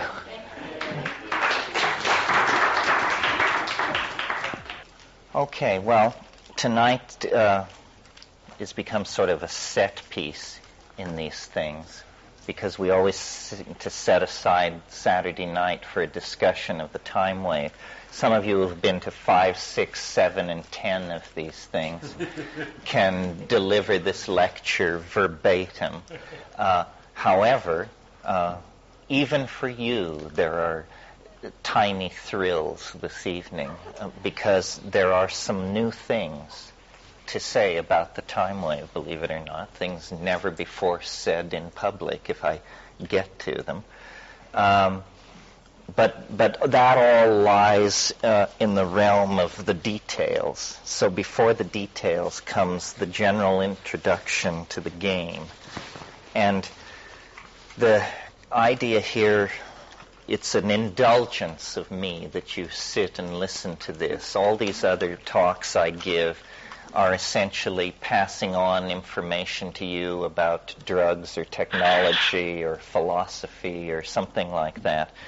This is my own thing, so entirely my own thing that no one has ever even tried to steal it from me. So if it's right, it's all my fault, and if it's wrong, it's all my fault. Although that, too, may change, may be about to change. The notion, simply put, is what we have here is a mathematical model of an idea about how the world works.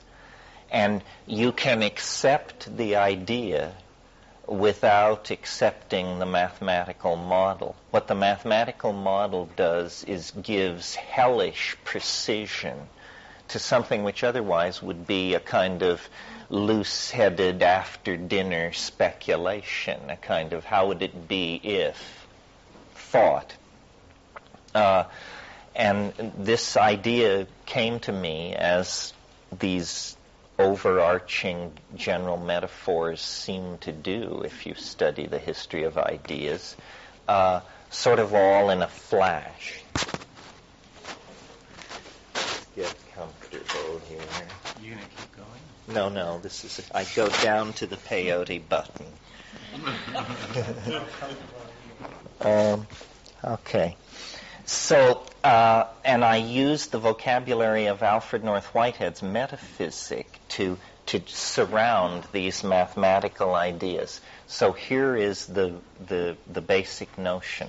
The idea is that time, which in Western physics and philosophy is assumed to be flat, or what Newton called pure duration, and the only adjustment of that idea that's ever taken place in the scientific canon is that Einstein added the very slight caveat that in the presence of massive magnetic fields, the space-time continuum became very, very gently curved.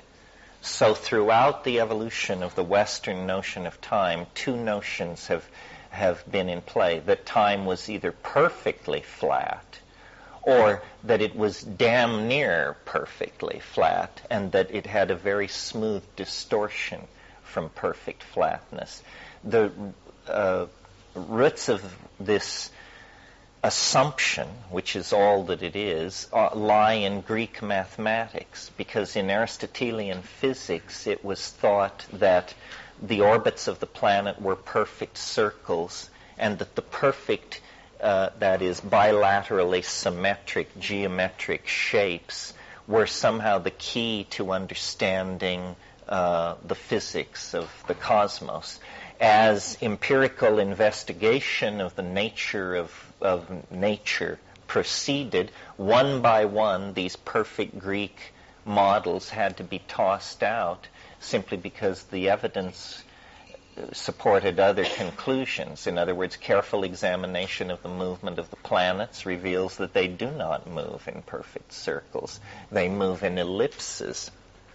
The entire system of Ptolemaic astronomy was a system of nesting planetary orbits in perfect circles with smaller circles, with smaller circles, with smaller circles, in order to avoid the great simplifying conclusion that it wasn't circles at all, it was ellipses. And one by one, as I say, these ideas have had to be given way. The one that we've held on to the longest is this idea that time is a perfectly smooth surface. And to illustrate what that means to science, you have only to think of the first thing you're told if you study statistics, which is chance has no memory. If you study statistics, they will give you a problem like this. A man has flipped a coin 49 times. It has come up heads. He's flipping the coin the 50th time. What are the odds it will come up heads? And the odds, according to the science of probability, are 50-50. Flying under the battle flag of chance has no memory. So in other words, in statistics, you're taught that the fact that you've had heads 49 times doesn't prejudice you toward heads the 50th time. No gambler would take this seriously for a moment. Gamblers aren't statisticians. Gamblers believe in runs, and essentially they believe, as I believe, that some places in time favor heads and some places in time favor tails. And if you can sense by any means where these times are, you can probably make a fortune. Now, the reason this idea of the flat duration of the temporal continuum has been so tenaciously hung on to in Western science is because if you carefully deconstruct Western science, it can't do business without this notion. Because the central idea of the Western scientific method is something called the experiment. The experiment is a special situation that you set up that is somehow designed to reveal or trap or cast into high relief an aspect of nature normally occluded or buried in other processes. The experiment is a way of making naked the particular phenomenon that you're trying to look at. But notice that the concept of experiment contains built into it the idea of replicability, meaning that the experiment is not something done once. The experiment is something which must be potentially doable an infinite number of times, or tens of thousands of times. And experimentalists have the phrase and the notion, what they call the restoration of initial conditions. In order to repeat an experiment, you must be able to restore the initial conditions.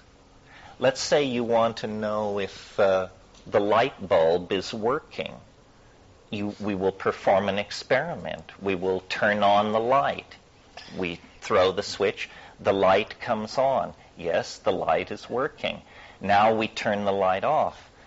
We have just restored initial conditions to the pre-experimental situation.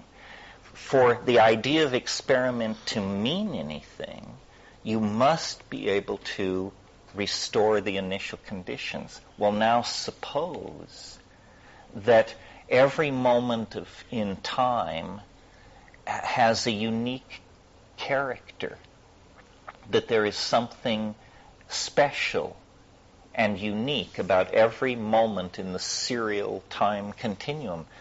If that were found to be true, then initial conditions can never be restored. It's a fiction. It's an illusion, a hallucination of the empirical mind. Now, science, when it does its experiments, it would never say, this experiment will give the following data on the charge of the electron, but it must be performed on Tuesdays before noon.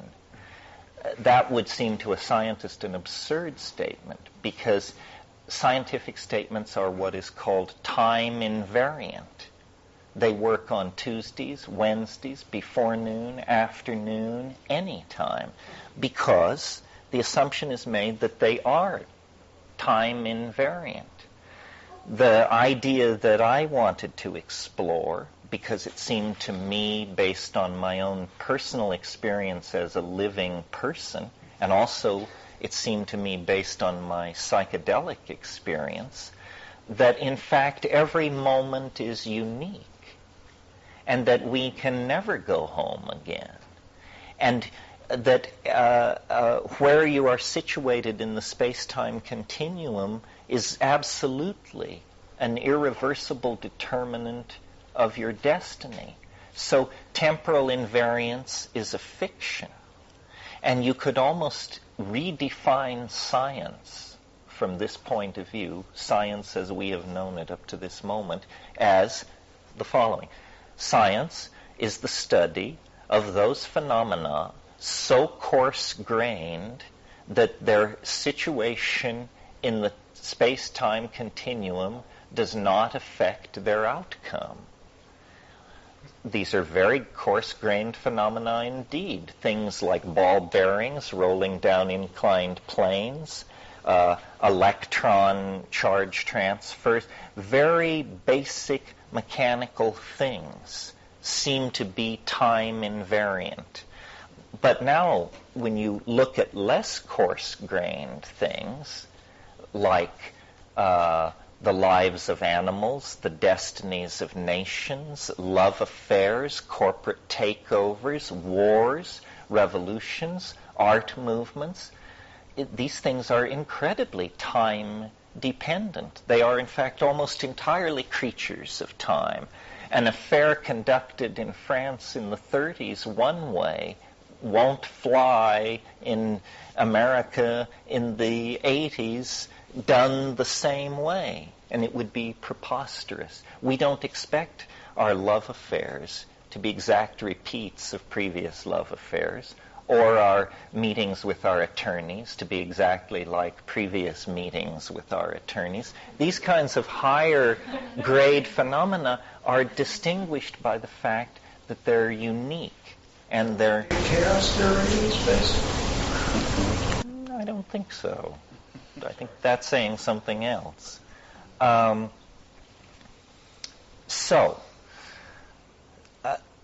My first concern was to point out the limitation of the scientific method because it's based on probability theory, and then to say we need a better theory.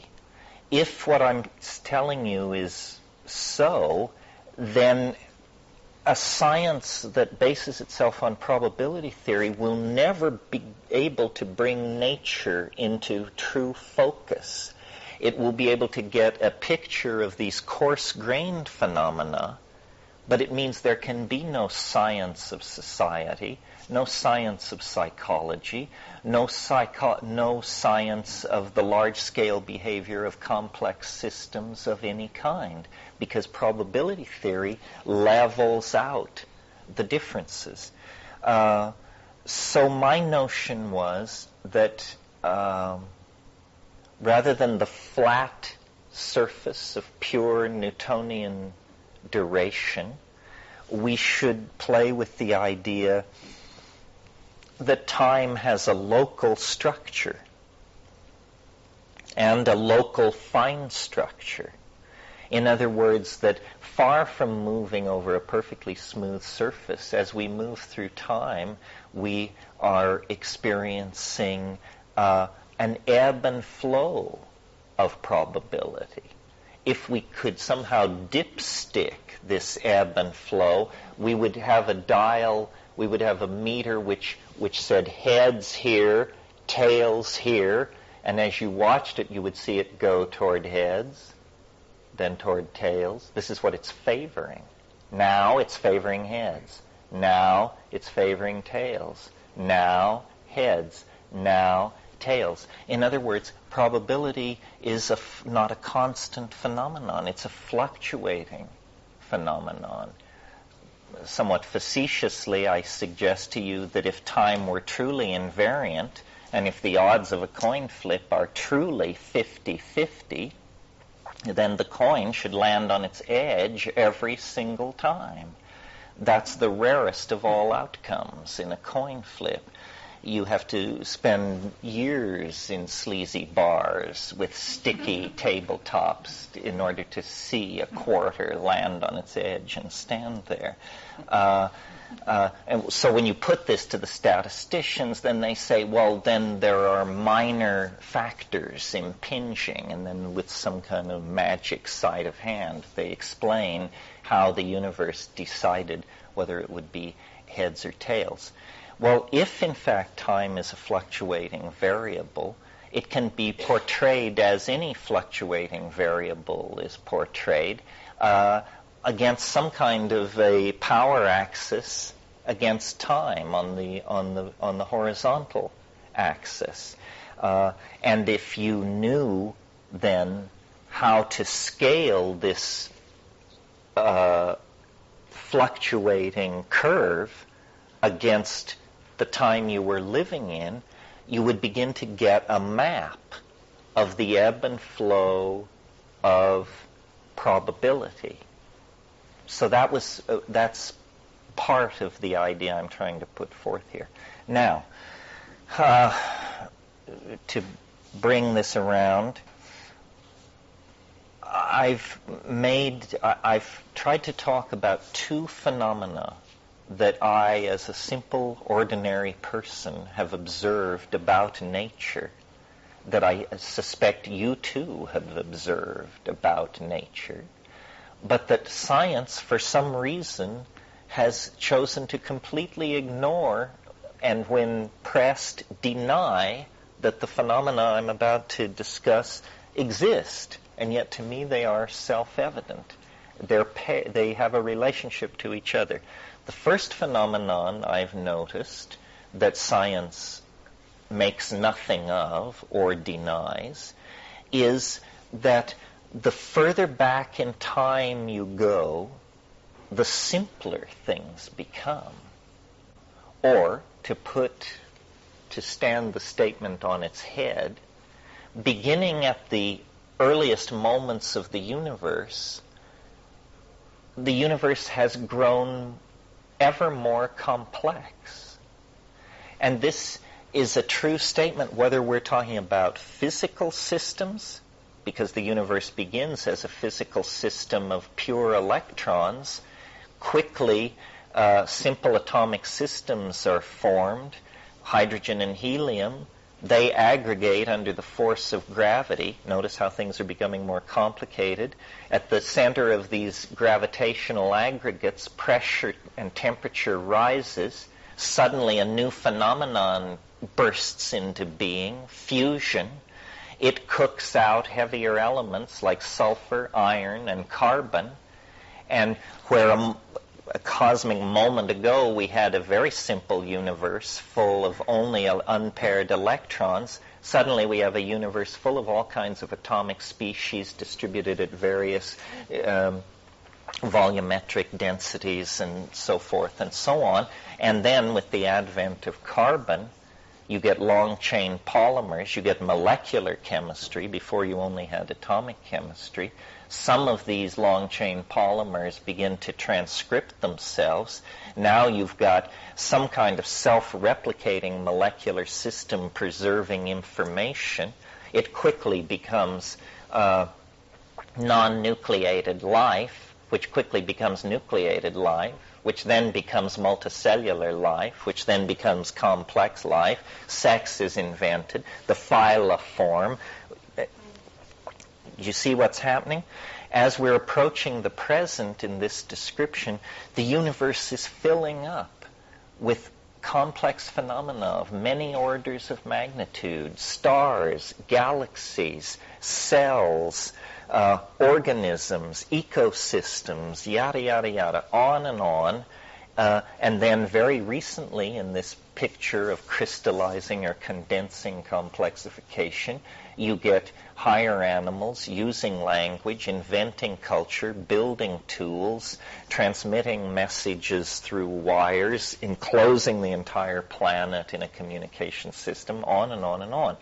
So, point one about this that science has missed is the universe apparently, or it is a reasonable statement to say, the universe has an appetite for complexity.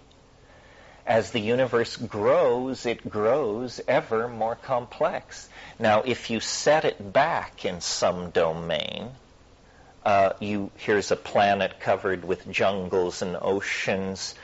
Its home star undergoes a hiccup. Jungles and oceans are reduced to vapor. The atmosphere is blown off. This is a great simplification. What happens? The system immediately sets itself going toward restoring and surpassing the originally achieved complexity. So it isn't an inevitable and everywhere march toward complexity. It's a march towards complexity that can be deflected by large-scale catastrophe or statistical fluctuations, but it always picks itself up out of the ditch and begins again the forward march toward greater complexity. And notice that this is occurring across domains. This is not a phenomenon of biology or sociology or physics. It's a phenomenon of all three and more. It's a phenomenon that seems to permeate all levels of organization. That's point one. Point two is, looking at the same data that I just laid out for you, notice that the closer we get to the present, the faster this complexification is occurring. So that, the cool down from the molecular from the electron plasma into the aggregate of early stars, this took a long, long time. And then the cooking out of heavy elements took a long time, not as long as the first step, but hundreds of millions, perhaps billions of years. When you enter the realm of planetary biology, suddenly change through the advent of genetic transfer and reshuffling of genes is vastly accelerated. And where before change took hundreds of millions of years, now it's being accomplished in millions of years. Well then, when you when culture and language-using creatures like ourselves come onto the scene, it's like a hyper acceleration of that already accelerated process. And now change is coming not in millions of years, but every few hundred years or every few decades. And the entire experience of human history has been one of ever accelerating change and novelty, to the point where now in a single lifetime we experience more change than people 50 years ago experienced in the previous 1,000 years. I mean, when you think about the fact, this is 1997. 100 years ago, there were a few telephones. There were 0 automobiles 100 years ago.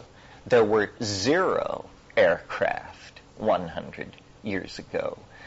There were no computers of any sort. There were no antibiotics. TV was undreamed of. I mean, you know all of this, but we stand around saying things never change.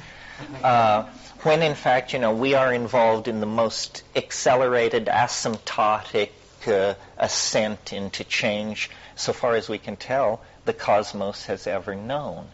Well, so these are the two phenomena that I took note of, and then I couldn't, being, in Barry's sense, as we discussed it, being a rationalist, I saw no reason then, looking at this process, which has been running since the Big Bang till right now, to see any possible argument, force, or situation that could cause the universe to suddenly change its mind about that being the direction it wants to go in.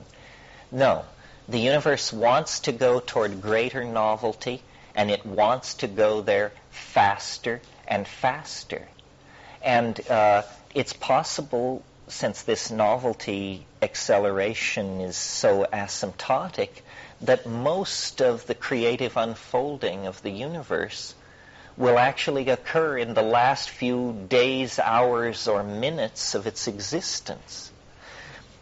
This is the basis of my much misrepresented and misunderstood enthusiasm for what some people dial in as the end of the world, or the apocalypse, or the escaton.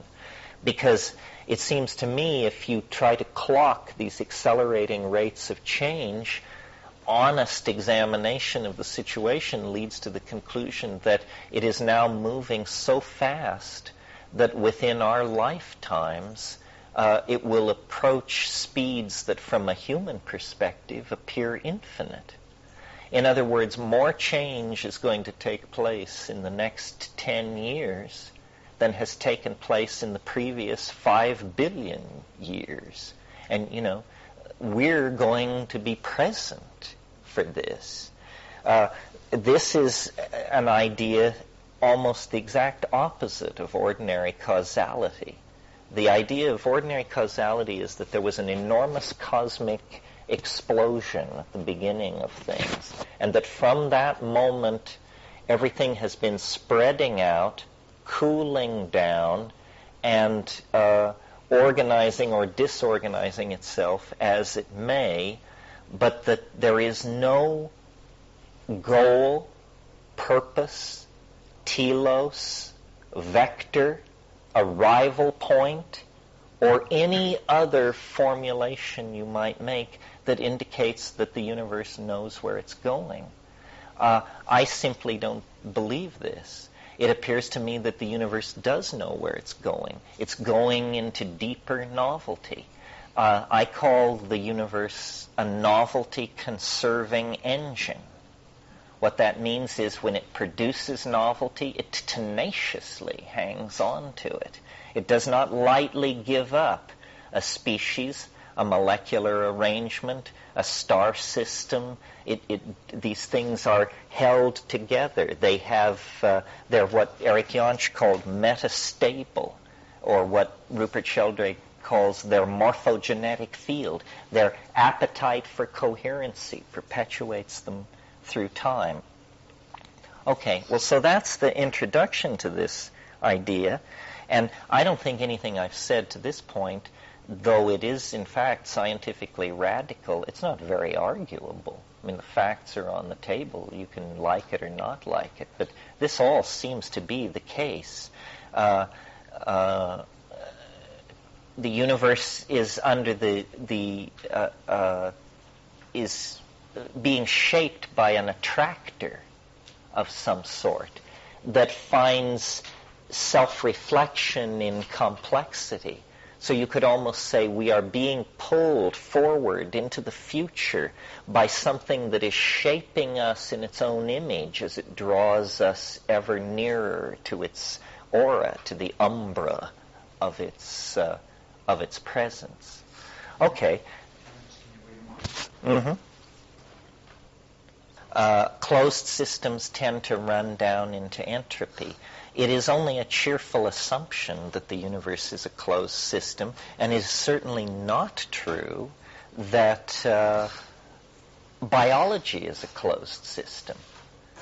When an astrophysicist tells you that the universe is going to end in heat, death, and entropy, do you know what value he is giving biology in his model? 0. Precisely dot. Is that reasonable? They say, well, biology, we only have located it on one planet. It's so ephemeral. It does seem to be a slight counterflow to the second law of thermodynamics, but it would be preposterous to suggest, etc., etc., etc. Not at all, for the following reasons. The average life of a star is 500 million years. Now, we happen to be in orbit around an extraordinary stable type of star. This star is older than that, perhaps 8, 9, 10, like that. But the average life of a star is 500 million years.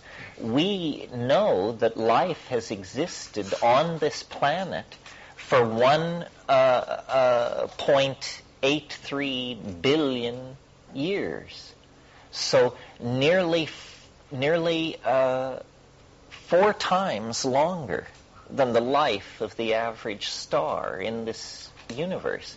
So to suggest that biology is not tenacious, to suggest that it's ephemeral and not in for the count, is just to simply ignore the data. In the one sample we know of, biology has proven itself to be 4 times as enduring as the stars themselves. So I think it is unnecessary to worry about the second law of thermodynamics. It will be reversed if life can break out to a sufficient level of, and may already have been reversed. After all, we don't know what the distribution and extent of life is in the universe. Okay, so all of this is like it's a nice idea. It's, yeah?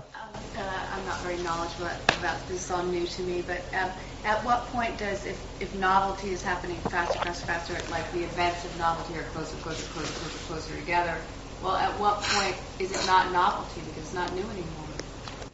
That's the point where all novelty that is possible has become manifest.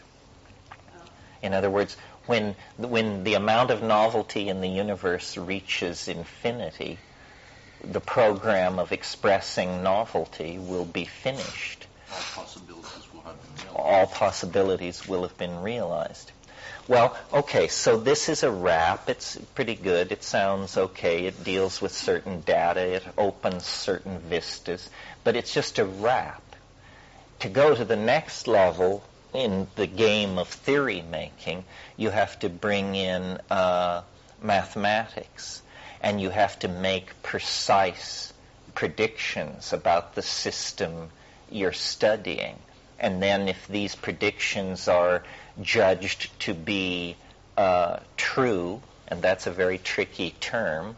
And if you're interested in it, you should read somebody like Imre Lakatos, who wrote Criticism and the Growth of Knowledge. The question, what is true, what is proof, what is falsified evidence, so forth. These are questions that the philosophy of science deals with in detail, and we can't here. But anyway, if your theory is judged to be true, that's the level at which paradigm shifts occur ever since the Greeks, at the mathematical level. So since 1971, under the inspiration of my trip to the Amazon and mushrooms and so forth, have been trying to develop a higher dimensional model of the space-time continuum that would allow the extension of the precision techniques of physics and to some degree biology into domains like art history, culture, and even our own lives. And so I've developed something which I call novelty theory. And I use the vocabulary of Alfred North Whitehead because it's a pre-existing vocabulary created by a very, very, very reputable mathematician, which, as this story will make clear, I am not. And so novelty theory. But novelty theory needs an equation to go up to the great simulacra of true science with Newton and Einstein and Huygens and Maxwell and those people. And so over the past 20 years, I've tried to do this, and I've produced a mathematical equation, which is a fractal algorithm, which is a self-similar recursive curve that I modestly propose we substitute for the zero in Newtonian physics that describes the curvature of space-time. And I won't say too much about how I derived this, except to say that it was by a mathematical deconstruction of the I Ching. The I Ching is, as you probably know, a Chinese oracle of great antiquity, and one of the things that has struck various people who've become involved with it, Leibniz, Benjamin Franklin, Carl Jung, that it seems to work. Like psychedelics, it seems to be an exception to the general rule that this woo-woo stuff never works. The I Ching works. And why it works has been, a great deal of ink has been spilled upon this subject. Jung's explanation of synchronicity, if you carefully deconstruct it, is no explanation at all. It basically says it works because it does work. I wanted to go a little deeper than that. I think that what I want to say about this evening is just to give you a metaphor. Because if someone were to attack me, and I've been attacked on many levels, the attack that I used to feel most stinging was one that sort of proceeded along these lines. So you want to make a revolution in physics based on a Chinese oracle? Is that what you're saying?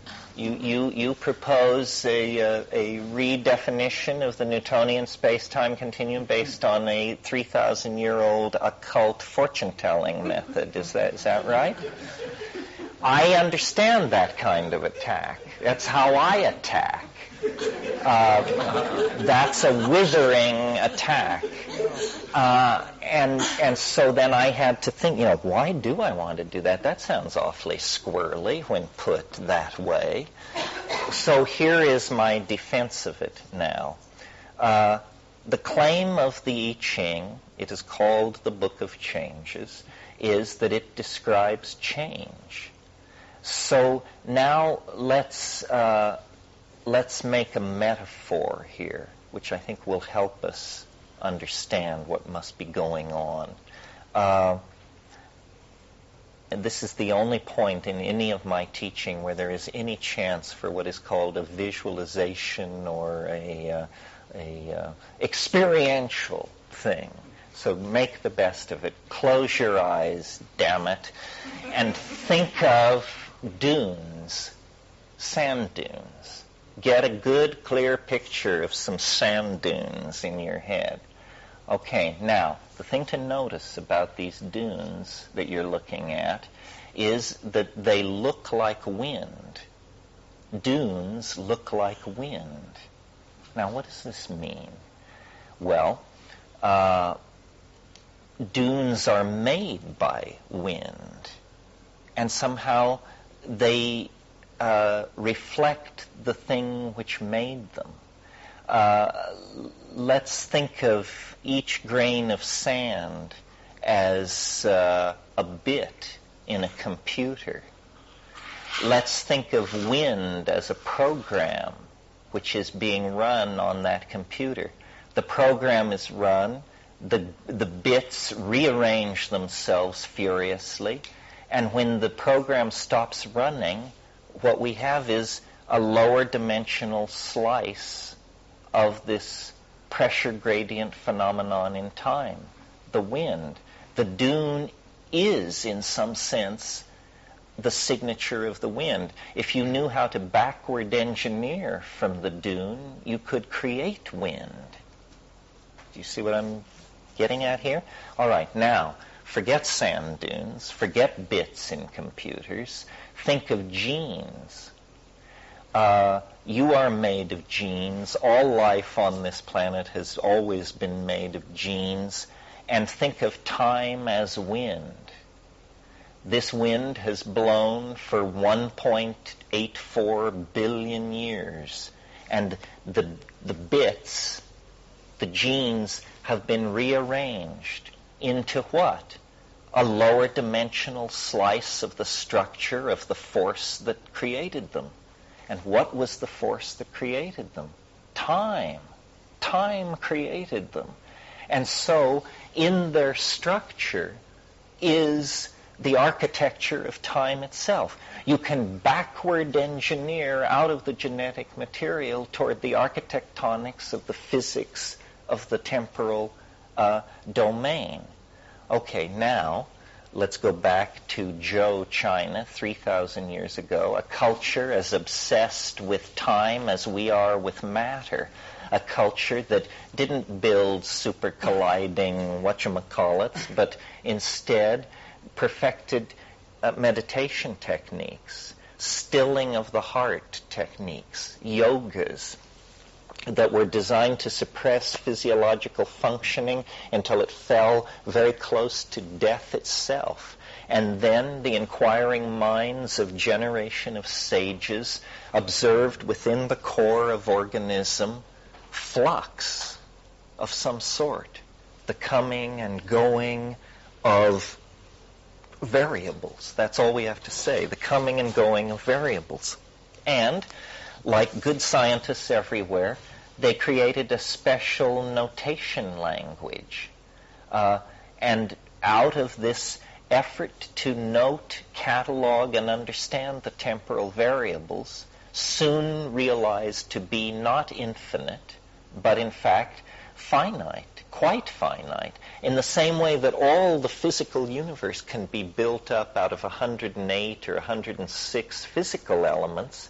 The entire temporal domain can be built up out of 64 elements. And this 2 to the 6th number, 64, it's built into the I Ching, it's built into the structure of the DNA, it's built into the algorithm that I've developed for tracking time. So my answer to the person who sneered at me using the I Ching as the basis for this is the I Ching is only an artifact that indicates a database of knowledge about temporal variables that has been coded into a very ethnocentric notation system, the 64 hexagrams with their commentaries. But by mathematically tearing that apart and treating it formally, we can tease out of all that data this pattern, this fractal, and we can deal with it with our own technologies and our own epistemologies, and we can replace the zero quality of space-time with a much richer description. Now what we have is a Cartesian line, a flowing graph that depicts the ebb and flow of novelty in time, if we can correctly calibrate it to our own historical domain. So now I want to show you this wave and talk. This guy asked this question. Did you sort of unleash this response right back to him at that moment? Did you spontaneously, or did you later in your hotel room go, shit, I should have? No, I think I'm the guy, and then I thought up the question and I thought up the answer. It was probably something like that. So basically, you're saying that the I Ching, one side of this is the I Ching is a artifact of a metaphor for evolution. Precisely. Yes, I think, you see, the I Ching, it was old by the time the Han Dynasty got it. The earliest commentaries on the I Ching are early Han Dynasty, about 300 BC. It was ancient by that time. No one knew what it was. Well, what means was it constructed? No one knows. I mean, it was called the Book of the Zhou in the early period of Chinese history. It's not even thought to be Chinese. They don't claim it. They say it came from somewhere else. And the story of King Wen, this person who got put in jail for political rabble-rousing and then formulated it, there's no historical basis for that. I mean, that's a founding thing. It is interesting, though, that he was put in jail and then he discovered it. In other words, he had to keep still for a long time somewhere, and then he found it. I don't think that the Confucians of the Han Dynasty had any better grip on the I Ching than we do. It was up for grabs, and then it became a simple country oracle for centuries. What I did with the I Ching is remember I confessed earlier, I'm no good at languages, so I just dumped the whole Chinese thing. I said, I don't need to know Chinese, it's pre-Chinese. And I said, it's pre all these commentaries, so the only thing you can deal with, if you really want to deal with the I Ching itself, is the 64 hexagrams in the King Wen sequence. That's the traditional sequence.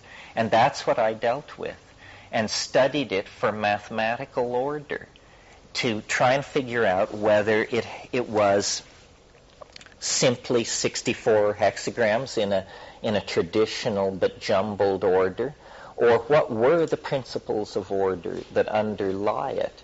Well, I won't go into that very much this evening, but for those of you who are keen for the I Ching and can take a look at it when you get home, if you look at the King Wen sequence, the very first thing you notice, if you're paying attention, is it isn't 64 hexagrams. It's 32 pairs of hexagrams, because in each pair, the first turned upside down gives the second. So if you look at it, number 3 is 4. Turn 3 upside down, you get 4. Turn 5 upside down, you get 6. And so on. Now, there are 8 cases where when you turn it upside down, it doesn't change. You meet the first exception in the first 2 hexagrams. The first hexagram is all solid lines. Turn that upside down and you've still got all solid lines.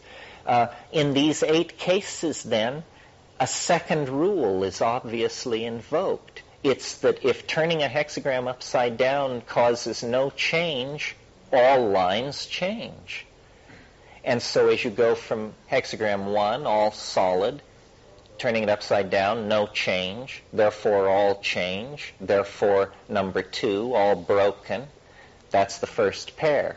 Second pair, number 3, turned upside down is 4. 5 upside down, 6.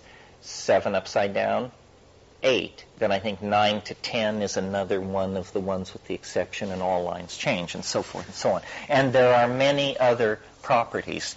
And I worked on this in isolation for 20 years. Now I'll show you the output and explain the nature of the game, and I do want to leave time to go into the new stuff, because the new stuff is the new stuff. Let me explain what's going on here. What you see on the screen, this is time, and this is a measurement of habit versus novelty. The higher the graph, the more habit in the system. The notion here is that this is a push-pull thing. The opposite of novelty is habit. In every moment, hour, day, year, millennium, kiliocosm of time, habit and novelty are locked in some kind of dynamic struggle. Yeah. You mentioned this is a Whitehead thing. I've never read Whitehead's book, but did he use it in a opposition or a similar kind of a context that you were using it? He didn't have this wave. He invented, habit and novelty. Yeah. This is all Whiteheadian metaphysic. And the book to read, if you're interested, the essays are wonderful, but that's not where the meat is. The meat is in process and reality. I mean, the great unread philosophical tome of the 20th century, Process and Reality by Alfred North Whitehead. Tell your friends. Anyway, so this is time, and this is habit going up. So, for instance, when the wave moves sharply downward like this, we call that a plunge into novelty. When the wave moves upward like this, we call that an ascent into habit. And the idea is that if we get it properly scaled against historical time or the evolutionary record or the astrophysical record, whatever kind of phenomena we're looking at, if we get this thing properly scaled against it, it will give us a description that will match our intuition or our databases about these particular phenomena. And here's a payoff. It'll give you a map into the future. In other words, future history is no different from past history. So if I'm right, can give us a picture of future time that we haven't yet lived through. Now I want to, what we've got on the screen time-wise here is 6 billion years. The entire history of the Earth, the entire life of the planet. This huge plunge into novelty here is in good accordance, given the scales of how much we know about these events, with the impact. The Earth collided with a Mars-sized object, and the moon was created out of the detritus of this catastrophe. I know this sounds like it comes straight from Velikovsky and Sedona, but it's actually, this is what planetologists believe. It was on the cover of Scientific American, October 1994, with the words, "A Mars-sized object collided with the Earth to create the primitive moon." So this happened right here as part really of the condensation of the planet, the stabilization of its surface, the infall of planetesimal stuff was ending, and life appears, and then there's the crisis of the naked prokaryotes being oxidized by oxygen, which is then a poisonous gas, and then Once that was overcome, the rest pretty much proceeded. To give you an idea of how much time is on the screen, from the top of that little pimple there over to where we're sitting tonight is about 650 million years. In other words, virtually the entire career of organic life out of the sea, on land, is in this part of this thing. Now, what I've done is I've configured it for a zoom mode, and I want to do a zoom movie in on the present, and I will narrate what's going on. Seek minimum. No. Just a moment. No. What happened here? Zoom? Yes. Seek minimum? No. Approach factor? 2. I'm going to enter a value of 2 as an approach factor.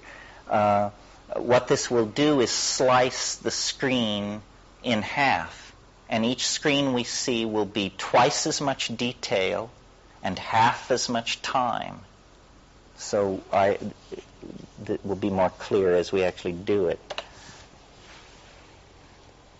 So there's 6 billion years on the screen, now 3 billion years on the screen. Now 1.5 billion. That's the career of life out of the sea. 750 million years. 375 million years. Those are cometary impacts, glaciations.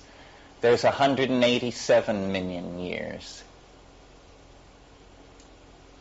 93 million years. See the catastrophe that wiped out the dinosaurs? 46 million years. 23 million years. The fractal has recurred. You saw that pattern before. 11 million years. 5 million years. Again, now those are ice ages. 2.9 million years, the domain in which we arose. 1.4 million years. 732,000 years. Yes, it's a fractal. Certain patterns will recur. 366,000 years. 183,000 years. 91,000 years, the last 100,000 years. And see, 45,000 years. 22,000 years. I want to stop it now for a minute.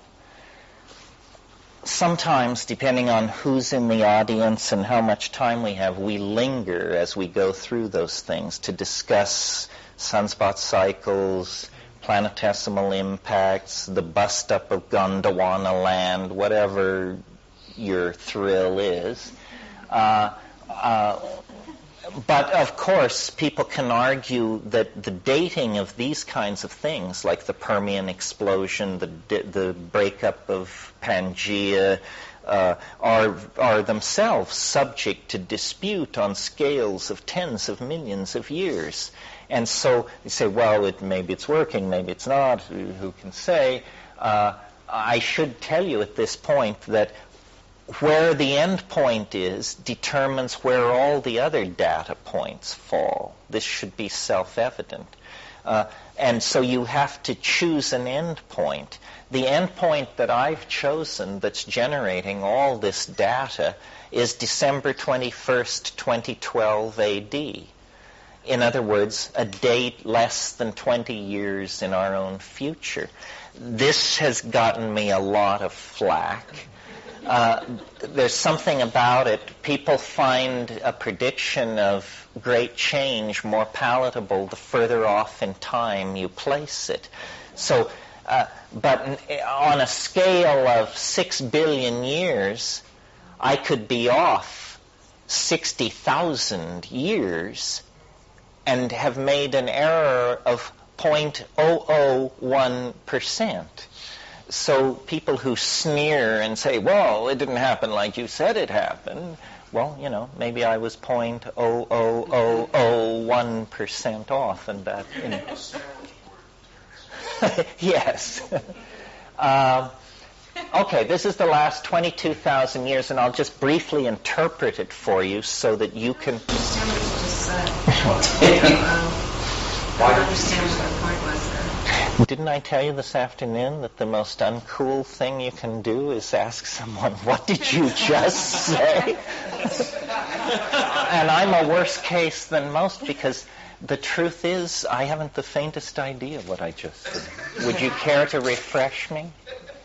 I mean, it's a flaw in me. It's not a problem with you. I just can't remember. It was about being off a little bit. See, I'm saying, okay, the end of the world, or the condensation of the escaton, or whatever it is, will occur at 11:18 a.m., December 21st, 11:18 a.m. Greenwich Mean Time, December 21st, 2012. But if I were off 60,000 years on a scale of 6 billion years, I'd have made an error of 0.001%. That's all. I'm just pointing out that where timescales are so big, precision begins to take on a different meaning. So if it doesn't happen at 11:18, don't blame you. No, you might be really close. I won't defend it, though. I've decided to get a life after 2012, no matter what happens.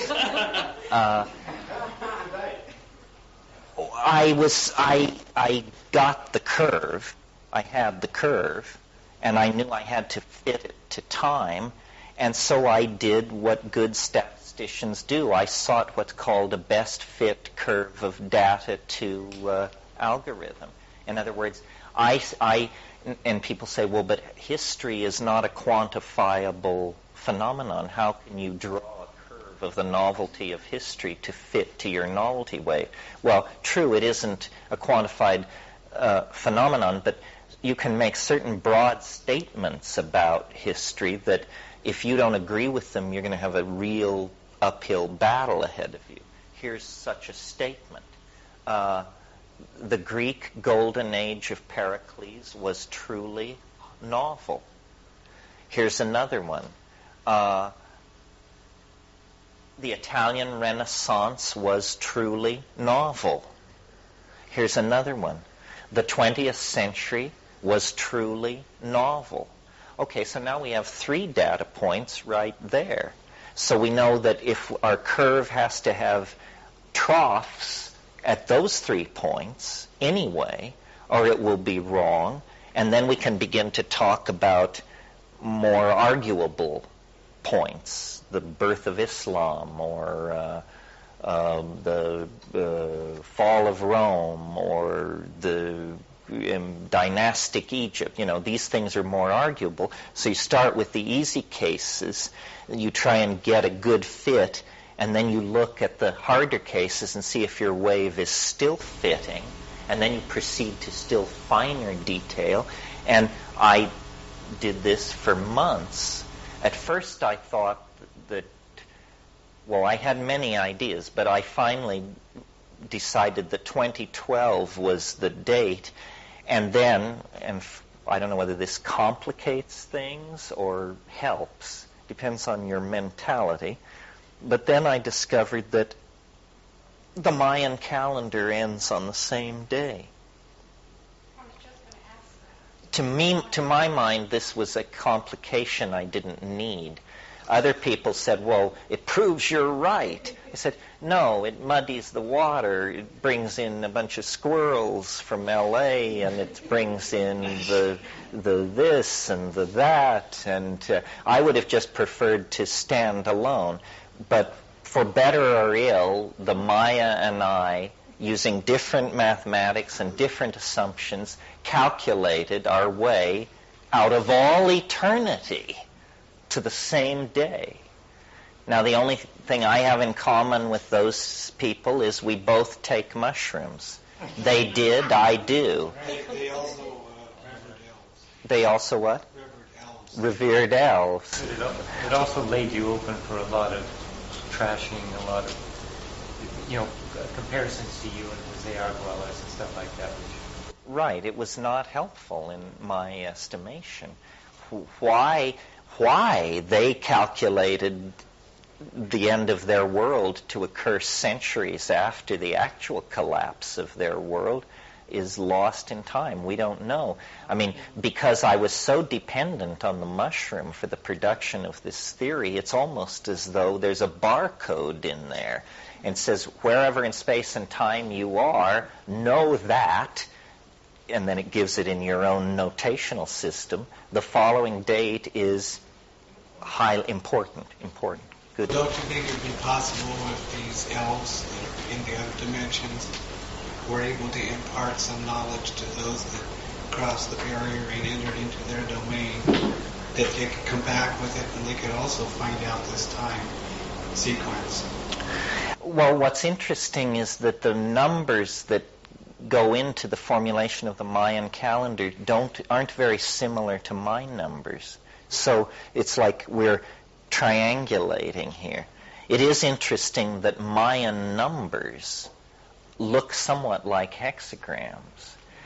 It's possible that ancient knowledge systems are all about... I think what it is there's a message that wants to be told. I don't know who's telling it. Is it the planet? Is it the extraterrestrials? Is it the DNA? But there's a message that wants to be told. And it's not some, fuzzy thing like love one another. It's more in the nature of a mathematical revelation of some sort. You're supposed to be able to figure out love one another without a galactic commission having to send an expedition to inform you of that, That's lifting you can do on your own. But what I want to point out here, this is the last 22,000 years, and see how from basically up here at the top of this little hill, that's where Homer sang his song. And from there on, at this scale, it looks just like a completely uninterrupted, perfectly smooth descent into hyper-novelty. Now, when we get in there and see the details, you will see that curve is not smooth at all. It's tremendously interrupted and punctuated. Yeah? Where would the King Wen thing be on its wave? Is there a King Wen? No, well, we're in the wave. The wave is being formed by, it's an imprecise term, but interference between King Wen's sequences. But what time was the King Wen's sequence formed on this? You see what I'm saying? 1185 BC. Yeah, so where on the wave would that be? That's roughly right up here where Homer sang his song. Okay. Same, close enough. Huh? Mount Helicon? Yeah. Okay, now, it's all very well when you're talking about glaciations, extinctions, continental drift, things where you have not great precision. But if you're of the kind of rationalist I am, you should be able to anticipate that this is going to be a tougher row to hoe as we get closer to the present, for the obvious reason that we know more about the present, and we know it with great precision. October the 12th, 1492, July 4th, 1776, August the 8th, 1914. It begins to get constrained. And so if your theory is right, the stakes rise. So having paused here 22,000 years out from today, let me resume the zoom.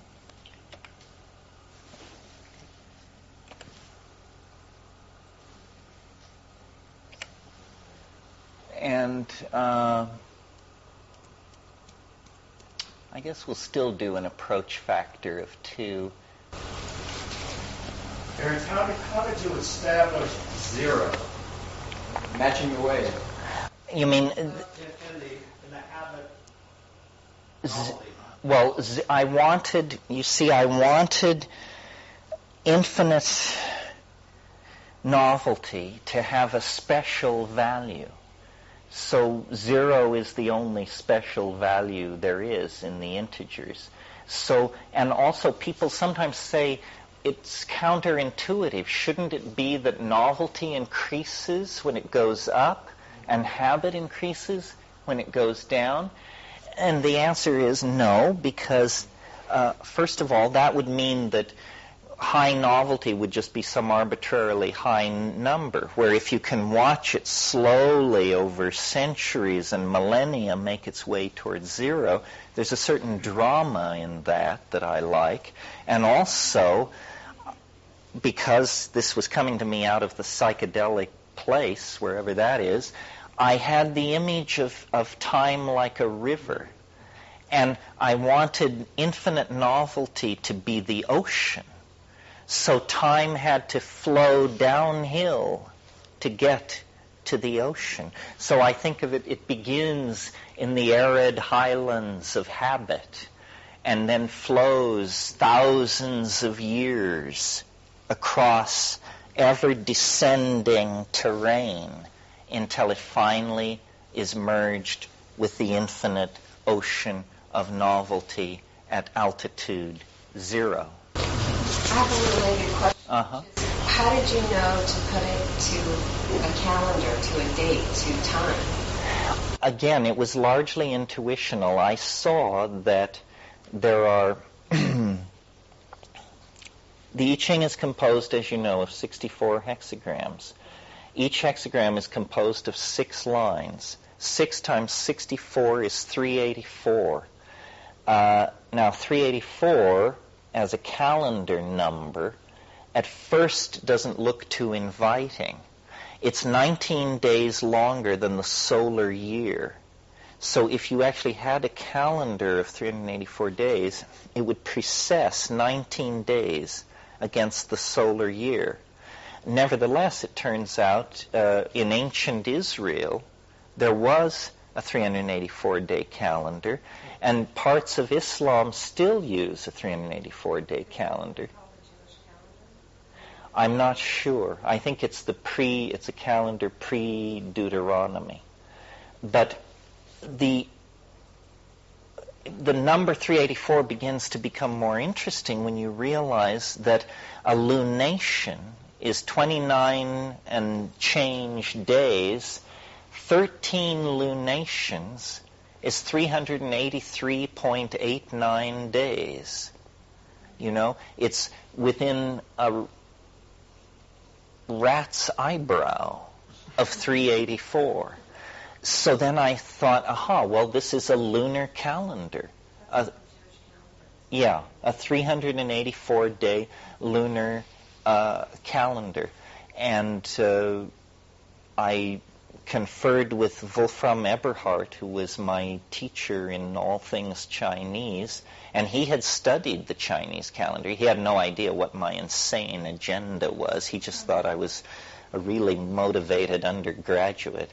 But he blessed all these conclusions and said, this is all within the vein of ancient Chinese thought. It's all creditable. Yeah. It also seems, if I may say so, that your counterintuitive notion of the direction of novelty as opposed to habit is partaking of there's something else going on. Some sort of muse was working with you, because not only did it sort of resonate with your own journey, you went to India, and the kind of journey there was always up to the peaks. And then you went down, descended to the Amazon, and just in a sort of symbolic universe, there seems to be a revolution going on in a spiritual paradigm where people are saying enough with this transcendent stuff. It's in the humid lowlands. Is that what you're saying? Yeah. I the can soul appreciate is in the that. valleys. You know, the Renaissance wasn't. You mentioned the Renaissance. Here's another resonance that the Renaissance didn't start by getting real spiritual. It was when what's his name? Was it Petrarco? Started the Renaissance by coming down. He took Augustine with him, and had this was thinking of having this vision, and instead he left his transcendence and said his soul was too attached to literature and poetry and love for his Laura, and went down into the Renaissance. Yes, So, I'm familiar with this incident. Yeah. So there's something else going on that you were kind of plugging into that's part of a whole symbolic revolution, I think, that's going on now. Well, it couldn't have been otherwise, I think. Let me run this thing forward now.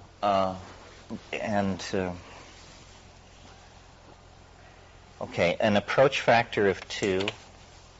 So it's 22,000 years. There's the last 715 years. See the Italian Renaissance, that long, low period, that's the era of exploration. There we are from the European Enlightenment to the present. There we are from the early 18th century to the present. That's the 20th century, most of it. That's from roughly 1948 to the present. That's roughly from sometime into the 70s. This is the last 11 years.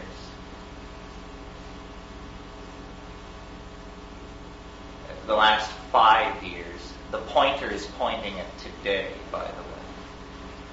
The last 2 years, and that's enough of that. And as you can see, if we were to reconfigure the thing, we could see into the future.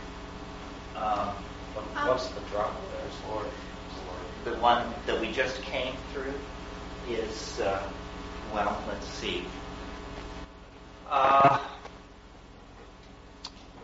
The Martian meteorite, the cloning of Dolly, all those things that happened last year in 1996. 1996 was a test case for the theory because I've been saying since 75 or something that 1996 would produce a definitive novel event somewhere within 2 weeks of the 1st of August of that year. And the Martian meteorite is good enough for me. That's the confirmation of extraterrestrial life. And some people say, well, that's nonsense, and it was bogus, and blah, blah, blah, blah. But nothing that enormous arrives uncontested on the human plate. So I think I'm still in the running. There's a short developing. Okay, so now normally how these lectures proceed is we go slightly more slowly through this, and so then we've arrived at the end of the lecture. However, the point on there, from here, it looks like it's reached the... Oh, it looks like it's touching 0. No, it isn't touching 0. The nature of the software is to always allow one point to touch the horizontal axis. But there's only one point in the entire system that has a valuation of 0. So now the new part of the thing, or what I want to talk about coming out here, is 2 years ago there is a curious property to this thing which I don't yet understand, and I'll briefly sketch it out. It's that when you look at billions of years, the computer has something going on in the software where it keeps track of days to end It's not a piece of data which is ever displayed on the screen, but it's a piece of data which the program needs to know. It needs to know the days to end. And we discovered about 4 years ago that if you put 6 billion or 20 billion years on the screen, and then you go up to one of those peaks, and to the exact day of the peak, of the shift, where it goes over the point, and if you then look into the guts of the program at the days to end number, it is in an extraordinary number of cases either a prime or the product of two primes. This either astonishes you or means absolutely nothing. But it's quite peculiar. Quite mathematically. Well, and quite unexpected. And so then there was some hope that there was a way to reconfigure the thing to actually search for large primes, and that there was a way to sort of reconfigure it and search for large primes. This was about 3 years ago. So I got into email correspondence with a mathematician in England about these primes. And then we agreed that we would meet in Palenque 2 years ago. And he came to see me. And it was his name is Matthew Watkins. And if you go to my website, you will see that there is a button there called the Watkins Objection. We met to discuss this search for primes, but as our mathematical discussions unfolded, it began to become clear that we had a problem. And the problem was that Watkins felt that he had discovered an error in the mathematical formulation of the wave, and it centered around a very arcane detail in the construction of the wave, which I won't even begin to make clear to you what it was. But he and I understood each other, and I understood that if he was right, as he thought he was, that I was in deep shit indeed, because if he was right, I had made a mistake. And the thing that the Logos had wanted me to do with the King Wen sequence, I had made a blunder.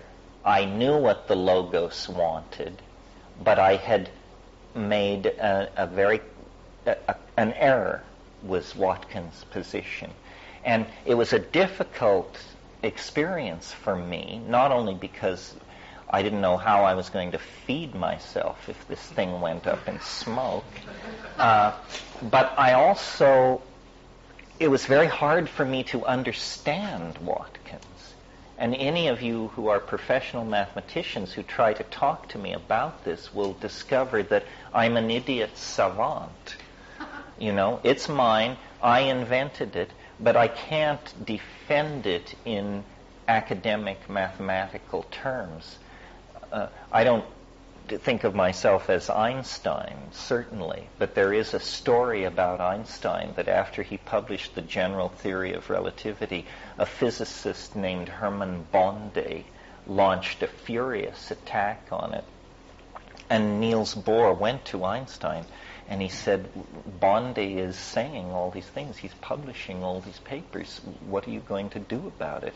And Einstein said, I can't do anything about it, I cannot understand the man's objection.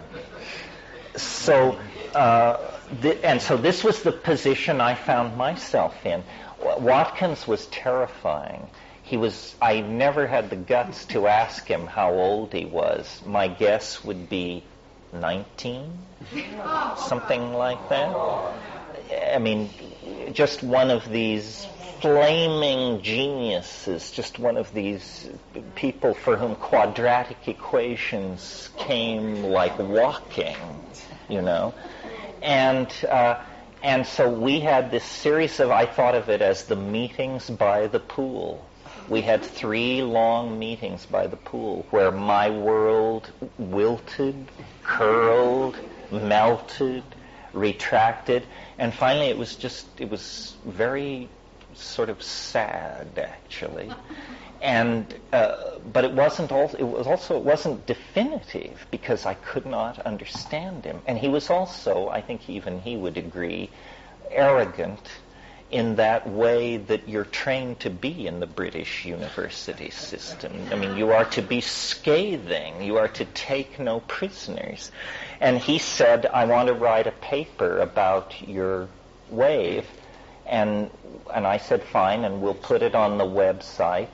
And he said, what I'm going to put forward my objection. He said, what shall I call the paper? And I said, well, how about Autopsy for a Mathematical Hallucination? When you really get into the spirit of this thing, you say, let me guide the knife. Let me turn on the saw. Don't trouble yourself. So how about Autopsy for a Mathematical Hallucination? And he said, fine. And then he did it. And it was, several pages of mathematical notation and several nasty paragraphs. And I sat with it for months. And then I said, I can't really understand Watkins, but I do understand what I intended. And so what I'm going to do is I'm just going to answer his objection by, once again, as clearly as possible, defining my methods and putting that on the internet, and then let the chips fall where they may, and some third party will have to resolve all this. So I did that, and Watkins took a leave of absence, and I understand he was last seen somewhere in the west of Ireland with a donkey and a harp. Truly.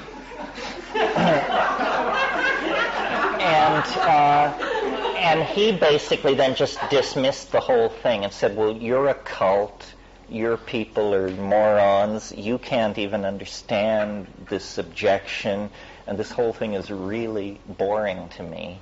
And so then it was sort of left like that. But I got good support from my mathematical friends, and Ralph Abraham was wonderful, and he said, he told all kinds of stories from the history of mathematics about people who had made enormous blunders whose names are still enshrined in the stars, and on and on. But I really felt shaky about the whole thing, and I talked about it at Esalen. But Watkins never dealt with the fact that the wave did describe time. He wasn't interested in that. He just said, you made a mistake, and so why should we talk any further? You made a mistake. And so trying to say, that it adds up or it looks good or so far, you made a mistake. Well, in the past 7-8 months, I've been working very quietly with a person who came out of the woodwork, and I don't think he wants his name yet spoken in public. So all I can tell you is he is a professional mathematician. His ordinary job is modeling thermonuclear fusion processes for the United States government at a desert installation somewhere in the American Southwest. His mathematical credentials are impeccable, and he said, I want to go to bedrock with this Watkins thing, and I'm going to do a complete vector analysis of the wave and break it down at every level, formalize every step, and try to understand what has happened here, because he, like me, liked the theory. So we've been working very quietly, or rather, I've been reading his email, and he has been working. And here's what we come up with.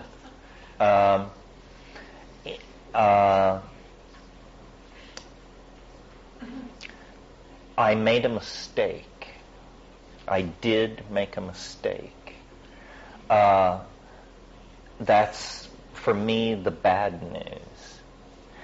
But it turns out that the mistake I made was tiny.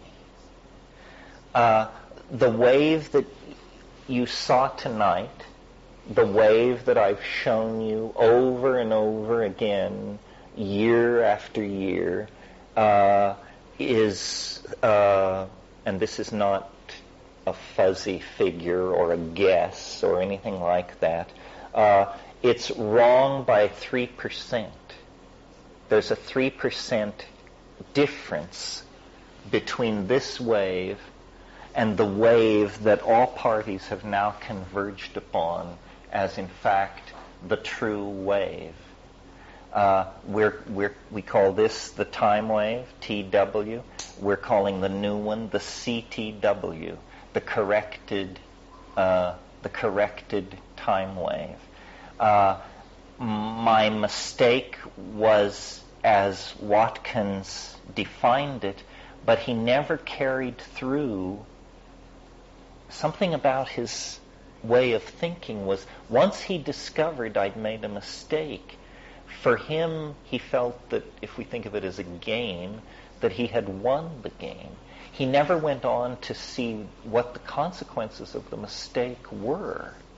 And the consequences of the mistake were to distort the values by overall 3%.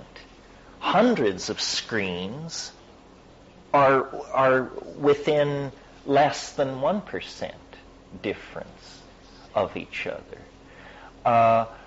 The overall conclusions that come out of these 2 years of mathematical hell that we've embroiled in is actually we're now in more robust shape than ever, because thanks to this gentleman's work, which will be posted on the internet shortly, and all of you who have Time Wave Zero software, we're going to put a file up which you will be able to download and pull out the bad values, plug in the good values, and then the interface will run the new wave for you. And good news from my point of view is that in the process of this going on, the time wave has gone from being the mathematical hallucination of Terence McKenna to a vetted formalism, having been hammered on and had its tires kicked by some of the best mathematicians in the business.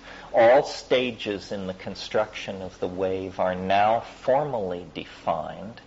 The overall effect of adopting the corrected time wave is truly good news, and it should be surprise to no one. It turns out the universe is even more novel than I thought it was, because the new time wave tends to start closer to zero and hew closer to it as it moves along. So the overall picture that emerges is of a more novel universe than we thought we had before.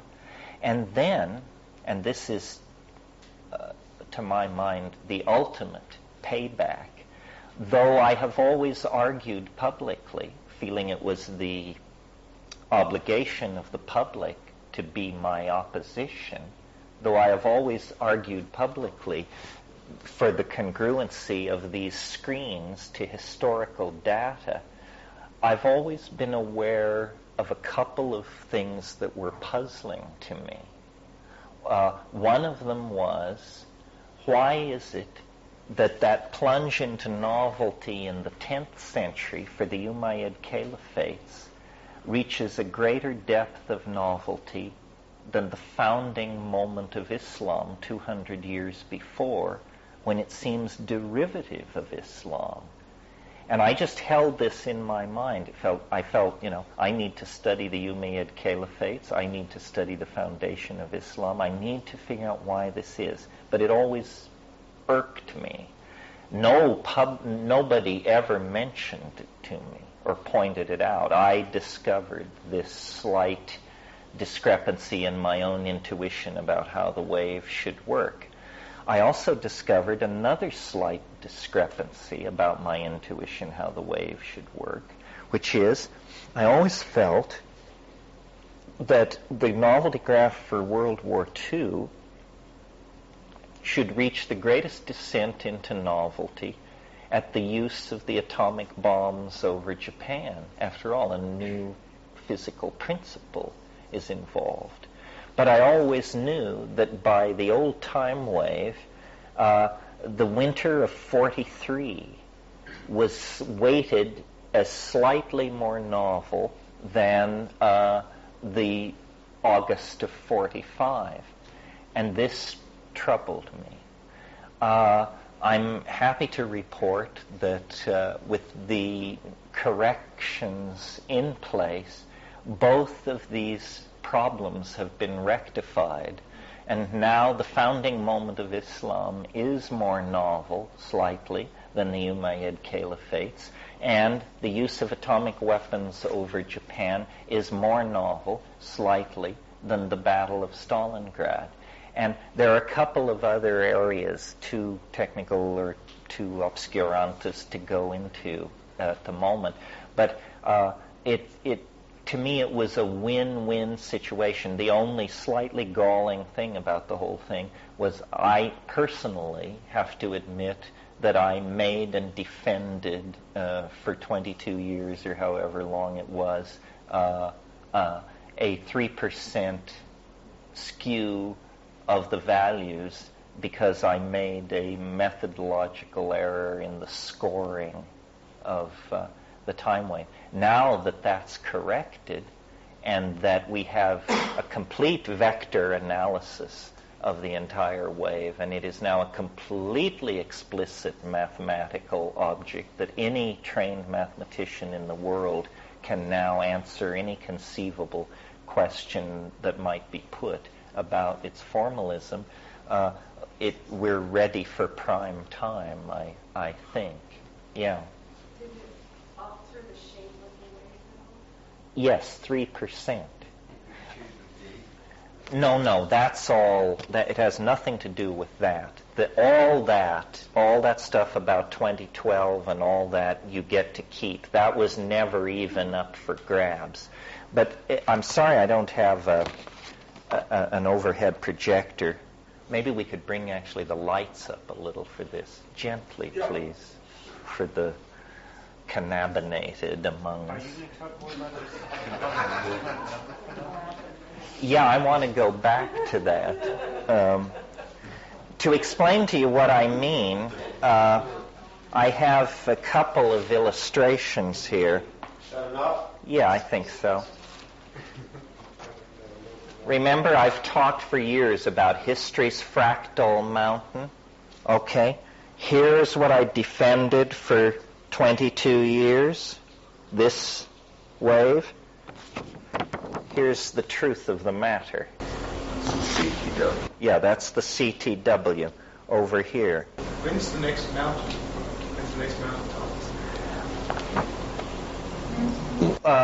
September 7th, we have been moving upward into habit, and on September 7th it will turn down. We are now undergoing a series of oscillations before 2012. I'll leave this up after this evening, or for the rest of this evening, and if you care to stay after the lecture, you can play with it. There's always people in the room who know how to rescale it and run it for you. I don't know how well you can see these, but do you see that it's damn near at this scale the same wave? But in fact, it is not the same wave. Okay, so that's history's fractal mountain. This is what I thought it was. This is what the new vetted, corrected, and cleaned up version turns it out to be. Here are some more examples. This is from, now this one is more dramatically different. This is from 213 BC to 6, I don't know what's going on. Oh, to 2012. Now wait a minute here. I'm not sure enough of what this one is to show you.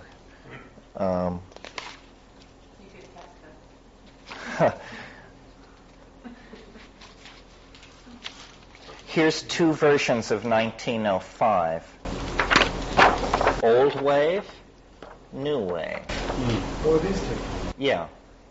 In certain situations, it is different. So the dates actually must change then? No. Well, not the end date. Not the end date, but like, for example, when you just said September 7th. Oh, things like that change very, very slightly. Or actually, sometimes what happens is that the actual transition date doesn't change, but the path of the graph to it and from it has a different topology. I think you see that here. See how these both reach their novelty maxima at the same point, but the path to it is different. So did the correction that was made, did it address all that issue that you found about the planets?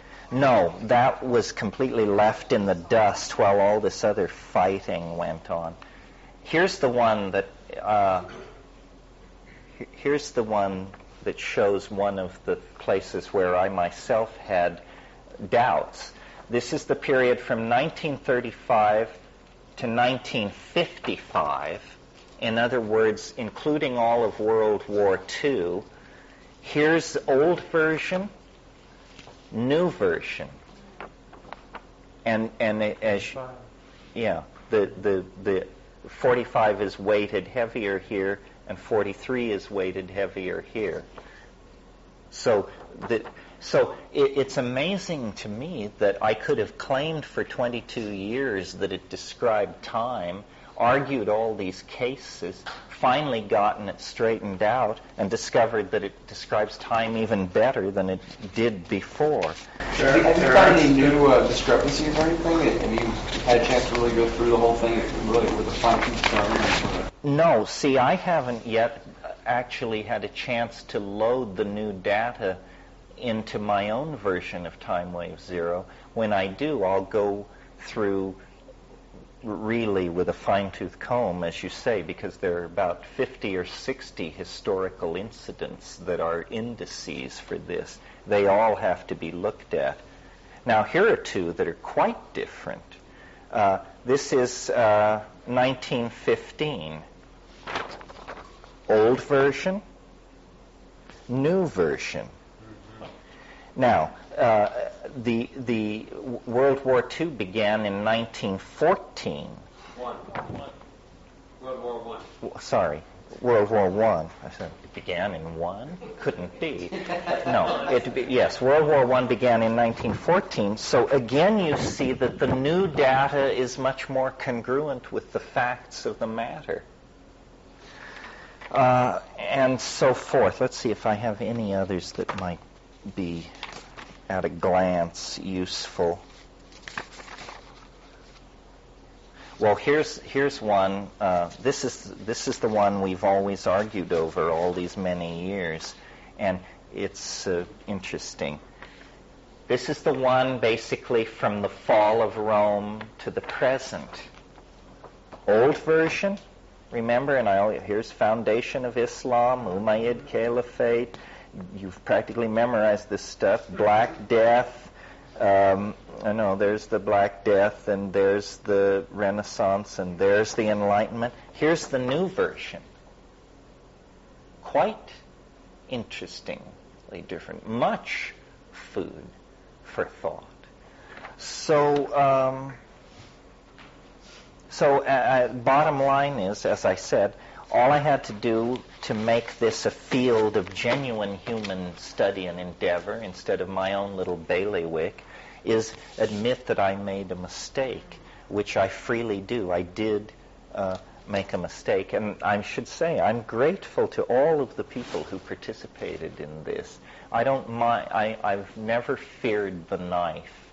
And, including the young mathematician. Yes, Watkins first and foremost, because he put his finger on the error, and then it all proceeded from there. And the whole thing has been, since its conception in 1971, moving slowly toward a process of being an ever more robust object in the theater of intellectual discourse. And I didn't bother to bring my colleagues' notes over tonight because it would be like exhibiting hieroglyphs to collies. At least it is to me. But he has produced, 8 pages of vector analysis that just lays the whole thing out from A to dot. Yes. Terence, can you explain briefly again what you mean by the end of times? Well, simply this asymptotic explosion of novelty. In other words, what is it like when you have more change in a single day than you used to have in 1,000 years? What is it like when you have more change in a second than you've had in the previous 100,000 years? I'll lay out for you the mathematics of the time wave in terms of its closure, and then we can probably call it quits. But here's how this theory works. Here's the kind of universe this theory says we're living in. It says that the universe is approximately 72 billion years old. That's a lot older than orthodox astrophysics says. They're fighting over whether it's 9 to 14. This theory says it's 72 billion years old. That's the first cycle of its unfolding. 1/64th of the way from the end of that cycle, it enters another cycle. That cycle is 1.3 billion years long. It's another level of concrescence, and I take it to be the domain of life. That's about the amount of time life has been around. Well, the next level is 275 million years long. What we're doing each time is we're dividing by 64, nothing complicated. So 72 billion divided by 64 equals 1.3 billion. Divided by 64 equals, I'm guessing, but roughly 275 million. Divided by 64 is, 3 or 4 million. Divided by 64 is 175,000 or something like that. Divided by 64 is 4,306, the domain of history as we know it. The next division is 67 years, the period from the moment of the dropping of the atom bomb on Hiroshima until the solstice of 2012, 67 years. The next cycle is 384 days. It will begin late in 2011. The next cycle is 6 days long. Now understand that in each one of these cycles, as much novelty happens as happened in all the previous cycles. So from 384 days, you go to a cycle 6 days. From that, you go to a cycle 1 hour and 35 minutes long. Then you go to a cycle 1.5 minutes long. Then a cycle 1.3 seconds long. And you just keep doing this, dividing by 64, until you reach the domain of Planck's constant, 6.55 times 10 to the minus 25 erg seconds, technically known as a jiffy. Among us professionals, and beyond the realm of the jiffy, there is no need to carry out these divisions because it means nothing. You've reached the grain upon which reality is being printed. There is nothing. Well, so if we have a universe that is undergoing this collapse into hyper-novelty, and it has to start at age 72 billion years and collapse down to 6.55 times 10 to the minus 23rd erg seconds, how much time do you think it has left in its existence when it's halfway through the process? And the answer is 1 hour and 35 minutes. In other words, what we're saying in this cosmology is that the universe will undergo half of its evolutionary unfolding in the last hour and 35 minutes of its existence. And that's what I mean by the end of the world. I mean that, there will be more novelty jammed into every nanosecond of those last 35 minutes than there previously were in millions of years of cosmic time. It's as though we're falling into a black hole, not of gravitational compression, but of novelty. And it's what has called us forth out of animal organization. It's what has put these enormous technical tools in our hands. It's what shapes our dreams. It's what's calling us home. It's why I believe that in less than 100 years, this planet will be, from the human point of view, empty. I mean, the thing, whatever it is, will have come and gone, the novelty. And I suspect what it is it's actually some kind of other dimension. It's the way I think of it is novelty is crowding into three-dimensional space-time and crowding in. What happens in 2012, December 2012, is the three-dimensional space-time continuum will be unable to contain any more novelty, and like water flowing out of an overfilled bucket, the novelty will actually begin to push into another dimension. It will actually force into existence another ontological dimension to reality that will contain it. And we call this true pure spirit, or the coming of Maitreya, or the end of the world, or human languages are utterly inadequate to this. And we're not causing it. We can't understand it. We are like corks on the cosmic ocean being carried toward what is essentially the climax of physics in three-dimensional space-time. And people who say, well, don't you find it rather odd that we're here to witness it, means you didn't understand theory. We're here to witness it because we were called into existence as part of the process. We're here to witness it because if it's happening, we're happening, because we're part of this expression of novelty. We're part of this alien thing.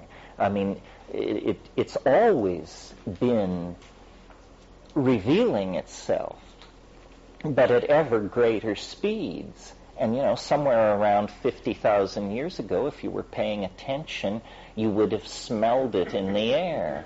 And if you weren't paying attention then, check back at dynastic Egypt. And if you're still too dull to pick it up, check in on the 20th century. And I don't think anybody can miss it now. The air is filled with the eminence of the escaton. We are now so dynamically locked with this field of attraction that all you have to do is take a cat nap, smoke a J, lie in a hot tub, and it's waiting just behind your eyelids, just under the surface of ordinary reality. You don't have to look far or move fast to find it waiting. The sense of the eminence of the eschaton is the pervading essence of life in the 20th century. Or I'm a monkey's uncle. Thank you very much.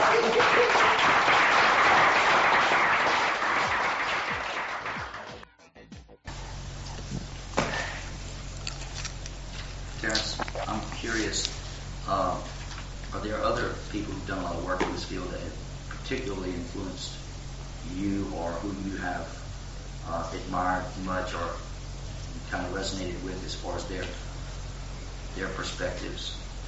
By this field, you mean? Psychedelics. Yeah, well, I certainly, for instance, Richard Evans Schultes at Harvard, his work absolutely defines and dominates the field. In a sense, it would hardly exist without him. Over 50 years of research and continuous publication and shaping graduate students to carry out research projects that he conceived. He, you could say, almost single-handedly built the ethnobotanical database on psychoactivity. He spent years in the Amazon himself. He then ran the Harvard Herbaria and all that. So he is an enormous influence on anyone. He's the Newton and the Abraham of the field. Now he's very elderly and retired, but his influence is major. Now, and well, another person is Gordon Wasson, who now his legacy has to be assessed differently maybe than it was 10 years ago. What Gordon Wasson was, above all else, was an enthusiast. And he was never a man short of theories. But now it appears that some of his theories were somewhat specious, or perhaps he didn't have all the information that we now have. I think he was wrong to be such an enthusiast for Amanita muscaria as the source of soma, as the basis of an Indo-European hallucinogen. It's puzzling to go back and deconstruct it and see why he thought that. But nevertheless, his belief that psychedelics were at the roots of religion, his belief that you couldn't understand culture unless you looked at the hallucinogens they were using or not using. What do you think that sound is, and what it would take to stop it? But we've been in here, we've been doing this for 30 years, and it's never happened. So it did. I guess that's what. Anyway, we just seem to be hitting a lot of speed bumps this morning. Frankly, I don't give a shit, but I'm trying to make it pleasant for you. So Wasson and Schultes were, and then further back in time, and I think it's obvious from what I've said, Aldous Huxley. And Aldous Huxley is a very interesting case study because Huxley wrote one of the most savagely anti-drug books ever written, perhaps the most intelligent anti-drug book ever written, which is Brave New World, which pictures a world of genetic engineering, and all social problems are solved with a drug called soma, and all anxiety, soma, all relationship difficulties, soma, all existential doubts, soma. And he also, written in 1937, pictures a society based on cloning that is way in advance of anything we have now and completely realistic to this day. I mean, you should read Brave New World if you haven't read it.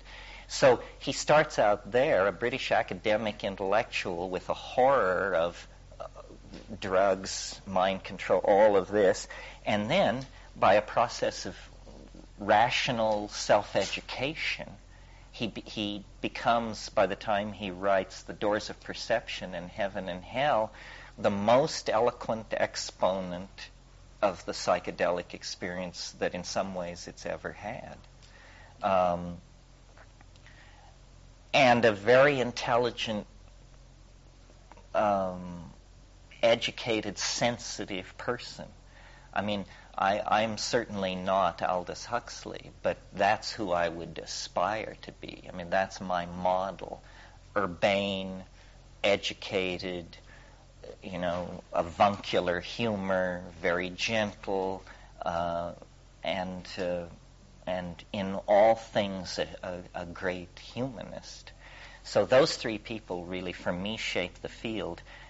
people ask about my relationship to Tim Leary. I knew Tim as an icon when I was a kid, but I followed all that. We followed, but we doubted, is I guess what it was, because the humanness of those leaders was all too obvious. Then in later life, when I got to know Tim as a friend, he was just a great guy, but his enthusiasms were social and political and visionary, and so were our mine largely. But these other people did the scientific drudge work, the chemistry, the botany, so forth and so on. If you want to expand the circle larger and talk about influences on my thought generally, Whitehead,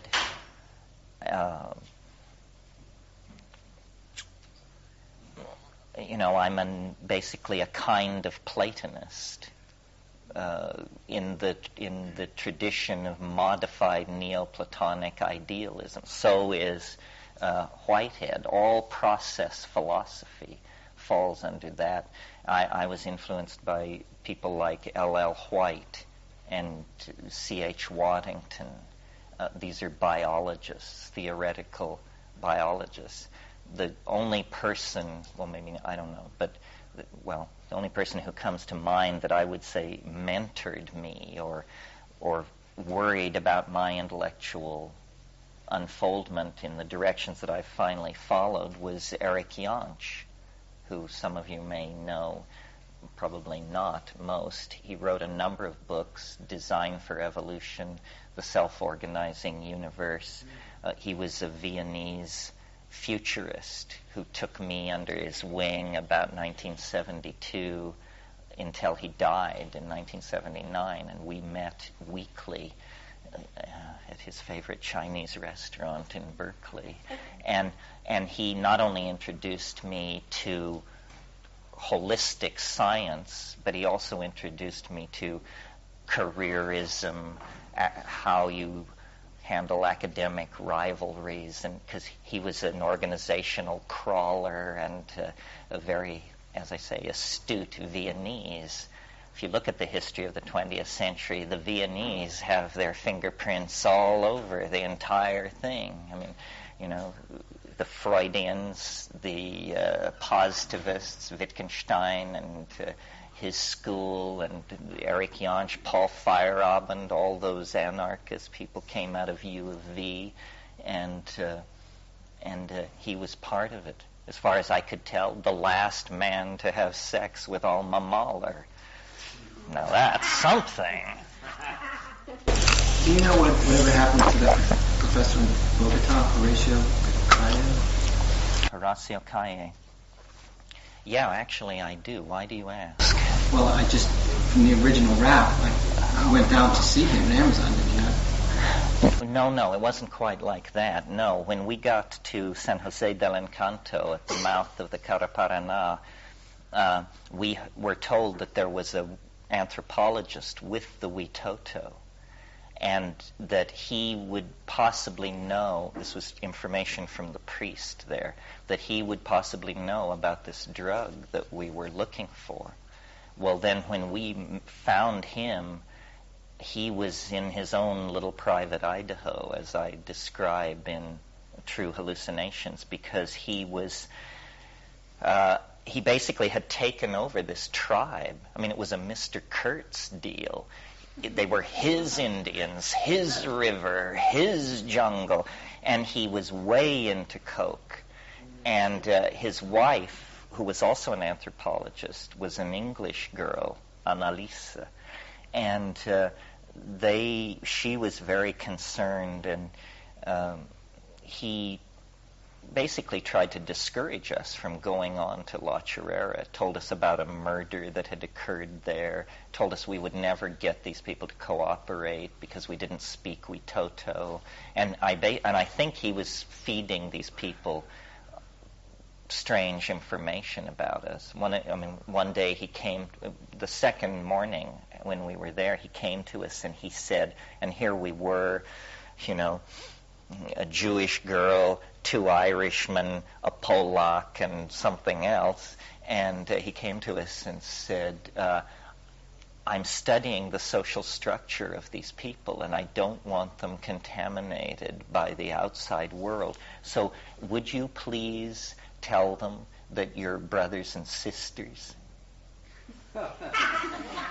And it was like, I hope they don't ask. But I don't know where I was in the world, but somewhere in the last year I met some ghost from my past, and I said, whatever happened to Horacio Calle? And they said he got real disillusioned with Indians, and he came back to Bogota. His Marxism hardened. He was accused of some philandering with a female student at the University de los Andes, and he was lost his job there, and then he went to organize the poor in the ghettos of southern Calle, and he was caught up in the cocaine politics somehow and died. So that's the story. I was at a party in London a few months ago, and I met this guy, Martin Hildebrand, who's a big-time Colombian anthropologist and conservationist, and it was a rainforest fundraising thing.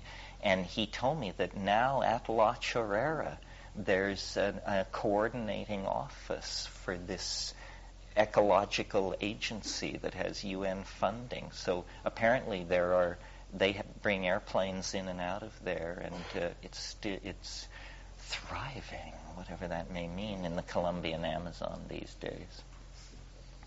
It's strange that I've never been back since I've been near there. In 79 or in 80, I went to the Rio Ampiacu Yaguasiasu Basin, which is just 200 or 300 miles south of there, and spent 6 weeks. But if you're interested in ayahuasca and the history of the southern Putumayo and all of this, I don't think you can read a better nor more challenging book than Michael Tausig's book, Shamanism, Colonialism, and the Wild Man.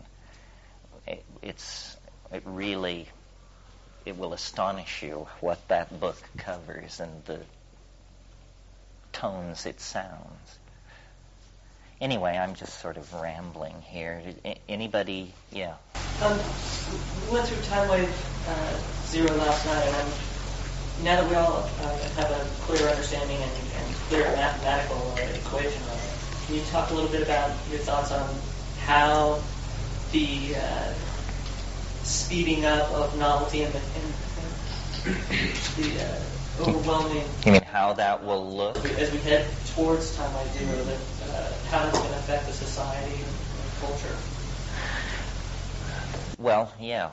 I mean, first thing, to introduce a concept that we haven't dealt with relative to the time wave, is each one of those cycles that I mentioned of the different durations in some way is like a lower octave of the higher cycles, or a resonance, so that in some very broad and general sense, the same themes are iterated on different scales.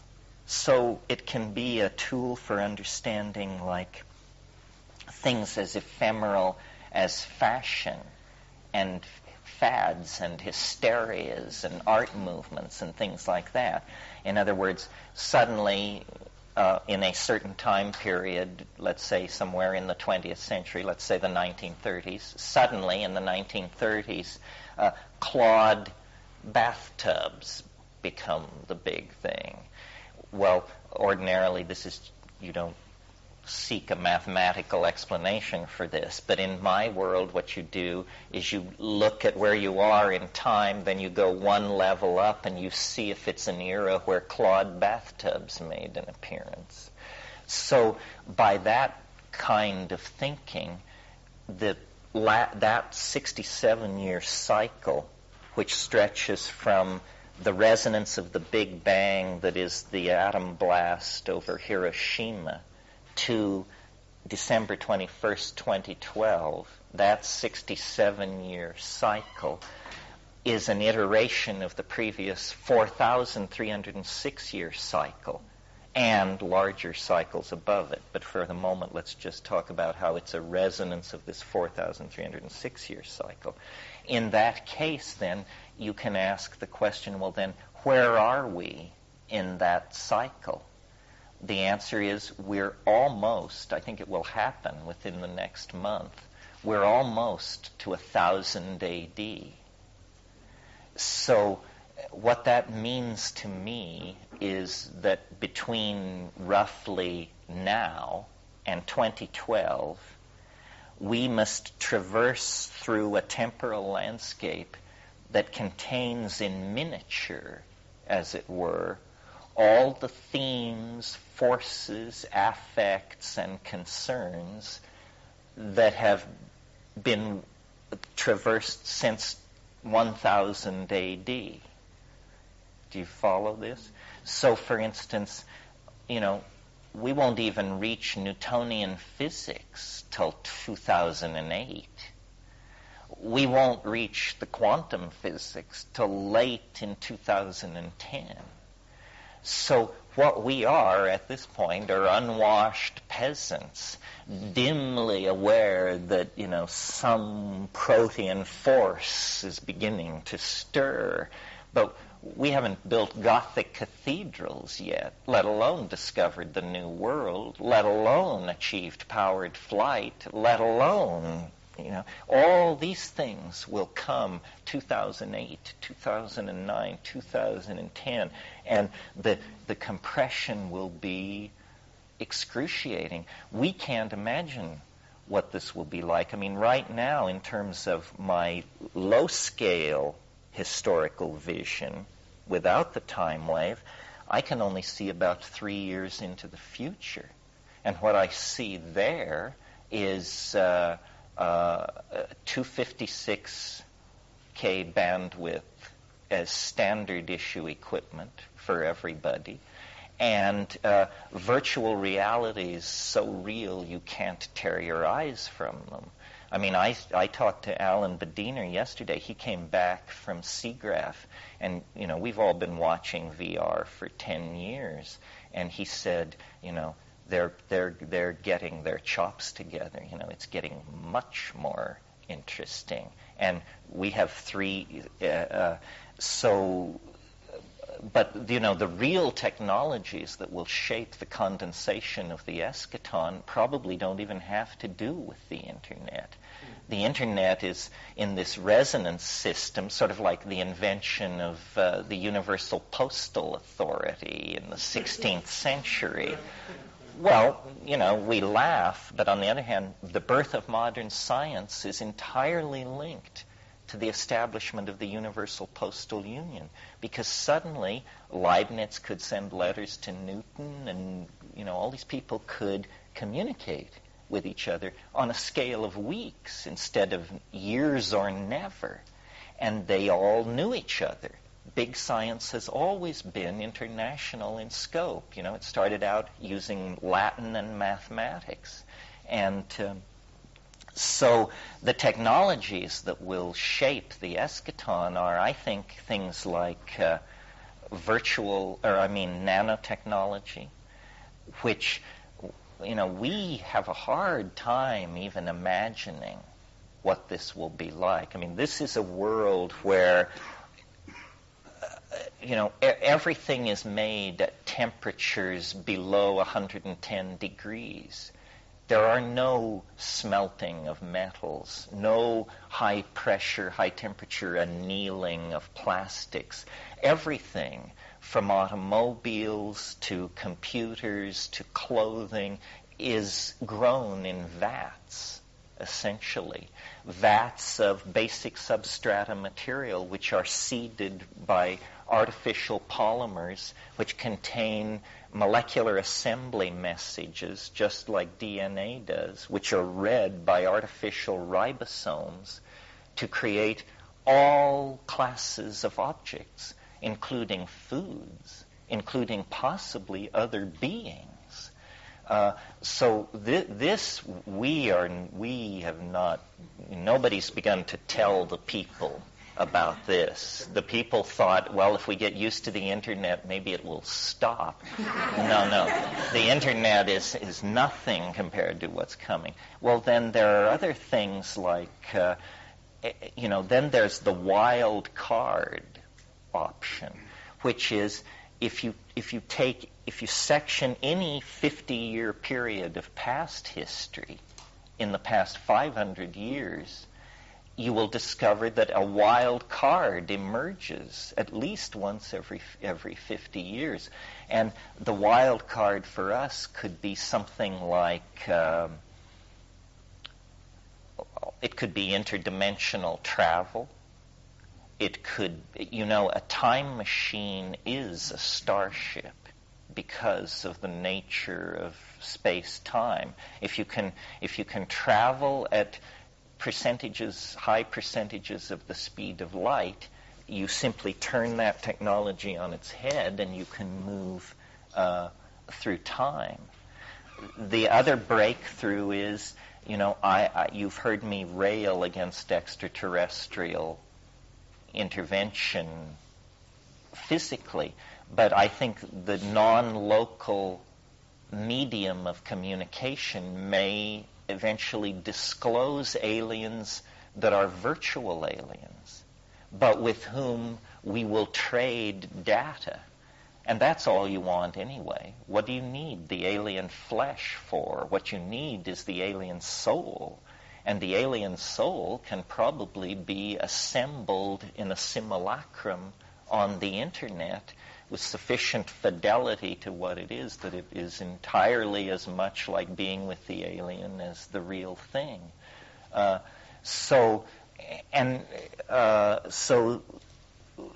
time travel, we've talked about that in these meetings, because time travel would be a technology which would fulfill the predictions of the time wave without causing the intervention of God Almighty in human history and collapsing the state vector and all that. In other words, if linear history can be portrayed as a graph of increasing novelty, then what happens when you invent time travel is time ceases to be a serial phenomenon, and you can therefore no longer portray it on a Cartesian graph. It spreads out in all dimensions, in all directions. So, what would a time travel technology look like? We can't imagine that. I mean, we don't have the intellectual equipment. This is the part where you discover we're in the 10th century. We're unwashed peasants drinking bad beer and wearing scratchy wool. We can no more conceive of time travel than a peasant in 10th century France could conceive of modern Manhattan. It's just beyond us. And the collapse of social systems like Marxism have just unleashed completely chaotic creativity. Everyone is trying to figure out the next new thing, the next great thing, which can then be changed into the universal medium of money. And well, we could just go on and on. I think basically the key concept as we approach the escaton, and this guides us as we look into the past as well, is boundary dissolution. It's been happening for a very long time. Let's not go back more than 500 years. 500 years ago, half A of the planet discovered half B. There was a boundary dissolution. Then, sailing vessels steamships, telegraphy, air flight, radio, television. What's happening is boundaries are being dissolved. Information is beginning, the planet is shrinking to a point, is what's happening, experientially. How does this relate to what you refer to as the exteriorization of the soul and the interiorization of the body? Well, when the planet becomes a point, in a sense, we all are everywhere. That is the exteriorization of the soul. So one way that information theorists, there's a lot of argument about what is novelty, by the way, and how do you measure it. It turns out to be a slippery concept. One, Norbert Wiener and that crowd, their approach was what they called density of connectivity. Here you have a bunch of points. The more points that are connected to each other, the greater number of pathways among points, hence the greater the density of complexity. Well, if you carry that idea to its what I call rational or absurd conclusion, then the most complex matrix imaginable is what's called a monadic plenum. It's a situation where, in mathematical terms, we say all points are cotangent. In other words, everywhere is here. What is not here is nowhere. And that seems to be where all this technology and novelty is pushing us. And if that's where we're going, then it will not stop until we achieve it. And what does it mean? I think it means we're inventing omnipotence. We, who began as the mud of a warm pond 1 billion years ago, actually dream of deity. And Plato was on to this game 2,500 years ago. He said, if God does not exist, man will invent him. In the Post-Humanist Manifesto, there's an interesting statement to ponder. It says, a human being is like a god. It doesn't exist unless we believe in it. So essentially, we're tooling up to become a species mind. And then, the questions everybody wants answered is, what happens to little old me in all of this? Again, the Dilbert cartoon last week with Dogbert preaching the internet about to achieve omnipotence, and Dilbert saying, in that case, I'll definitely change the kind of files I've been downloading. If the internet is God, I'll be much more behaved. This is all happening under the banner of what I call prosthesis. It used to be a fairly ugly medical word. It's still sort of an ugly medical word. But what it means is the extension of the human body by artificial means. What we're doing is we're building a nervous system. We're building a nervous system the size of this planet. And we're doing it fast. And the internet, nobody's making these decisions. It's just that it's so convenient for this corporation, this person, this demographer, this pornographer, this startup company. It works for us all. We all get something back from it. So we all put our shoulder to the wheel and it comes into to being. But its internal logic, the rationale of the thing is not glimpsed at all. And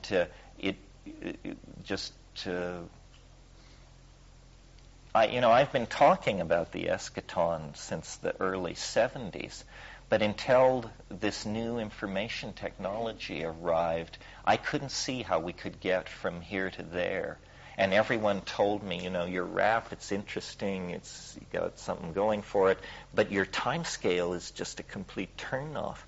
2012, it's too soon, 2512. But those people, that kind of thinking always loses.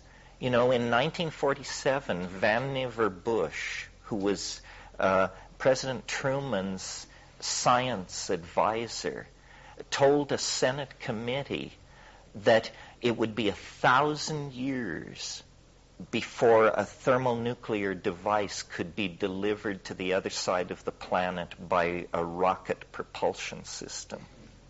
In 1947, the president's science advisor, not knowing that the entire next decade would be defined by intercontinental ballistic missiles able to precisely do that thing. So what the experts think is absolutely worthless. I need to give that book back, the Delta T book. Who do I need to give it back to? To you. I'll bring it to lunch. But I looked through it and I just thought, I'd love to huddle with those guys. And there are other books like that. Like there's a book called When Corporations Rule the World. These people are just so incredibly lame. I understand why, because they need to give advice that you pay for. Right. And nobody would pay me no corporation will pay for the news of the approaching escaton because it can't be managed. And so all of these scenarios of the future, to the degree that you wish to be saleable and credible, you have to be wrong. The marketplace has an appetite for lies about the future. I mean, what a wonderfully safe and easy idea to get used to. Corporations will rule the world. This discussion began in 1635 when the King of England chartered the British East India Company and the Hudson's Bay Company. The British East India Company was called Honest John.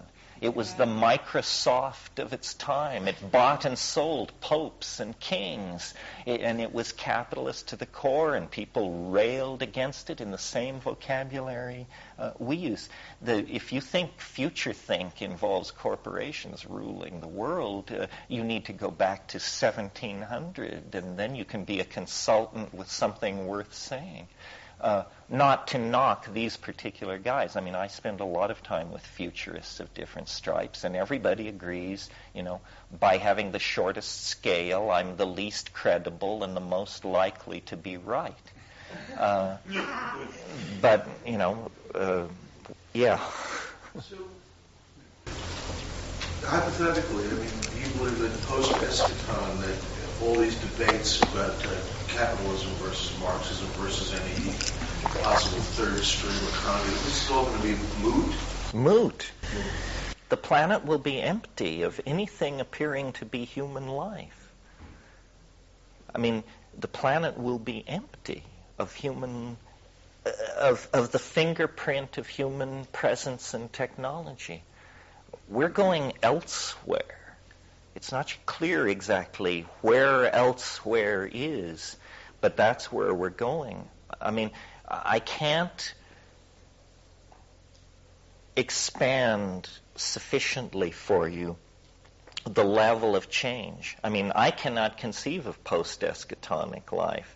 I think of it, just to make things simple for myself, as death. Because that's the other thing in my life that I have no grip on whatsoever. But no, we are being propelled by forces we don't understand. Just human life? That's an interesting question, and I've taken various positions on it. And I can't help but notice that as novelty aggregates in density, it also concentrates itself spatially. In other words, let's go back to our myth and look at it now from a slightly different point of view. The early moments of the universe involved the entire universe. In other words, this plasma cloud was the whole shebang. Well, then, the next descent into novelty involves the condensation of stars out of primitive hydrogen and helium. notice that condensation enters our vocabulary. This means that novelty not only is increasing in these stars, but presumably it is decreasing or remaining the same in the areas between the stars. And then the real action, biology, doesn't even go on in stars.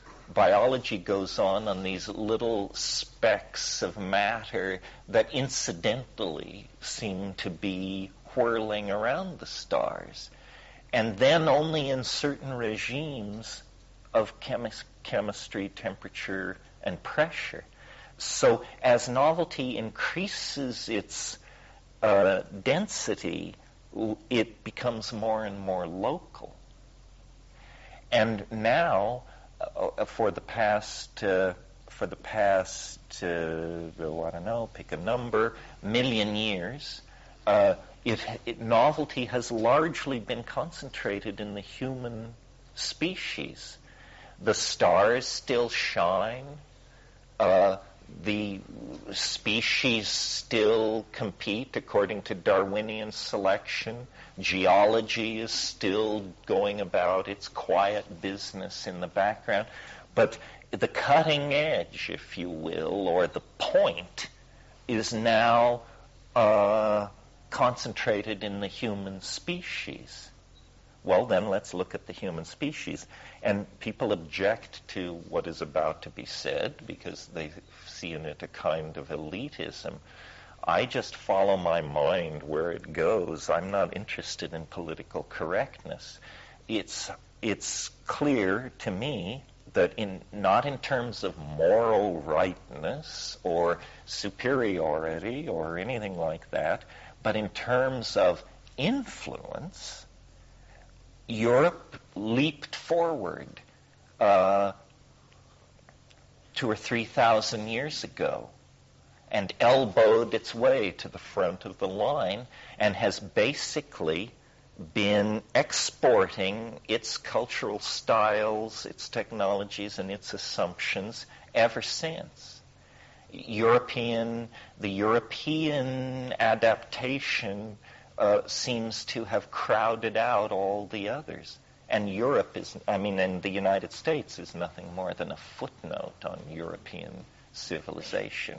And this may surprise you to hear this, but they invented all this stuff, not us. They invented the universal rights of man, the citizen, print, capitalism, everything we do derivatively. It's very hard to think of anything originally American. But perhaps now the new technologies are in fact concentrated on the western coast of North America. We seem to be able to do it better and better. Well, perhaps this concentrating toward a point will continue toward 2012. But then when the escaton is achieved, I think part of its quality is that it is instantly generalized. It is sort of like an explosion or sort of like a chain reaction. This is why, Hans Moravec in his book Mind Children, The Future of Human and Artificial Intelligence, he talks there about the rise of the AI, Wintermute again.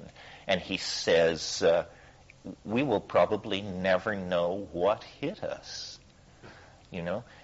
The AI at any moment, we have fascination with artificial life. Artificial life is a very ambitious thing to want to do. We probably are a few years away from being able to do that because it involves a knowledge of molecular chemistry and chemical dynamics and pharmacokinetics and that we just don't have at this point. But we've always assumed that you had to solve the A-life problem before you could move on to the artificial intelligence problem. But you don't have to if your AI, your artificial intelligence, isn't based in a biological matrix.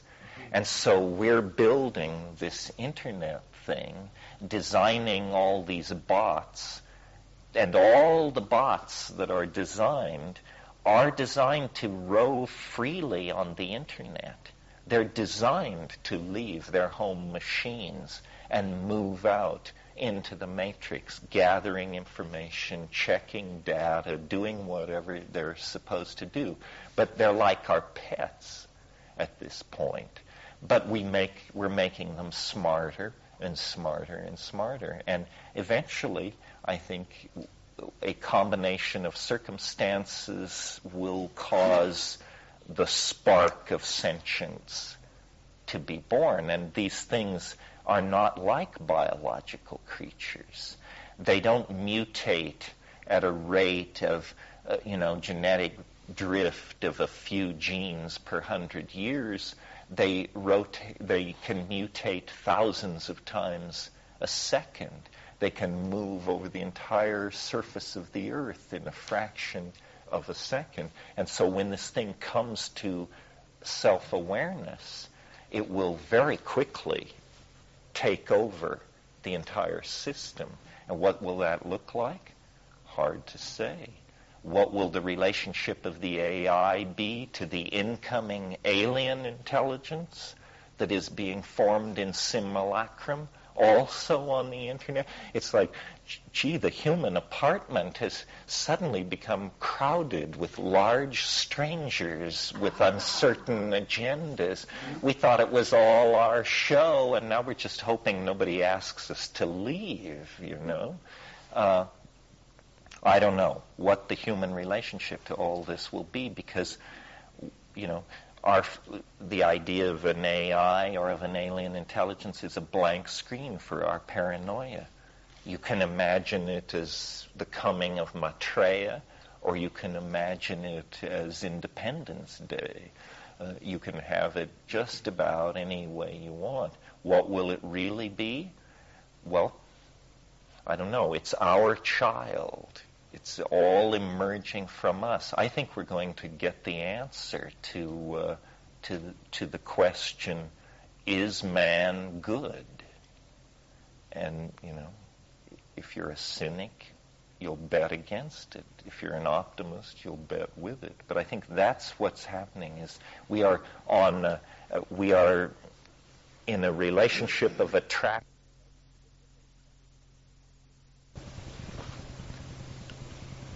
Do you see it as a feasibility where artificial intelligence can somehow be grafted within the human living person? I'm much more inclined towards stupidity than thoughtlessness. And it seems to me that the only hope for humanity is to become smarter. Yes, well, this is an interesting part of all this. When I was in Cambridge, Mass. a few months ago, a guy came to one of my workshops. Very interesting. I would like to spend more time with this guy. His name is Alexander Cheslenko, Sasha Cheslenko. And he's young. He has a website. He's at the Media Center at MIT. And what he's interested in is what he calls not VR, which is virtual reality, but ER, enhanced reality. And he says what's coming is a world of intelligent lenses and filters. So let's say that your interests are monarch butterflies, thin blonde women, and Swiss bicycles.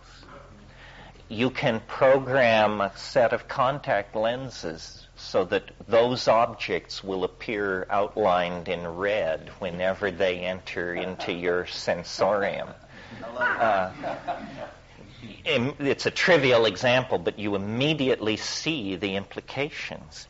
In other words, we are all going to be able to cosmetify, tune, colorize, and export our own aesthetics out onto the surface of of reality. Yeah. What was the guy's name again? The last name is Chislenko, Chislenko. And if that, I'm sure the search will kick that out. If it doesn't, I'll send you the Yeah. But the thing what you're just saying, I think some of these things, like even these, like a website that you customize the kind of information you want, those are like foreshadowings, but they're really crude, right now.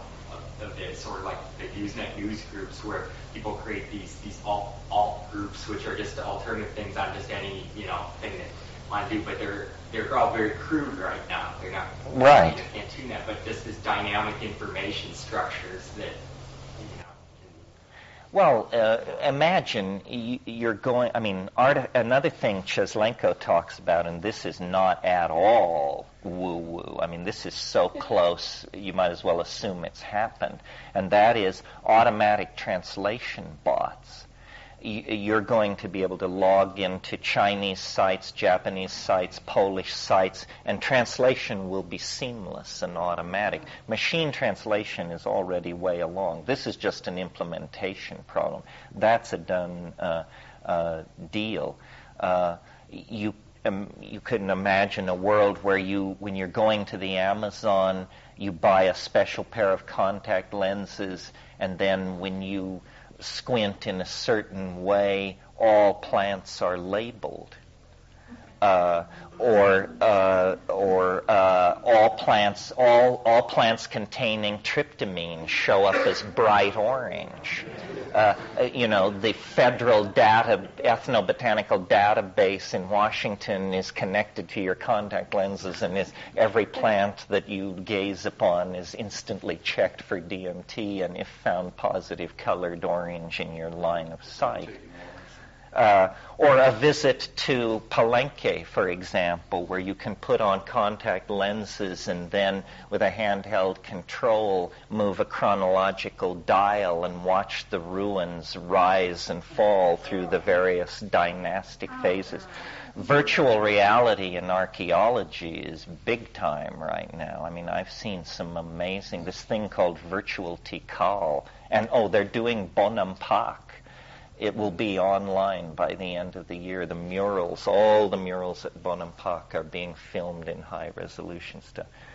Here's my personal fantasy. I don't know if personal fantasies should be bared, and Freudians, please fold your toolkits. But here's how I want to live in just a few years. I'm building a house in Hawaii, so as a consequence, I have a set of blueprints that I deliberately had done in a CAD mode so that I can not only satisfy the county planning department, but I can also build in virtual space an exact replica of my house.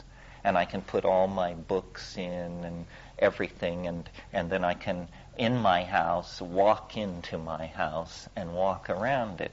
And it's occurred to me that there might be a way to put these polyhemous body sensors, so I could wear a certain kind of suit that would cause me to become an image inside the virtual model of my house, which is online.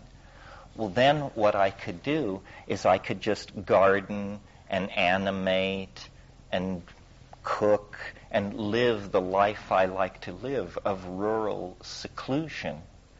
But in order not to lose touch with the ideological dialogue and all my friends and the public and so forth, you would be able to log on and see me. I wouldn't see you. I wouldn't even know you were there.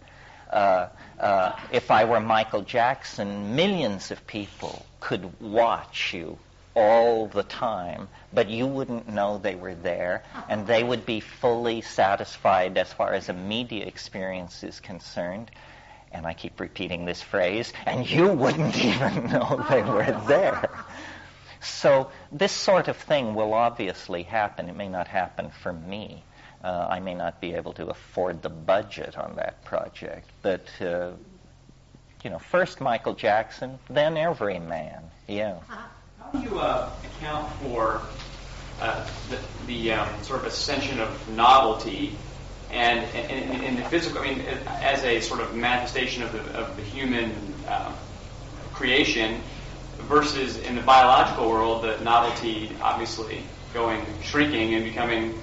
There's less and less species, and there's less and less, potential in the natural world as it sort of the resources get depleted, and it's you look at a future where it's just pets and forests that we've sort of planted, and that sort of the novelty is gone or going away. Well, this is part of this phenomenon I talked about, where the human world is becoming more complex at the cost of the natural world becoming more simple.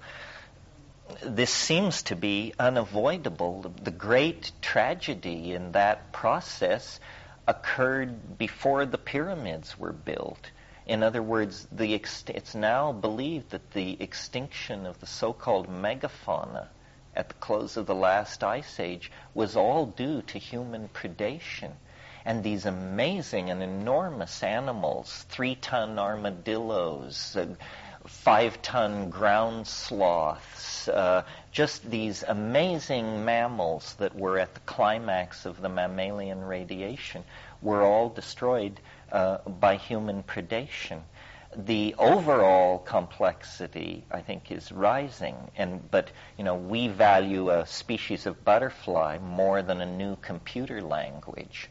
So we don't say, well, it's okay that the butterfly isn't here because we've got a new computer language. But in fact, nature is a museum of extinctions. It's hard to know how to scale and look at all this. I moved last night fast through my graphs, but I at one point said, there's the extinction that killed the dinosaurs. 65 million years ago, a planetesimal object struck the Earth, and in the course of a single day, dialed out of existence hundreds of thousands of species. The estimate is nothing larger than a chicken lived through this experience on the entire planet. And so that certainly was a dialing back of biological diversity. Was it novel or habitual? Well, now we must judge that it was an extremely novel event, because neither the flowering plants nor the mammals would have gained ascendancy in the natural world had there not been this enormous extinction event which wiped out the dinosaurs and many of the more primitive plants. So,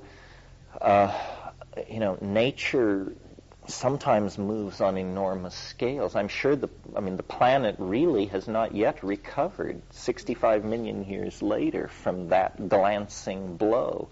And yet, out of all that species death and apparent simplification of the biota, emerged even more complex biota, ever faster. That's another thing. An extinction event like that didn't set life back to its beginning. Life recovered with enormous speed. Entirely new types of animals and plants filled in all those abandonment niches. For instance, in the world of plants, we value great forest trees and wonderful woody things. We love that. While the human presence on the earth has caused the extinction of many animals, many biologists believe it's the human presence on the earth that has created tens of thousands of new species of plants, because in climaxed forest ecosystems, most mutations lead nowhere. But if you have devastated land, empty land, so-called woody species, heavy cedars, annual plants with high rates of mutation, can invade that empty land and speciate within it. Before the rise of human beings, the major force on this planet causing the speciation of plants was the meandering of rivers, because rivers create sandbars in their curves, and this is like a free fire zone for evolutionary struggle. In the forest, everything is at climax and there's no margins. But in these open land areas, Carl Sauer, reflecting on this situation, great geographer, said, man found this planet a climaxed rainforest. He will leave it a weedy lot. But probably, overall, more species of plant than previously. Or the adjustments may be slight. So, I don't know. It's hard to get a scale on these things, yeah. I was wondering if you ever put the timeline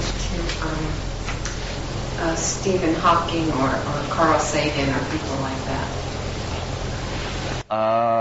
Not to Stephen Hawking. Carl Sagan visited me once in Hawaii, but he was more concerned to figure out whether I really was talking to extraterrestrials on mushrooms. To his credit, he was willing to come and have a discussion about that. No. But, if you want, this may sound like wild stuff to you, but you should hear what the physicists are saying. The people, I'm thinking of Alan Guth at MIT. He's the universe in a bottle guy. This is a guy who wants to build universes. And he has a plan for how to do it and writes papers about closing space-time loops. And then what would we do with these universes if we built them, you have them on the shelf at MIT. And then the question is, are we in such a universe? There's a guy named Sandor Lenz at Stanford. He's the time is a fractal froth man. And time as a fractal froth begins to sound sort of like the time wave. The time wave is also a recursive fractal. I've never thirsted for acceptance by the academy. It probably would mean I would have to go somewhere and leave my home or something. And also, I have the certitude of megalomania. So you don't need Carl Sagan to tell you you're right when you have megalomania. You just confidently sit back and wait for it all to blow your way. And, it's worked for me over and over in my life. I was into psychedelics in the not taking them. I was a little kid, but reading about them, excited about them, this incredibly obscure thing that and then I watched my entire civilization go mad over my obsession. And this has happened, the internet. It's like I dreamed it up. It's exactly what I wanted.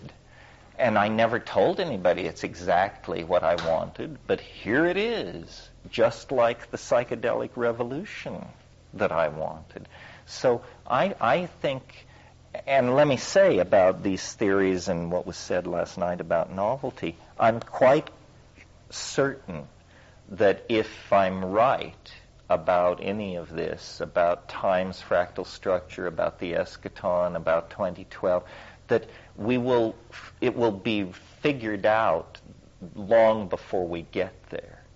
In other words, I track very closely the dialogue that goes on in science and philosophy and all that, and they're all moving the right direction, reluctantly, slowly, unconsciously. Take a subject like time machines.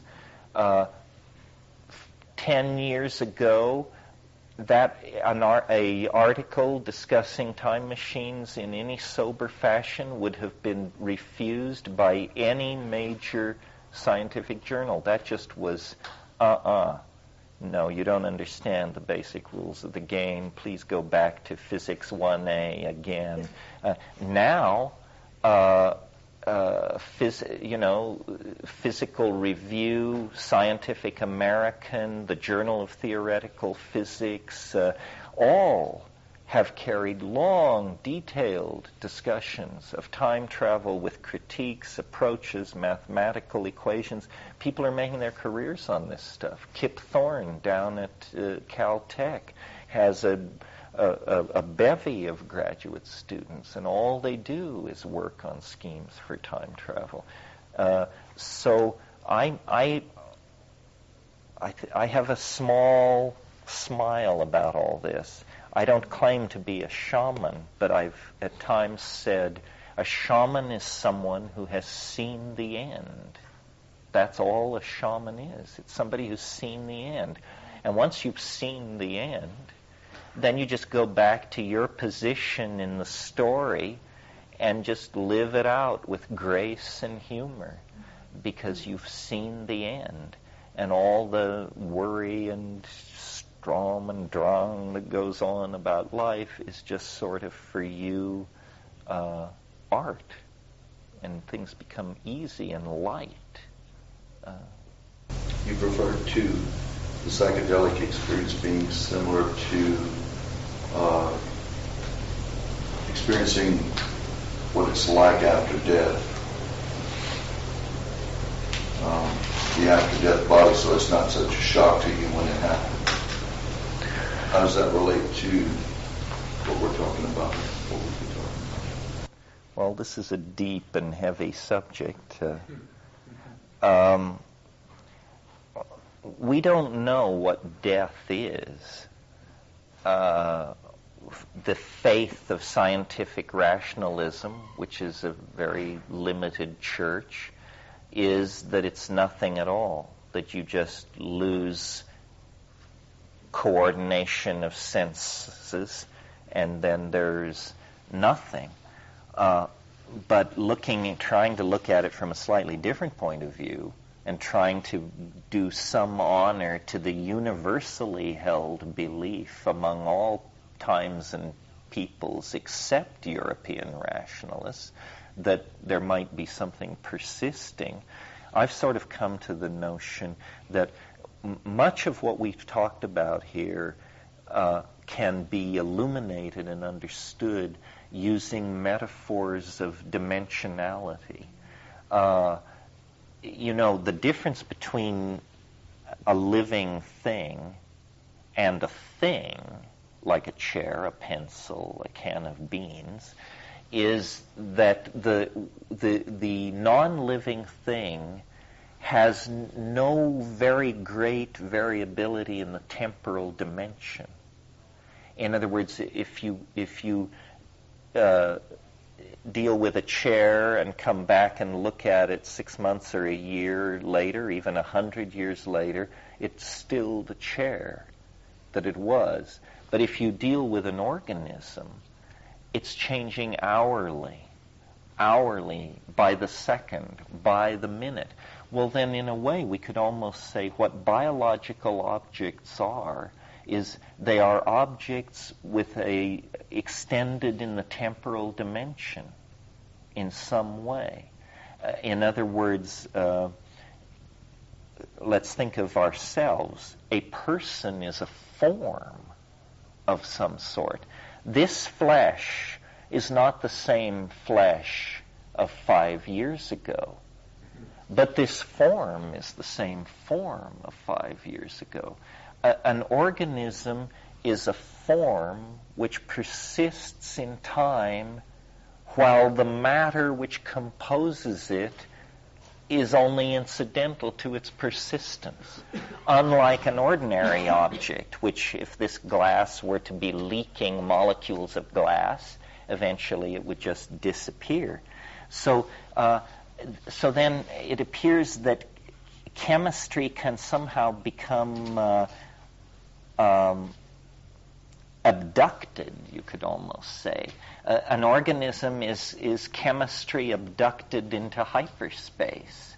And then these cycles of energy happen. Well, then what happens at death with an organism is all death is an organism changes into a thing.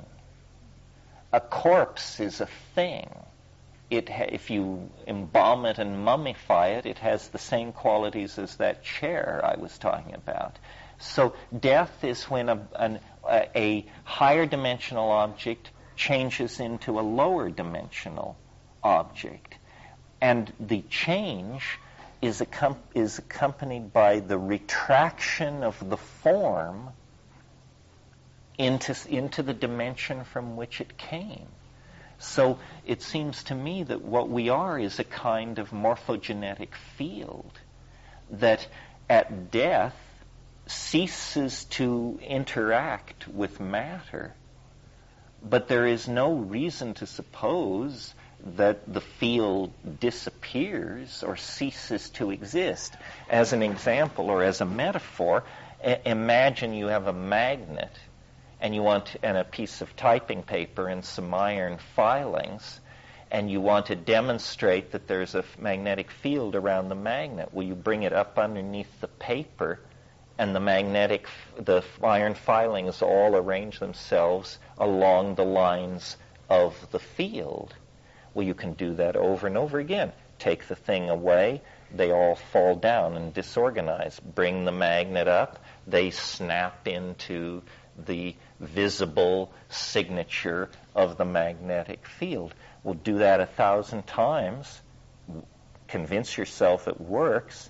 Now throw away the iron filings. Now do you have any doubt that the field still exists and is around the magnet? So I think, organisms are organized matter that has its genesis in a morphogenetic field of some sort, and that field, the nature of its existence away from the matter it organizes, is a matter for further scientific study. You could almost make and don't take this too seriously, but you could almost make a quantum mechanical analogy here and say human beings exist in two states, just as entities in the quantum mechanical realm exist in two states. We have our reality as particles, and when we are particles, we are subject to the laws of particularity, which are such things as you can't be in two places at one time. The past comes before the future, rules like that. But we also have another potential nature, which is as a field. And when we exist as fields, we are what is conventionally known as dead, or not yet existent. And so then fields and particles exchange their natures according to the kinds of observations that are being carried out on them. That doesn't seem unreasonable to me, especially when you, as I do, believe that life is a chemical strategy for amplifying quantum mechanical indeterminacy into macrophysical dimensions. If it weren't, we would not have free will. If we weren't somehow amplifiers of quantum mechanical indeterminacy, then we would have no more free will than water rushing down a hill or a boulder rolling down a hill. We would be the blind servants of physics. But we know and experience decision-making.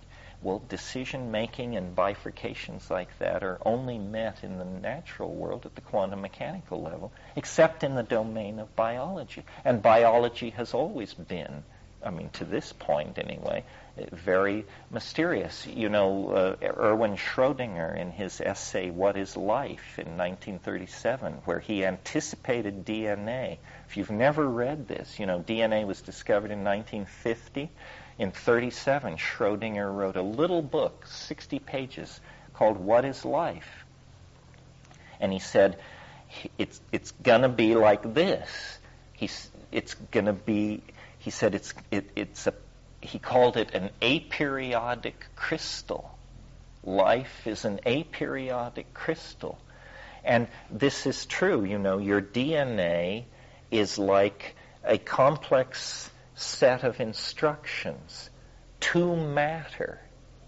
And it begins in the fetal state. The instructions are form this kind of tissue, produce this kind of enzyme. And as your whole life unfolds, there is a molecular biologist looking at a human or an animal life. What he sees is genes being turned off and on by internal programs in the genetic material. So, okay, you've reached age 12, operons activate that turn on sex hormones, suddenly pubic hair, deep voice, or in the case of women, breast tissue, so forth. Well, okay, so now you're 55 or 50, new operons are turned on, reproductive processes are suppressed, different things begin to happen. This isn't just happening. This is all being scripted and is being turned on and off inside of you.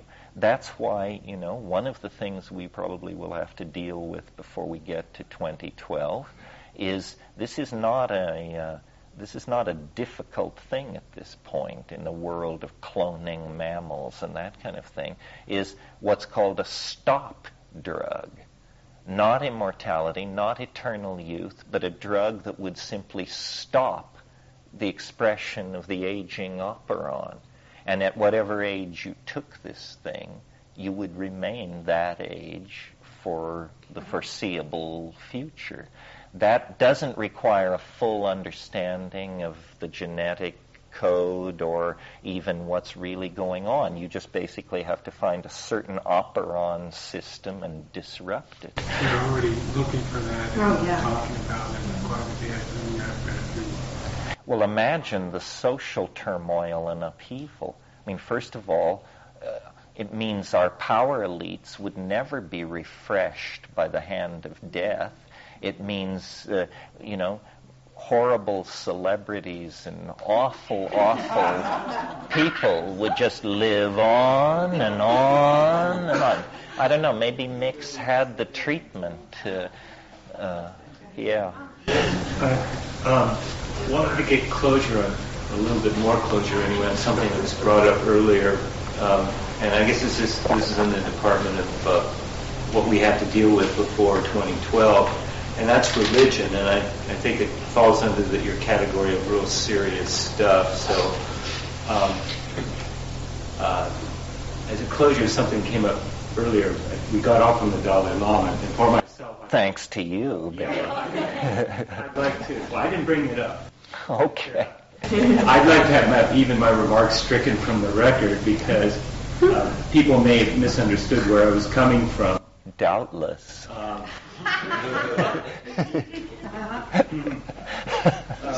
that I couldn't defend it against all the detractors, but certainly not. It wasn't just what I was trying to get at. Wasn't it's more of your rap on religion and its misuses. The object of my response was bigger than the Dalai Lama. It's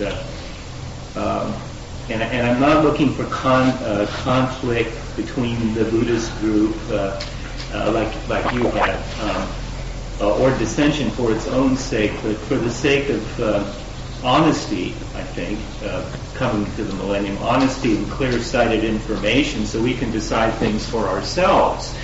So I think it's worthy of dialogue, especially. We're going to talk about conflict. I think you got a lot of conflict from your response psychedelics in the Buddhist community. But I think it's the psychedelic community's responsibility to ask questions, hard questions, to criticize, especially the truth or teaching that comes down to us from some sort of divine sanction or claims higher ground. And I think, as far as what we have to deal with in the coming millennium, I don't think we can afford, I don't think we have the luxury to give religion a free ride or play the game that it wants to play. I think we have to change the nature of the religious game. And what I mean by that is no longer can religion or religious icons be beyond criticism. I finally figured out what you want me to do. You want me to give the hang the Pope speech, right? I just think no vision should be accepted because it presumes or a preconceived or an a priori stamp of absolute truth. I think any teaching today in the marketplace of ideas and visions has to make it on its own merits. No preconceived, no ace in the hole, no handicap. So everything should be on, as you put it, on the table. And what I was trying to get at with the remarks about the Dalai Lama in Tibet, I think that, talk about changing the nature of the game. What they do, the religious people, whether it's East or West, they kind of have this dichotomy between the spiritual world, which is what we should concentrate on, and, as you put it, the secular world. You talk about secular in a secular way. Tibet has no better history than any other country. Right. But this isn't the image that's given. And they play this funny little game where they say, okay, this is what matters, the spiritual world. Our social world, where we spend most of our time with, where political decisions are made every day that affect our lives for life or death, that's not important. And yet, they'll argue on the other hand that, well, we need to be free and we need to, so it is important, by their own actions to try to free their people. The secular world is important, and we shouldn't devalue it, or we shouldn't be hypnotized by this cognitive dissonance that they've got us to accept. Well, you keep saying that they've gotten us to accept it. The religious people. And what I mean is, they say, well, this is what's important, the spiritual world. And yet, according to their own teaching, sometimes their society is just the opposite. Well, this is why you don't want to buy a pig in a poke. Right. I mean, I've always wondered, how can people go to India and be charmed, by incredible brutality, poverty, cupidity? I mean, if this is a spiritual society, good grief. Yeah, and most people just sort of accept this cognitive dissonance. We've got this rap and it should be like this, but you look at the proof of the pudding, it may be the exact opposite. And we just kind of say, well, that's okay. I think in the future we have to hold, especially those who are above us, and they claim a higher power. Because they claim that higher power or a higher ground, we have to be extra critical, even of our own. Well, I agree with you, but I think it's happening. I mean, I think this is it's a tough, if you're a guru these days, you're almost condemned to spending a life with foolish people. I think that the stock of all that has gone way down. Yeah, the thing to get people to realize is that it's fun to be a grown-up. It's fun to pay your own bills and row your own boat and have the only key to the apartment. And I'm talking to women, I'm talking to men. We all have been infantilized into thinking we have to cut deals that we don't want to make. The marriage, the corporation, the union, the party, whatever it is, and people sell themselves terribly short. And I don't know whether this has always gone on or whether it's always gone on a little but is now getting worse. But it is a wonderful thing to take charge of your life, your finances, your spiritual destiny, your sexuality, your artistic vision, everything. We should not cut deals. One of the things I learned at Berkeley as a radical that I've never been able to export very far in all the talking and speaking I've done is people have become entirely too polite. At Berkeley in the old days, we used to always, at the tip of our tongue, day and night, was the word bullshit. And you were to scream it at the least hint of such material coming near you. And you were to, it didn't matter, cafeteria, restaurant, classroom, when bullshit raised its head, you were to take aim and fire instantly. Well, now you can't do that. You've got this politically correct civility rep, and everybody's, well, we have to be nice. Well, I think someone said, when you're in an argument with a bully, it's not about being civil, it's about getting your truth across. Well, it's worse than the enforced civility, which is, I think, just the surface of it. It's what I've come to identify as a great evil in the world, thanks to my 19-year-old son, who has brought me to this viewpoint. It's relativism. Relativism is bullshit. And what is relativism? Relativism is the idea that you really shouldn't criticize other people's ideas because all ideas are sort of on an equal footing. So, I follow molecular biology, you follow Babaji, somebody else is a Kabbalist, somebody else worships their broker, and you're supposed to not criticize. And it doesn't make any difference because everything's reduced to, well, you like the Dodgers, I like the 49ers or something like that. You like vanilla ice cream, yes. I like chocolate, and it's no bigger than that. You're a Nazi, and I'm a Democrat, but that shouldn't keep us from right. It just you happen to like to exterminate large numbers of people. You just have this minor problem. Well, this is because people don't know how to make distinctions and what the rules of evidence are. What it really is it's a breakdown of the ability to conduct rational argument. Because, for instance, in the Middle Ages, in Central Asia, they would meet at Kashgar and places like that. A Jew, a Manichaean, a Christian, a Nestorian, a Buddhist, and a Jain. And they would hold vast public debates for days, attended by hundreds of people, shouting crowds, rooting for various factions. And these doctrinal things would be thrashed out according to rules which apparently everyone respected and understood. And when you were defeated, you knew it. And when you were exalted, you knew it. In the fuzzy, friendly world of political correctness, and I do it myself, because you can't always be a warrior. And at sometimes, late in the day, somebody will say something to me that I just think, yeah, face on Mars or whatever it is, and I just don't have the strength to lash out anymore.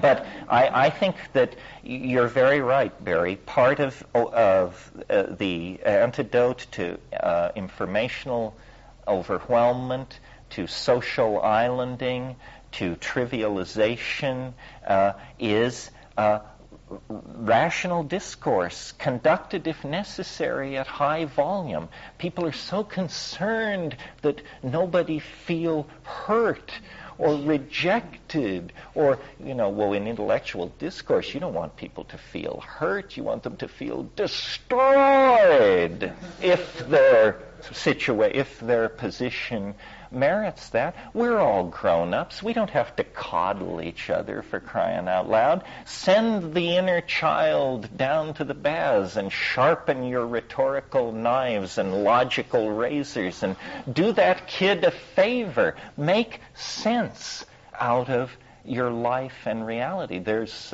sense to be made, and it's very grown-up, and very exalting, and it doesn't have to exclude all the other fun and games of life, but it certainly gives cogency and meaning to the enterprise, not only of trying to live, and not only of trying to be a decent person for one's loved ones and children, but to build a better world. A better world, if it comes, will be built on clear thinking. It will be built on honesty. It will be built on direct, clear communication. I mean, these are the things that constitute visionary common sense. And it's because the world is topsy-turvy that I considered, a drug-crazed pariah and have to then become the apostle of order, dignity, adult behavior, responsibility, and the obligation to make sense. Anyway, that's the end of our weekend. Thank you very much.